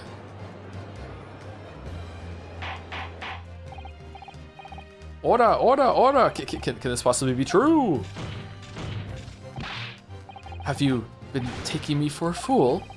It was you, was it? You killed him. You hoped that by admitting to be an accomplice in Mr. Drebber's scheme, the trial would end, before you were accused of a far worse crime. Cold-blooded murder. Okay, so is the lack of the blood on the cage straps, is that just a mistake, or is this the other cage and I have them confused? Because this is the cage that fell down the bottom, right? And he was placed in it? Is it just a mistake?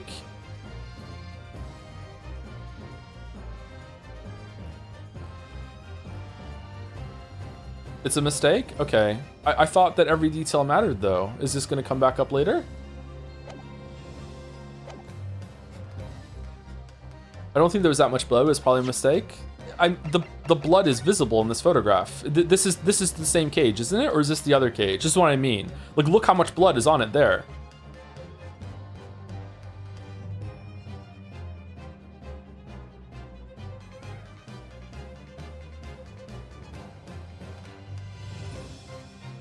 Also,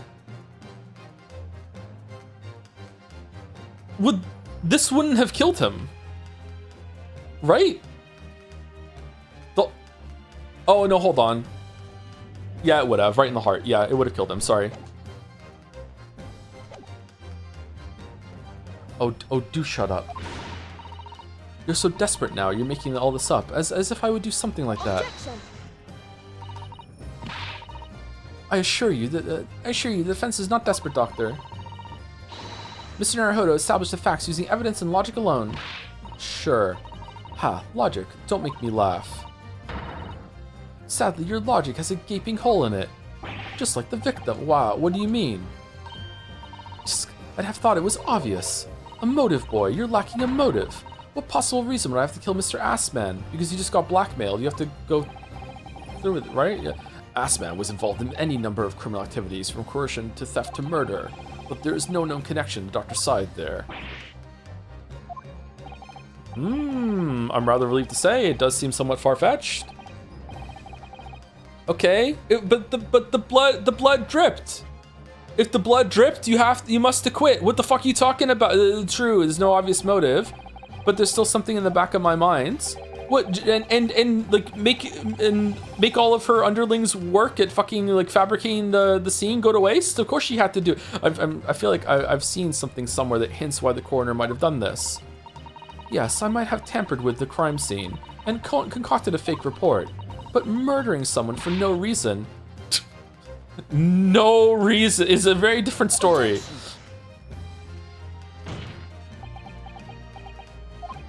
No, when you question what possible reason you could have for wanting to kill Mr. Assman, something did come to mind.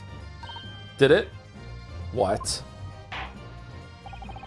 What was it, Counsel? Enlighten the court at once. I feel another save coming on. Saving. Yes, we saw it yesterday, didn't we? Something that seemed strange, but we had no reason to suspect it at the time. Oh, he was the one that was delivering all the scalpels. That's who you're buying all your scalpels. He was just, you owed him a bunch of money for your scalpels, and you were getting out of paying him. Holy shit. The scalpel fucking Baron of London. Always be scalping. There's a particular object that explains why Dr. Seath would have wanted to kill Mr. Adman. Scalpel. Yeah, it's a scalpel, or rather, scalpels. Did you say scalpels? It would appear that word has struck a chord. Dr. Wait, is that actually it? you come on, out with it. It was yesterday when we visited your laboratory. Look at this big, thick book here. It appears to be an accounting ledger. It's a record of the forensic investigation team spending, I think. Oh? What is it? It's clear that the team purchases various equipment and supplies on a monthly basis, but, well, one entry seems rather strange. Really? In what way? They're buying 500 scalpels every month. How do we balance this budget? What are they fucking, the underworld's knives? Is there with so many fucking stabbings? What the fuck are you talking about? How is it the scalpels? 500 scalpels a month. At first, I wonder what on earth you could be using that many scalpels for. Me too, bro. But actually, I realize now it's not the scalpels themselves that are significant. It's the money for them, disappearing every month from the department's accounts. Oh, it's... Assman's criminal organization relied heavily on extortion for its funding, tracing the money for the forensic investigation team's account to find out where it was going would be extremely straightforward. Follow the money. 10 years ago, when Mr. Assman was still a journalist and wrote this article about Mr. Drebber, he may well have stumbled upon information as he was researching the story. Information relating to Dr. Sai's darkest secret that he would use to rack money from her for the next decade. Okay. All right. So it was premeditated even before this. Then there was no note. Okay. So why the hot air balloon? Man, they're evil. Just getting harebrained to take the fall. Her darkest secret. Good lord, you mean? I don't know what happened on the night of that execution 10 years ago. But clearly the opportunity to rid yourself of that menace was too tempting to pass up. So in the end, you weren't coerced at all, were you? You did it entirely of your own free will. You stabbed Mr. Assman in the heart with all your might. To silence the blackmailer who knew your dark secret forever.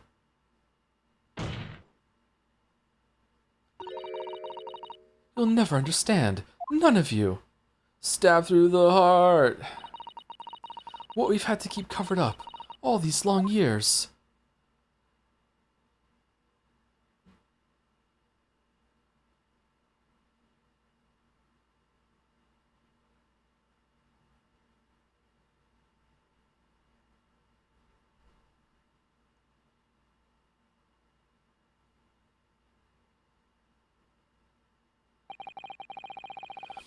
As very little of the machine remains after it was ripped apart by the bomb. The truth of this case can never be properly established unless you speak out. And if you decide not to, it's very possible that Courtney Scythe will escape punishment for her crimes.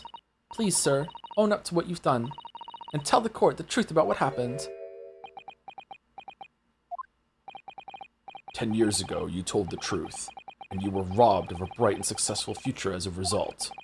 I can certainly understand your bitterness, and your consternation now. However, this is surely the chance you've been waiting for, to sever the hold that fate's had over you all these years.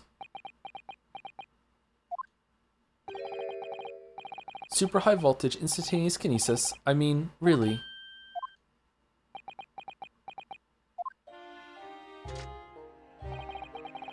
It's the addle-brained mock scientists that are the worst, you know. They don't recognize the fact that they don't have talent. They can't even get that right. And so they end up chasing impossible dreams, having unbridled faith in their abilities. They go on and on about their wonderful hypotheses, their stupid eyes shining like a little child's.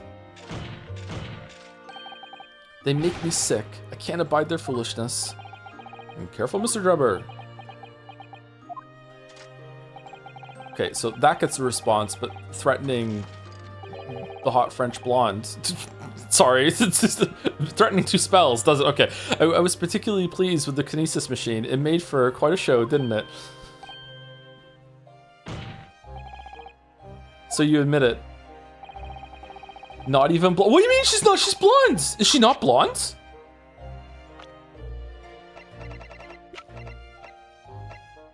She's blonde.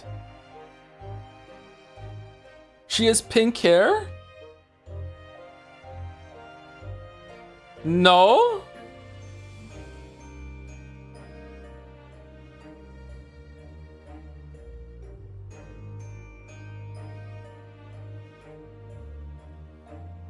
This is blonde.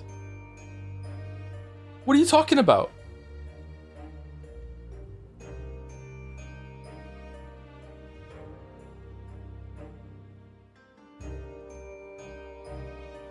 It's the same color Bitorici? It's way more blonde than Bitorici. I will definitely agree that there is a hint of red in her hair. Maybe that mixed in with the blonde is making it look a little pinky on some screens, some monitors. The ribbon around her hat, behind the star, looks way more pink to me than her hair. But like this is blonde. What are you talking about?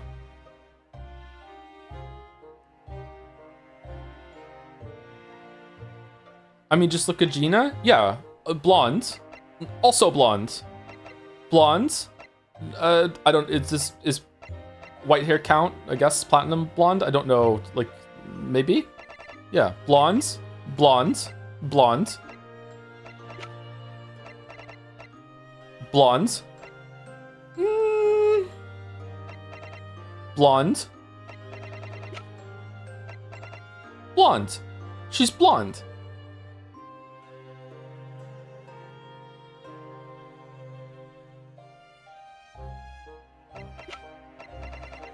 Iris has pink hair. Yeah, for sure.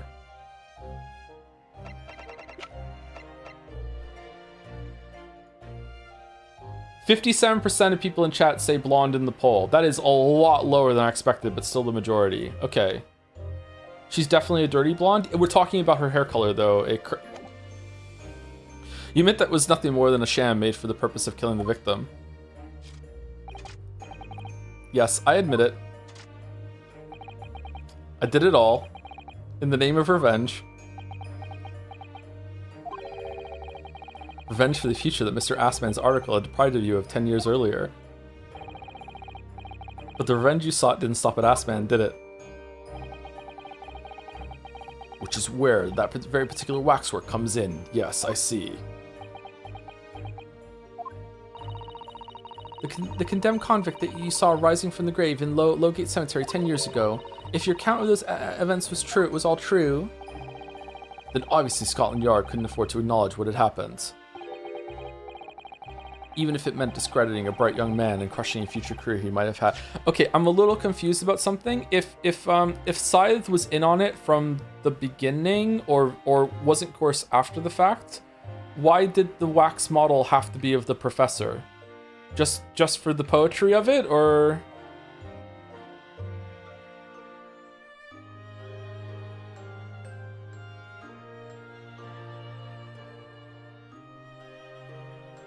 She wasn't in on it? Didn't we just establish that she wasn't coerced at all?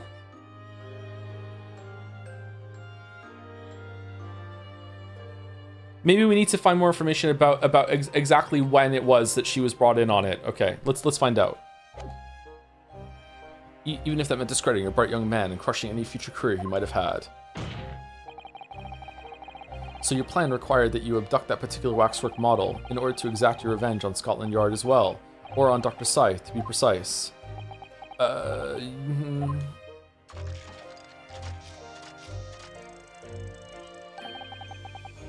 It was a year ago. By some extraordinary twist of fate, Assman turned up at my workshop. He didn't remember who I was, of course. He just wanted to employ my services as an engineer. And he happened to have a paper with him. An article on the front page caught my eye. I'm fine with that as a coincidence. It's been a long time has passed. I'm also fine with him like not plotting murder, but when the opportunity to murder him came along, he's still angry and resentful years later. That's fine too. I don't have any problems with this. He happened to have a paper with him. An article on the front page caught my eye about the coroner who handled that bogus autopsy being appointed head of a new forensic team. When I learned that news, my cognitive processes started to devise the plan. Alright, shut the fuck up. What a horrid tale. He robbed me of my future, so I wanted to use the man's own wiles against him, for revenge, and have that rotten Scotland Yard eating out of my hand at the same time.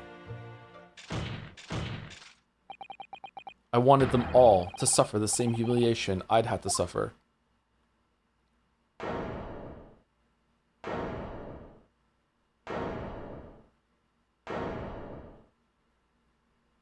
Where did they go? Your actions against those who'd ruined your future were justified as revenge, at least to yourself. Certainly, no one has the right to destroy another's prospects, especially for purely selfish gain. And yet, in carrying out your plan, you did exactly that to someone else, didn't you? Did I? Professor Harebrain's only crime was passion for his hypothesis. He had no compunction about sacrificing his future to effect your revenge. You knew that he would be forever branded a failure and a fraud. We didn't start the fire. Perhaps life treated you unfairly 10 years ago, and others' misconduct left your life in tatters. But remember this. Your own actions resulted in exactly the same thing for another perfectly innocent young man.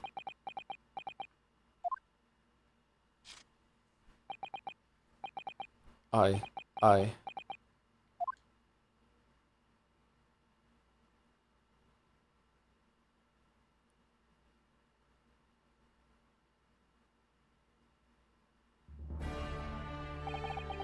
Lord Van Zieks, what of Dr. Scythe? An immediate warrant for her arrest has been granted, and she's been remanded in custody, my lord. I presume she will face trial in the coming days, along with Mr. Drebber. A most regrettable situation indeed. She's made great contributions to her profession over the years. It really is a hard truth to swallow. However, that is a topic for some future occasion. For now, Professor Harebrain. Oh, yes? Oh, we don't have a coroner in London now? She's the only one? Yeah, there's no autopsy report next trial. It's going to be playing on hard mode. It seems there was a great deal more to your experiment than you realized. However, I think we can assume now that all the sort of details have been brought to light. This has been a very long and profound trial, but I'm pleased to say you are absolved of all guilt. This whole experience has taught me a very great but painful lesson. Always be pawning. I've been, I mean, this dedicated scientist, this devotee of natural philosophy. Did you ever want him to do you so much you would do anything? I've been selfish and self-centered, and above all, a fool. Professor Sun. I spent my life thinking of nothing but my research, misguidedly believing that I could do whatever I set my mind to, despite my lack of talent. But I'm still gonna do it. But I'm gonna invent teleportation for the right reasons. And it just so happened that while I was walking into the court, I found a new apprentice that's gonna help me. This is fucking lot of heart in a hood. Oh yeah, we're sure we're gonna get along famously, and I know that you're gonna succeed. Winks into the camera. And the worst of it is, in the process, it cause others pain and misery. Others who are far, far greater people than I. We have all the time in the world, Professor. No, Professor, that's not true. What? Don't tar yourself with the same brush as Drebber. What happened was his doing, and his alone. Everyone here in court thought you really had invented teleportation. Don't forget that. It's true. This outcome is his fate, not yours. You're not to blame in any way. Lord Van Zeek's son. And the derision with which he referred to you earlier, calling you a fool, talentless even. Van Zeeks, he wasn't in the courtroom for that. He didn't. What he did? I was not even here to hear that. An absolute imbecile, a foolish fool. The man has no idea. To believe in yourself and work your fingers to the bone to realize your dreams. That's laudable, not laughable. No one has the right to ride another for such choices. Really? Okay, so you're gonna change your tune with us over here on our side of the courtroom? Oh no, I'm not talking about Nipponese people, just people like me. Huh, what people are those? Oh. Thank you, Barack. Oh yeah, they're friends! Okay, so ladies and gentlemen of the jury. Yes, my lord. It is this court's expectation that you find the defendant not guilty of the charge of which he stands accused. I presume there are no objections. Okay, I'm glad that someone on the jury wasn't intimately involved with the case this time. They had some information, but it wasn't like, oh, here we go, they're gonna go on the stand now or anything like that. That was good. None from me, my lord. Certainly not. This trial has really made me think, but this is the right decision. It's all been proven methodically and rigorously. I have no misgivings whatsoever. What's that? He's done, is he? It's all over? I don't know what's become of the yard these days. I don't recognize the place. Very well. In that case, I hereby pronounce the defendant not guilty. Confetti court. Woo! Confetti court. Woo, woo, woo. It's our last confetti court. It's the last one. We're never going to see the confetti again. All done.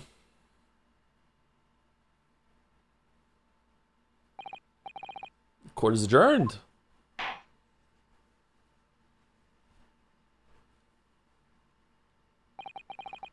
It's over. That was some trial.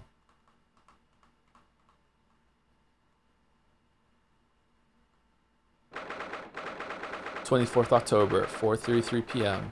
The Old Bailey, defendant's antechamber. Professor, what a splendid outcome, isn't it? This is the best place to end the stream, trust me. It's funny, it doesn't say Errol next to your name. Oh, it is. Congratulations, Professor Harebrain.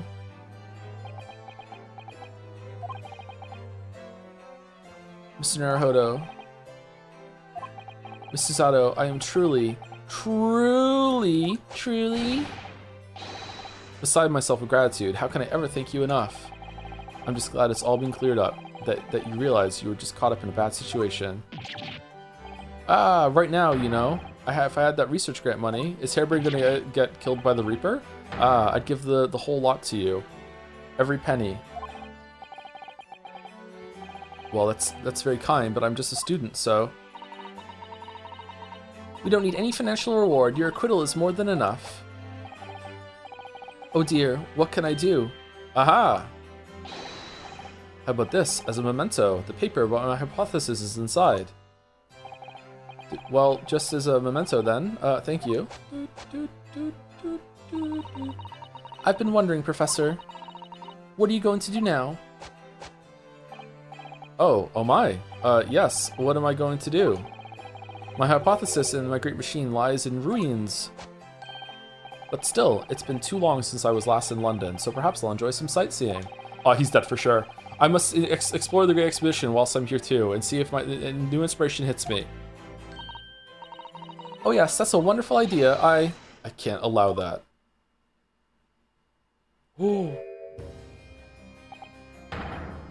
Lord Van Zieks, what are you doing here? And we'll find out after the break.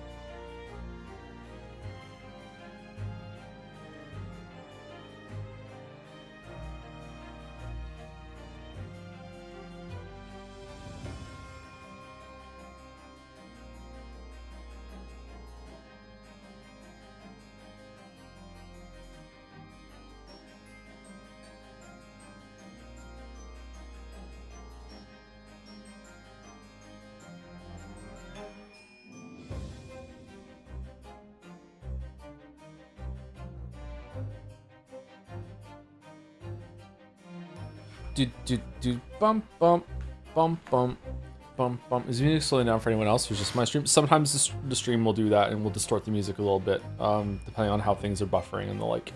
Thank you, Gabbles27, for the resub right now. Thank you very much. Finally got Prime. Take my free money with the Saku gasp jumping up and down. Thank you very much, Gabbles.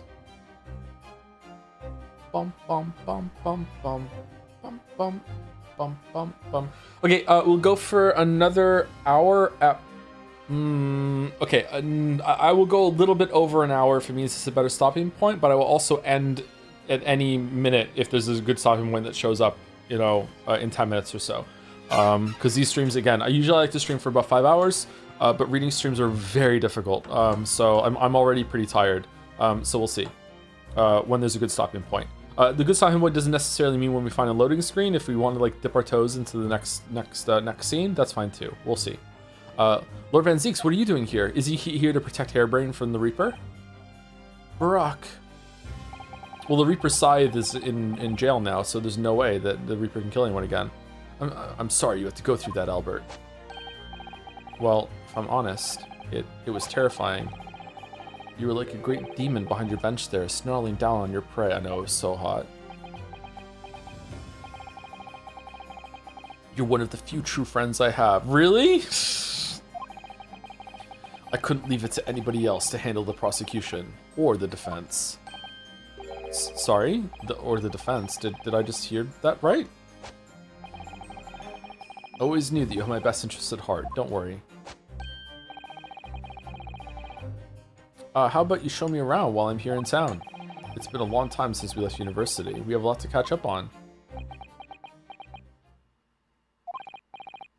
Listen, Albert. In a few days, your acquittal will be made official. When that happens, you must head straight to Dover. I'll accompany you. What? From there, you'll cross the channel and make your way back to Germany. I've already purchased the tickets. But no, hold on a minute, Barak. Barak? What about the Great Exhibition? This is a chance of a lifetime for me. No sightseeing, Albert. Give up on the idea. Sometimes it's hard to see any warmth in those eyes, Barak. Not for me. Lord Van Zeeks? What's all this about? A necessary precaution. Yes, I think I understand. You do? Well, Iris told me that when you met Lord Van Zeeks at his office some days ago, he asked how Mr. Natsumi was doing. Yes, that's right. I remember being surprised at the time and thinking it was nice of him to ask. The point is, Mr. Natsumi is still alive and well, even though it's been more than 6 months now since he stood trial with the Reaper as the prosecutor. Okay, what about Lestrade then? Is Lestrade because she's a kid, or because she's now part of the police force, or what? Ah, you mean the Reaper's influence doesn't stretch overseas? It knows no bounds. Those in the Reaper's sights meet their ends days or sometimes months after their acquittal. That's been the pattern up until now. Are they gonna kill Gina? But of course, we know that both Mr. Natsumi and Gina were completely innocent. Oh, that's why... Yeah, that's why Greg wants to go. Greg might have said that actually, and I just forgot.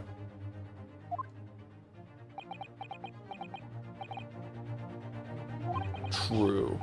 And perhaps that governs the Reaper's actions, and the truly innocent are spared. But I don't want to take any chances with a close personal friend. That's true, yeah. Okay, I'm glad they addressed that. Maybe if it was a rightful innocent verdict, it's fine. Barak? Like the mustached Nipponese, this man should leave the country without delay. That's why I'm packing him off to Germany at once. Right. Does your friendship package get any say in it? Goodness, was that your intention all along then, Lord Van Zeeks?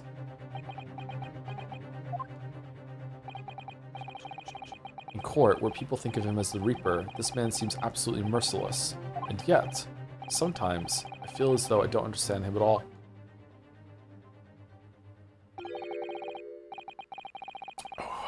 Getting a little hot in here, huh? It's time to go, Albert. Back to the prison for the time being. Ah, yes, alright. Well then, Mr. Naruhodo. Thank you so much for everything.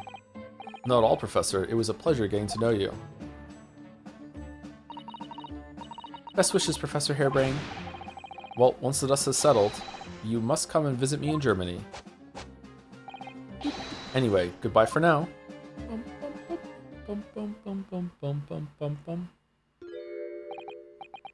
Now, my Nipponese friend. Oh, yes? I thought you'd gone too. We have matters to discuss. Can you spare me some time? You want to talk with me? I'll be waiting in the courtroom in 10 minutes. I'll set up the table.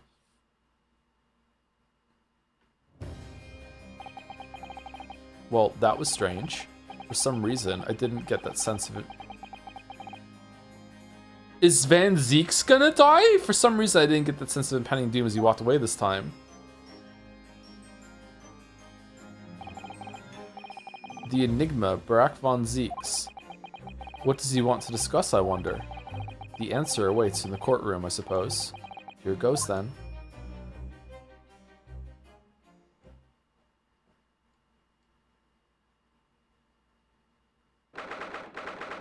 "24th October, 4:58 p.m.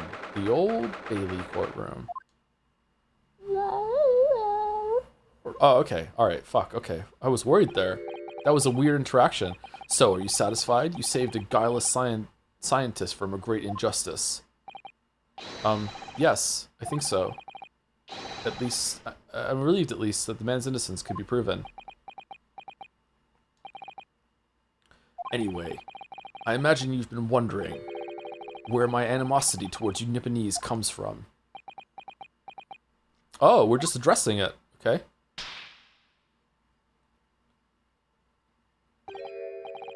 Well, at first I thought you just didn't like me. I imagined you saw me as a pretentious child from an unimportant land who had no business being here. But now, I think differently.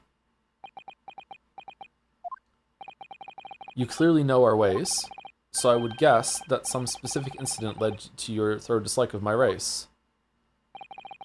Will you tell me what happened, please? This is a very interesting scene. The Professor. I thought I'd never hear that name in this courtroom again, to be honest. He took your brother's life. Clint, my brother, was Clint Van Zieks. 16 years ago, when I was still just in my teens, he was already the director of prosecutions and a key member of the judiciary.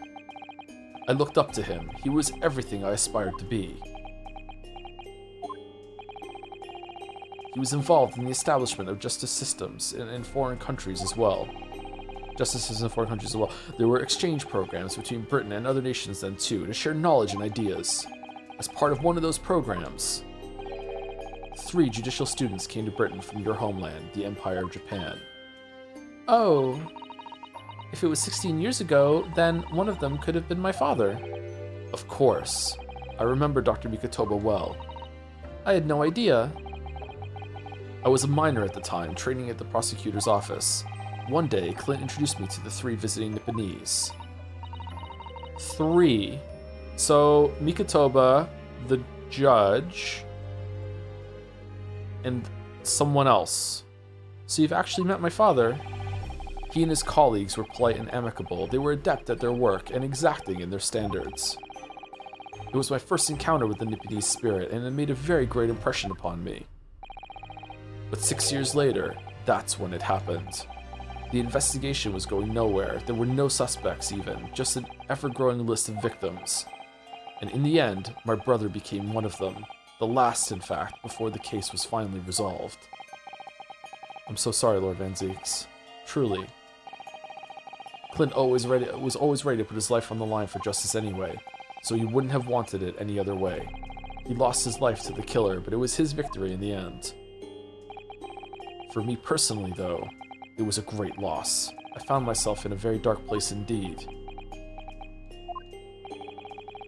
When I finally found out the killer's identity, the reason why no one had been able to catch the man sooner ceased to be such a mystery. He'd been hiding in plain sight all the time.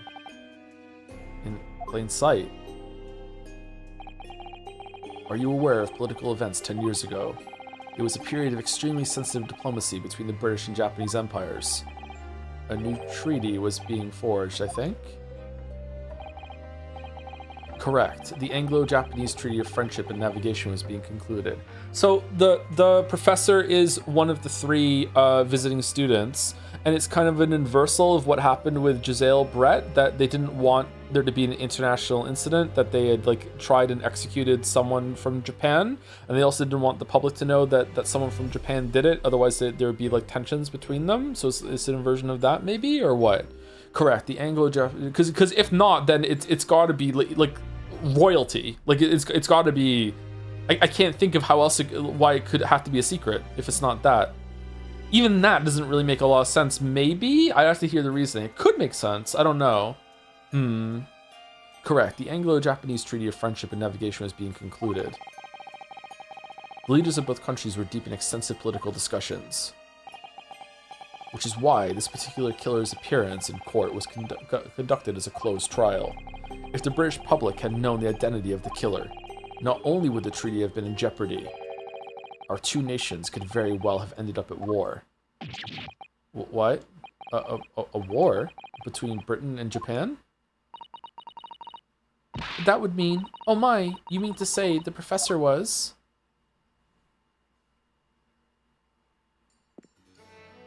When the trial reached its conclusion earlier, I thought to myself, yes, it's time. Ben Starr?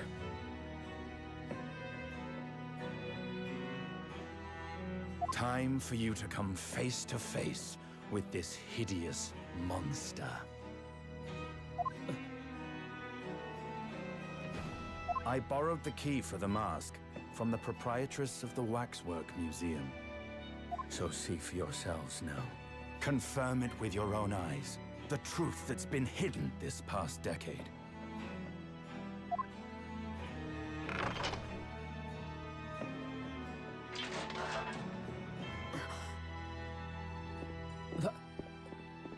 That's the professor?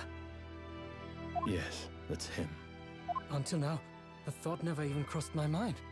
That the mass murderer, whose crimes shook Britain as never before, was Japanese.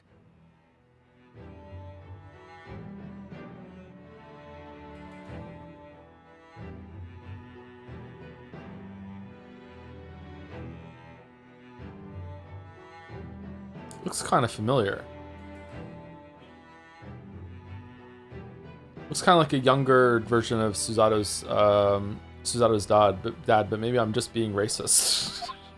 Wait a minute. That face. I feel as though I've seen it somewhere. It's strangely familiar. Yeah, me too. Yeah. Where have we seen it?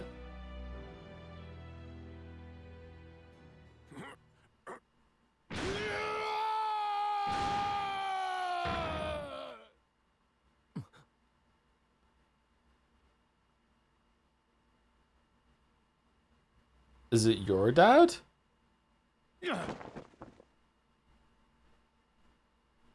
Akechi? Father. What? Father?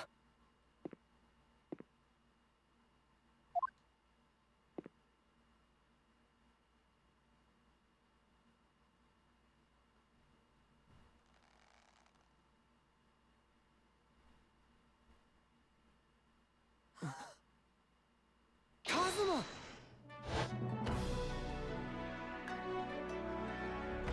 Wait, it's Kazuma? My best friend, Kazuma Asogi. After a whole year, finally his memories returned.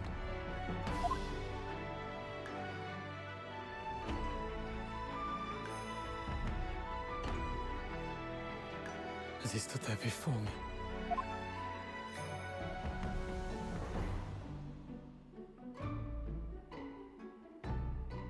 Ryunosuke.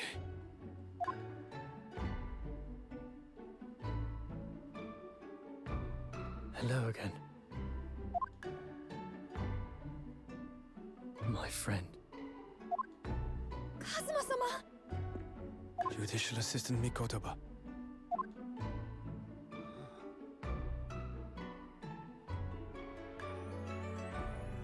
It's been a very long road. Thank you. Thank you for guiding my friend here when I could not. It was an honor.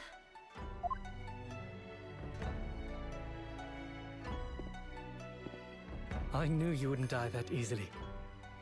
Kazuma. I owe you thanks, too, for taking good care of that in my absence. Oh. Karuma, the great blade of the Asogi clan, passed down through the generations. Oh. Did your dad kill people in the UK with a sword? Uh-oh. When we left Japan, this sword was at my friend's side. The Japanese man's katana is his soul, and he couldn't be parted from it. I'm not buying it. I think Kazuma's dad took the fall, Frames. I'm not buying it. But then, when the incident happened, it was Susato-san's wish that I inherit the sword, and I've kept it with me ever since, along with my memories of the friendship we shared.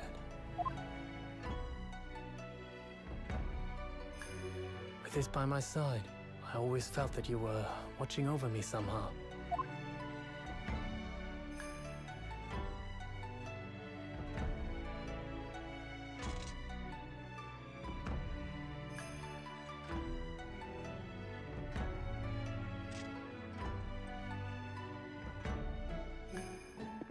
Do we get a British sword now? Because that would be nice. I would like that I've imagery. made it at last. Father. Are you saying... Surely not. You mean, you knew all this time? I'm looking at it, but I still can't believe it. This mass murderer is Kazuma's father.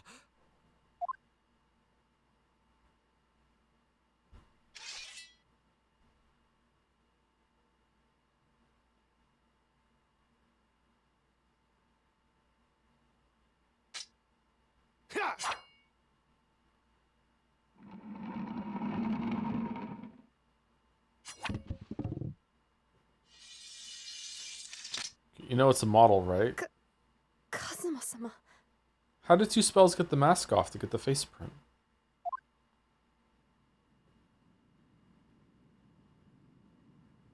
Ryunosuke, we have much to talk about, but now is not the time.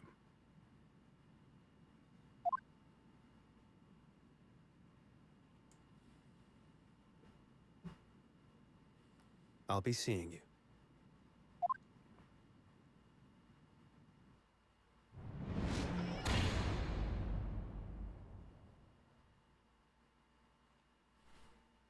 That's all Kazuma said. Oh, we don't Before he get turned and left us there in the courtroom. we don't get a replacement sword. Okay.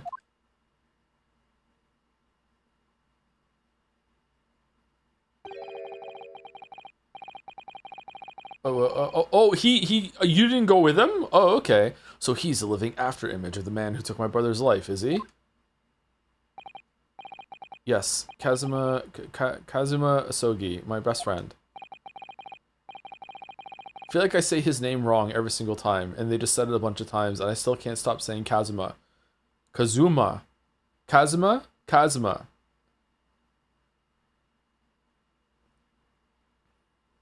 Kazuma is fine? I thought I was saying Kazuma before, and then chat told me it's Kazuma. Is it Kazuma? Maybe I got it mixed up. Kazuma. Kazuma.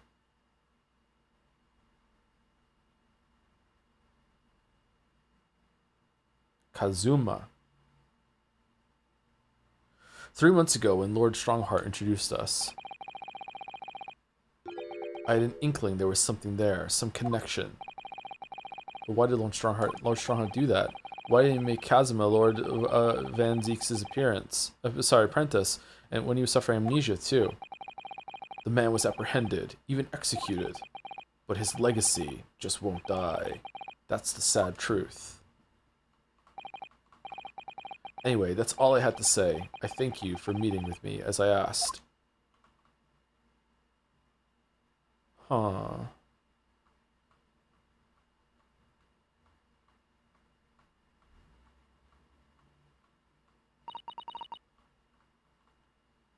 "10 years ago, my grandmother took me to the railway station.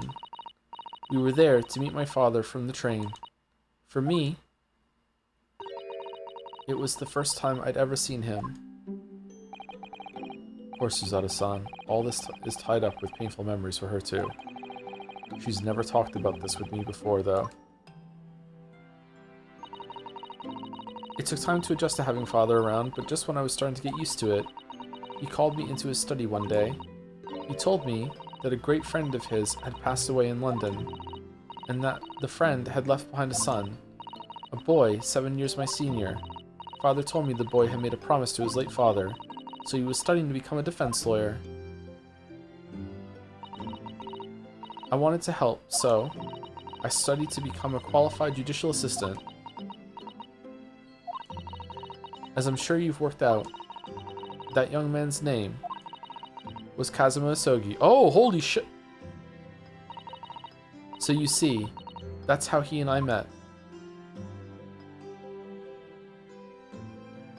For a brief moment, my great friend had returned, only to disappear again all too soon. But in that fleeting encounter, something stirred. Something that had been dormant for a long time. As if great wheels had been set in motion. I could almost hear them creaking into life. In some ways, it was the end of a chapter. But in many, it was the start of a new one.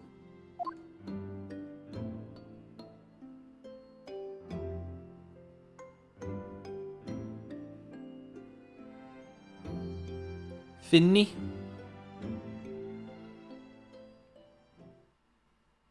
She's blonde. I don't give a shit what anyone says.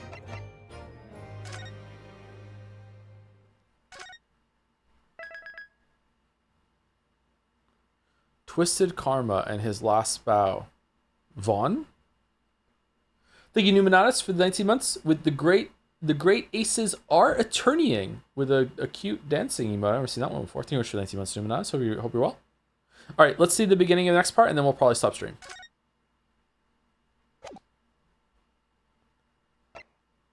The Great Departed Soul. Before we get into that, let's make chat mad. I think that this episode was incredibly entertaining. It had probably the best investigation section of all of them. However, the mystery, I'm sorry, it's way too convoluted and unbelievable to me. So like I'm still gonna enjoy it and remember it fondly because it was very entertaining. It was a good time. Like going through the motions and everything was really, really fun. But I don't remember, like I think the best cases in the first 3 games, usually they also made enough sense to me. Like that was like I was happy with it. I did have some problems with it, don't get me wrong, but this was way too far in the wacky bullshit territory for me. Sorry. That doesn't mean you can't enjoy it and you can think it's a great mystery. Go for it. Like disagree with me all you want. But like for me, it was a bridge too far, and it has dampened my enjoyment of the case a bit. Like not like the whole that's trashing like that. I still really enjoyed it. I think it was great. But I think it could have been like absolutely fantastic standout writing in the medium if the mystery wasn't it's kind of stupid, okay? It's just too far. I don't know. I will say this, that there are parts of this I still don't really understand. I'm kind of murky on exactly when Scythe got in on it. I'm kind of murky exactly why she did what she did, but mostly it's to do with like the plan is insane.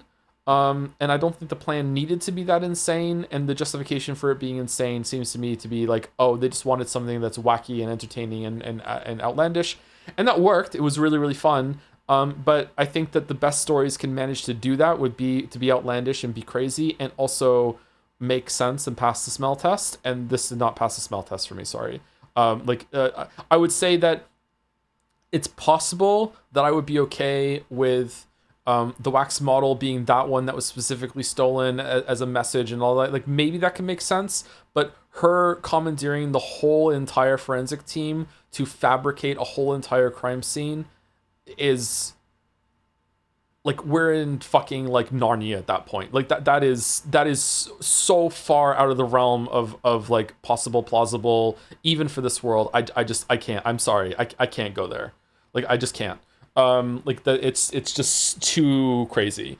But yeah, if you agree with it, then that's fine. If you think that it's fine, then enjoy. Yeah, don't let me spoil it for you. But yeah, I can't follow. But I still really liked it. It's really enjoyable.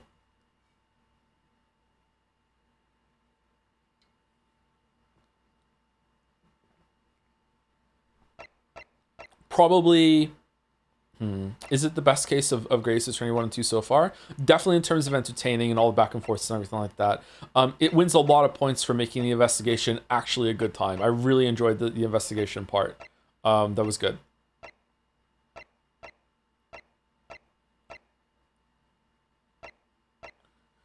I think the implication is relatively small team. I get what you're saying. Glad I enjoyed it. I would say if it was a relatively small team and the team knew the secret that they were guarding, maybe, but the secret is meant to be so big time that now it's like, okay, then now it becomes another problem is like, how does the whole entire forensic team know about it then?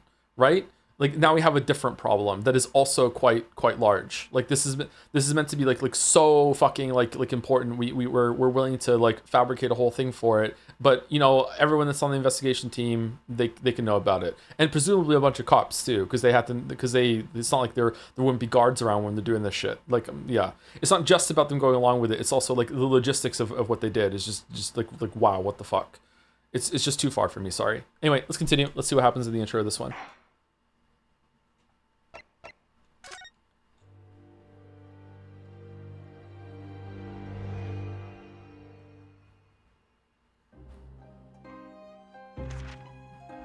Pipe in hand, Sholmes looked down at the thick, rolling fog outside our window. I wonder exactly how many mysteries are out there, hidden within this bed of fog, he said. Indeed, a most bizarre incident, born of a curious advertisement. It's a lot of red hair. A hellhound Sorry, blonde hair. Galloped through the shadows of a serial murder. An executed man's graveyard resurrection in the dead of night. And a commonplace killing in a small, forgotten room at the edge of town. There is, naturally, always another side to every case, of which most remain ignorant. And it is that other side which compels me to the scene of the crime, Wilson. So quickly now, take your hat and let's be on our way, my dear fellow. For our adventure is not over yet. Come, the game is afoot. Oh, he said the line.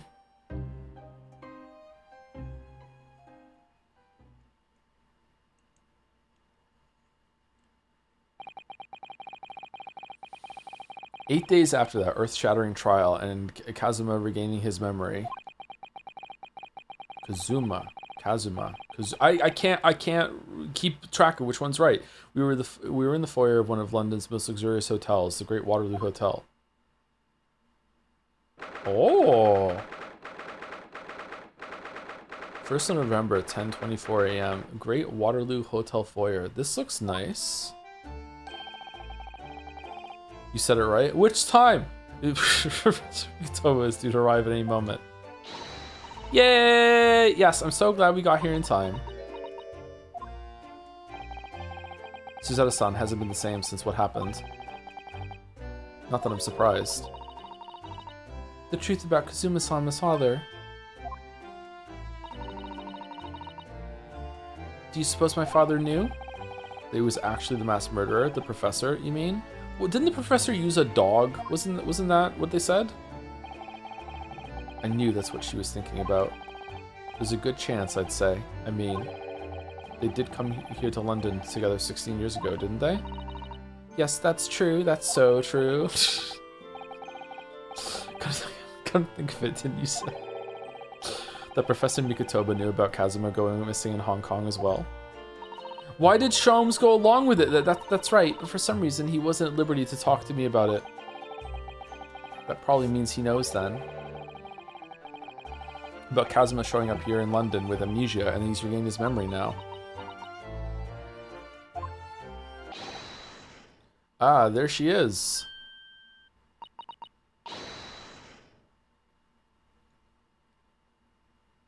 Okay, so the judge just knows how to dress. Damn. Holy shit. Oh, father. Hello, Susato. How are you?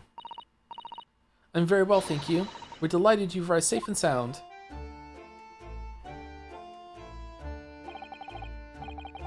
Hello, Mr. Naruhodo. Very kind of you to take the trouble to meet us here. Oh, not at all. It's my pleasure. We've heard all about your extraordinary exploits here in London. You know, the news has crossed the seas. It has. I always look forward to reading the monthly reports that arrive with your steamships from Britain. Oh, I see. Well, thank you very much. Who is this man, and why do I feel as though I've seen him before? I take it from your expression that you can't quite place me. Also, excuse me, I'm off duty. In that case, how about a little reminder, Sashiro? A firm tap should do it. Yes. A firm tap? What? Here we go then. I hereby pronounce the defendant, Ryunosuke Naruhodo, guilty. Ah. Oh, you're...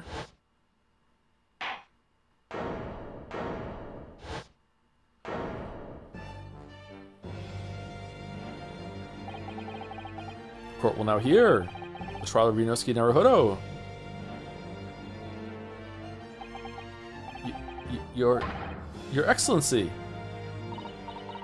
Hello, Judge Jigoku. How are you? It's been a long time. Ha ha ha ha ha. Good, you remember now. That really did the trick. Guilty! Only I was declared not guilty, wasn't I? And there was no laughing at the time. So, London again after all this time. Hard to believe it's been 10 years. To be honest, I never thought I'd be back. Neither did I. I didn't imagine Japan would ever be invited to an international symposium like this. Though really, I doubt anyone did, to be honest. It's all thanks to you, isn't it, Sashiro? Sashiro. What are you talking about, Yujin? Ha ha ha ha. Of course, Judge Jigoku. You must complete the set. He's the other man who 16 years ago came to London with Kazuma's father and Professor Mikotoba. He's the third visiting scholar. Well, all those passport checks and luggage searches at the border took rather a lot of time. I must say, I'm very envious of your ministerial status. You didn't have to go through any of that, did you? Ah, I knew you were jealous. Ha ha ha ha ha. Sorry, ministerial status? Yes, didn't you know? Sashiro here is also Japan's Minister of Foreign Affairs. It was his personal insistence that allowed you to take Kazuma's place here in the study tour. Oh, was it really? Guilty as charged. Oh, well, thank you very much. He's really every bit as important as he looks. Yes now, Naruhodo. I would make the joke all the time if I was a judge. It's a good thing I'm not a judge. I received a telegram from Lord Strongheart yesterday. Oh, you did? It appears that some things came to light in a trial you were involved in with 8 days ago. What happened about what happened 10 years ago, that tragedy. Yes. Can you tell us any more about it? Okay, actually this is a pretty good place to stop. We have control of it, the conversation's going to start, we can get into this tomorrow. So unless people tell me that there's a better stopping point 10 minutes from now, we're going to stop here.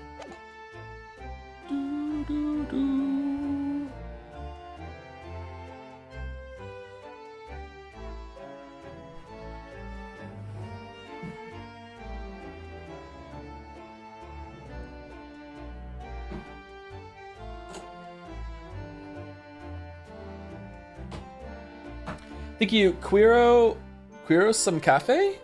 Quero Some Cafe? I'm not sure if I'm saying that right. Thank you very much for the 5-month resub. Thank you very much. Thank you, Mike93RFM for the 18 months. Hello, Joe. Thank you for the quality content so far. I would like to recommend you try Wu Chang Fallen Feathers as a solid and nice Souls-like combat with best exploration made by non-From devs. Don't worry about censored story in latest patches. Perhaps only Chinese players could explain why Dev Studio is closed. I've heard of that game. It's been brought up a couple times. I can't remember if Wee Bill's played that one. Yeah, we'll get to it eventually, I think. I'd like to play a bunch of Souls-likes. Got a hankering for it. And thank you to Zorgox for some bits as well. With since you don't drive, what's the last time you've been to a gas station bathroom? Oh, it's been years and years and years and years. So long.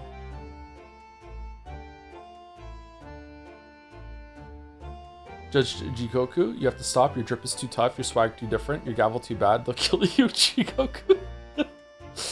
Anyway, pin message. Jojo, I need you to listen to me very carefully. For your raid target, Lurf is live, but it's actually Koru streaming on their channel. Yes, that Koru. They're streaming Danganronpa V3 love hotel scenes with a terrible microphone. I'm not joking about any part of this. All right, we're not raiding there then. Who are we going to be raiding?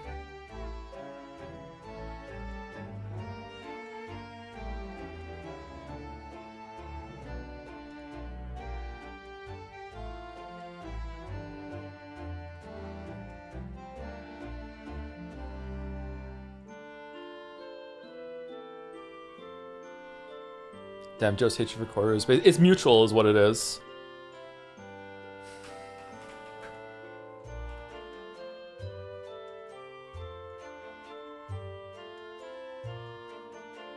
RT is a good... Is RT rating? Oh, sorry, is RT streaming?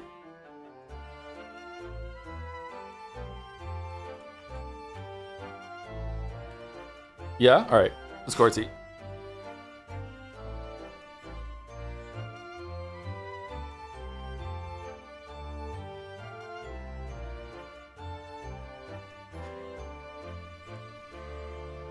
See you, Bella. Thank you for watching, everybody. Tomorrow is Friday, right? Yeah, tomorrow's Friday. I don't know if we have enough fan art for tomorrow, but if we do, we'll do fan art, and then we'll hopefully get to the trial at least in episode 4.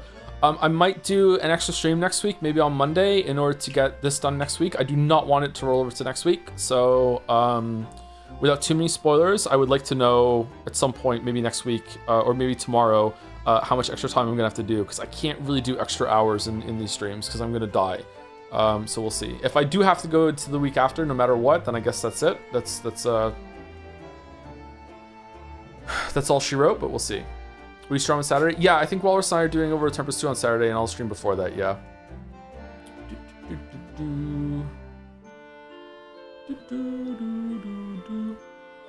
Anyway, pushing right through. Say hi to RT Game for me.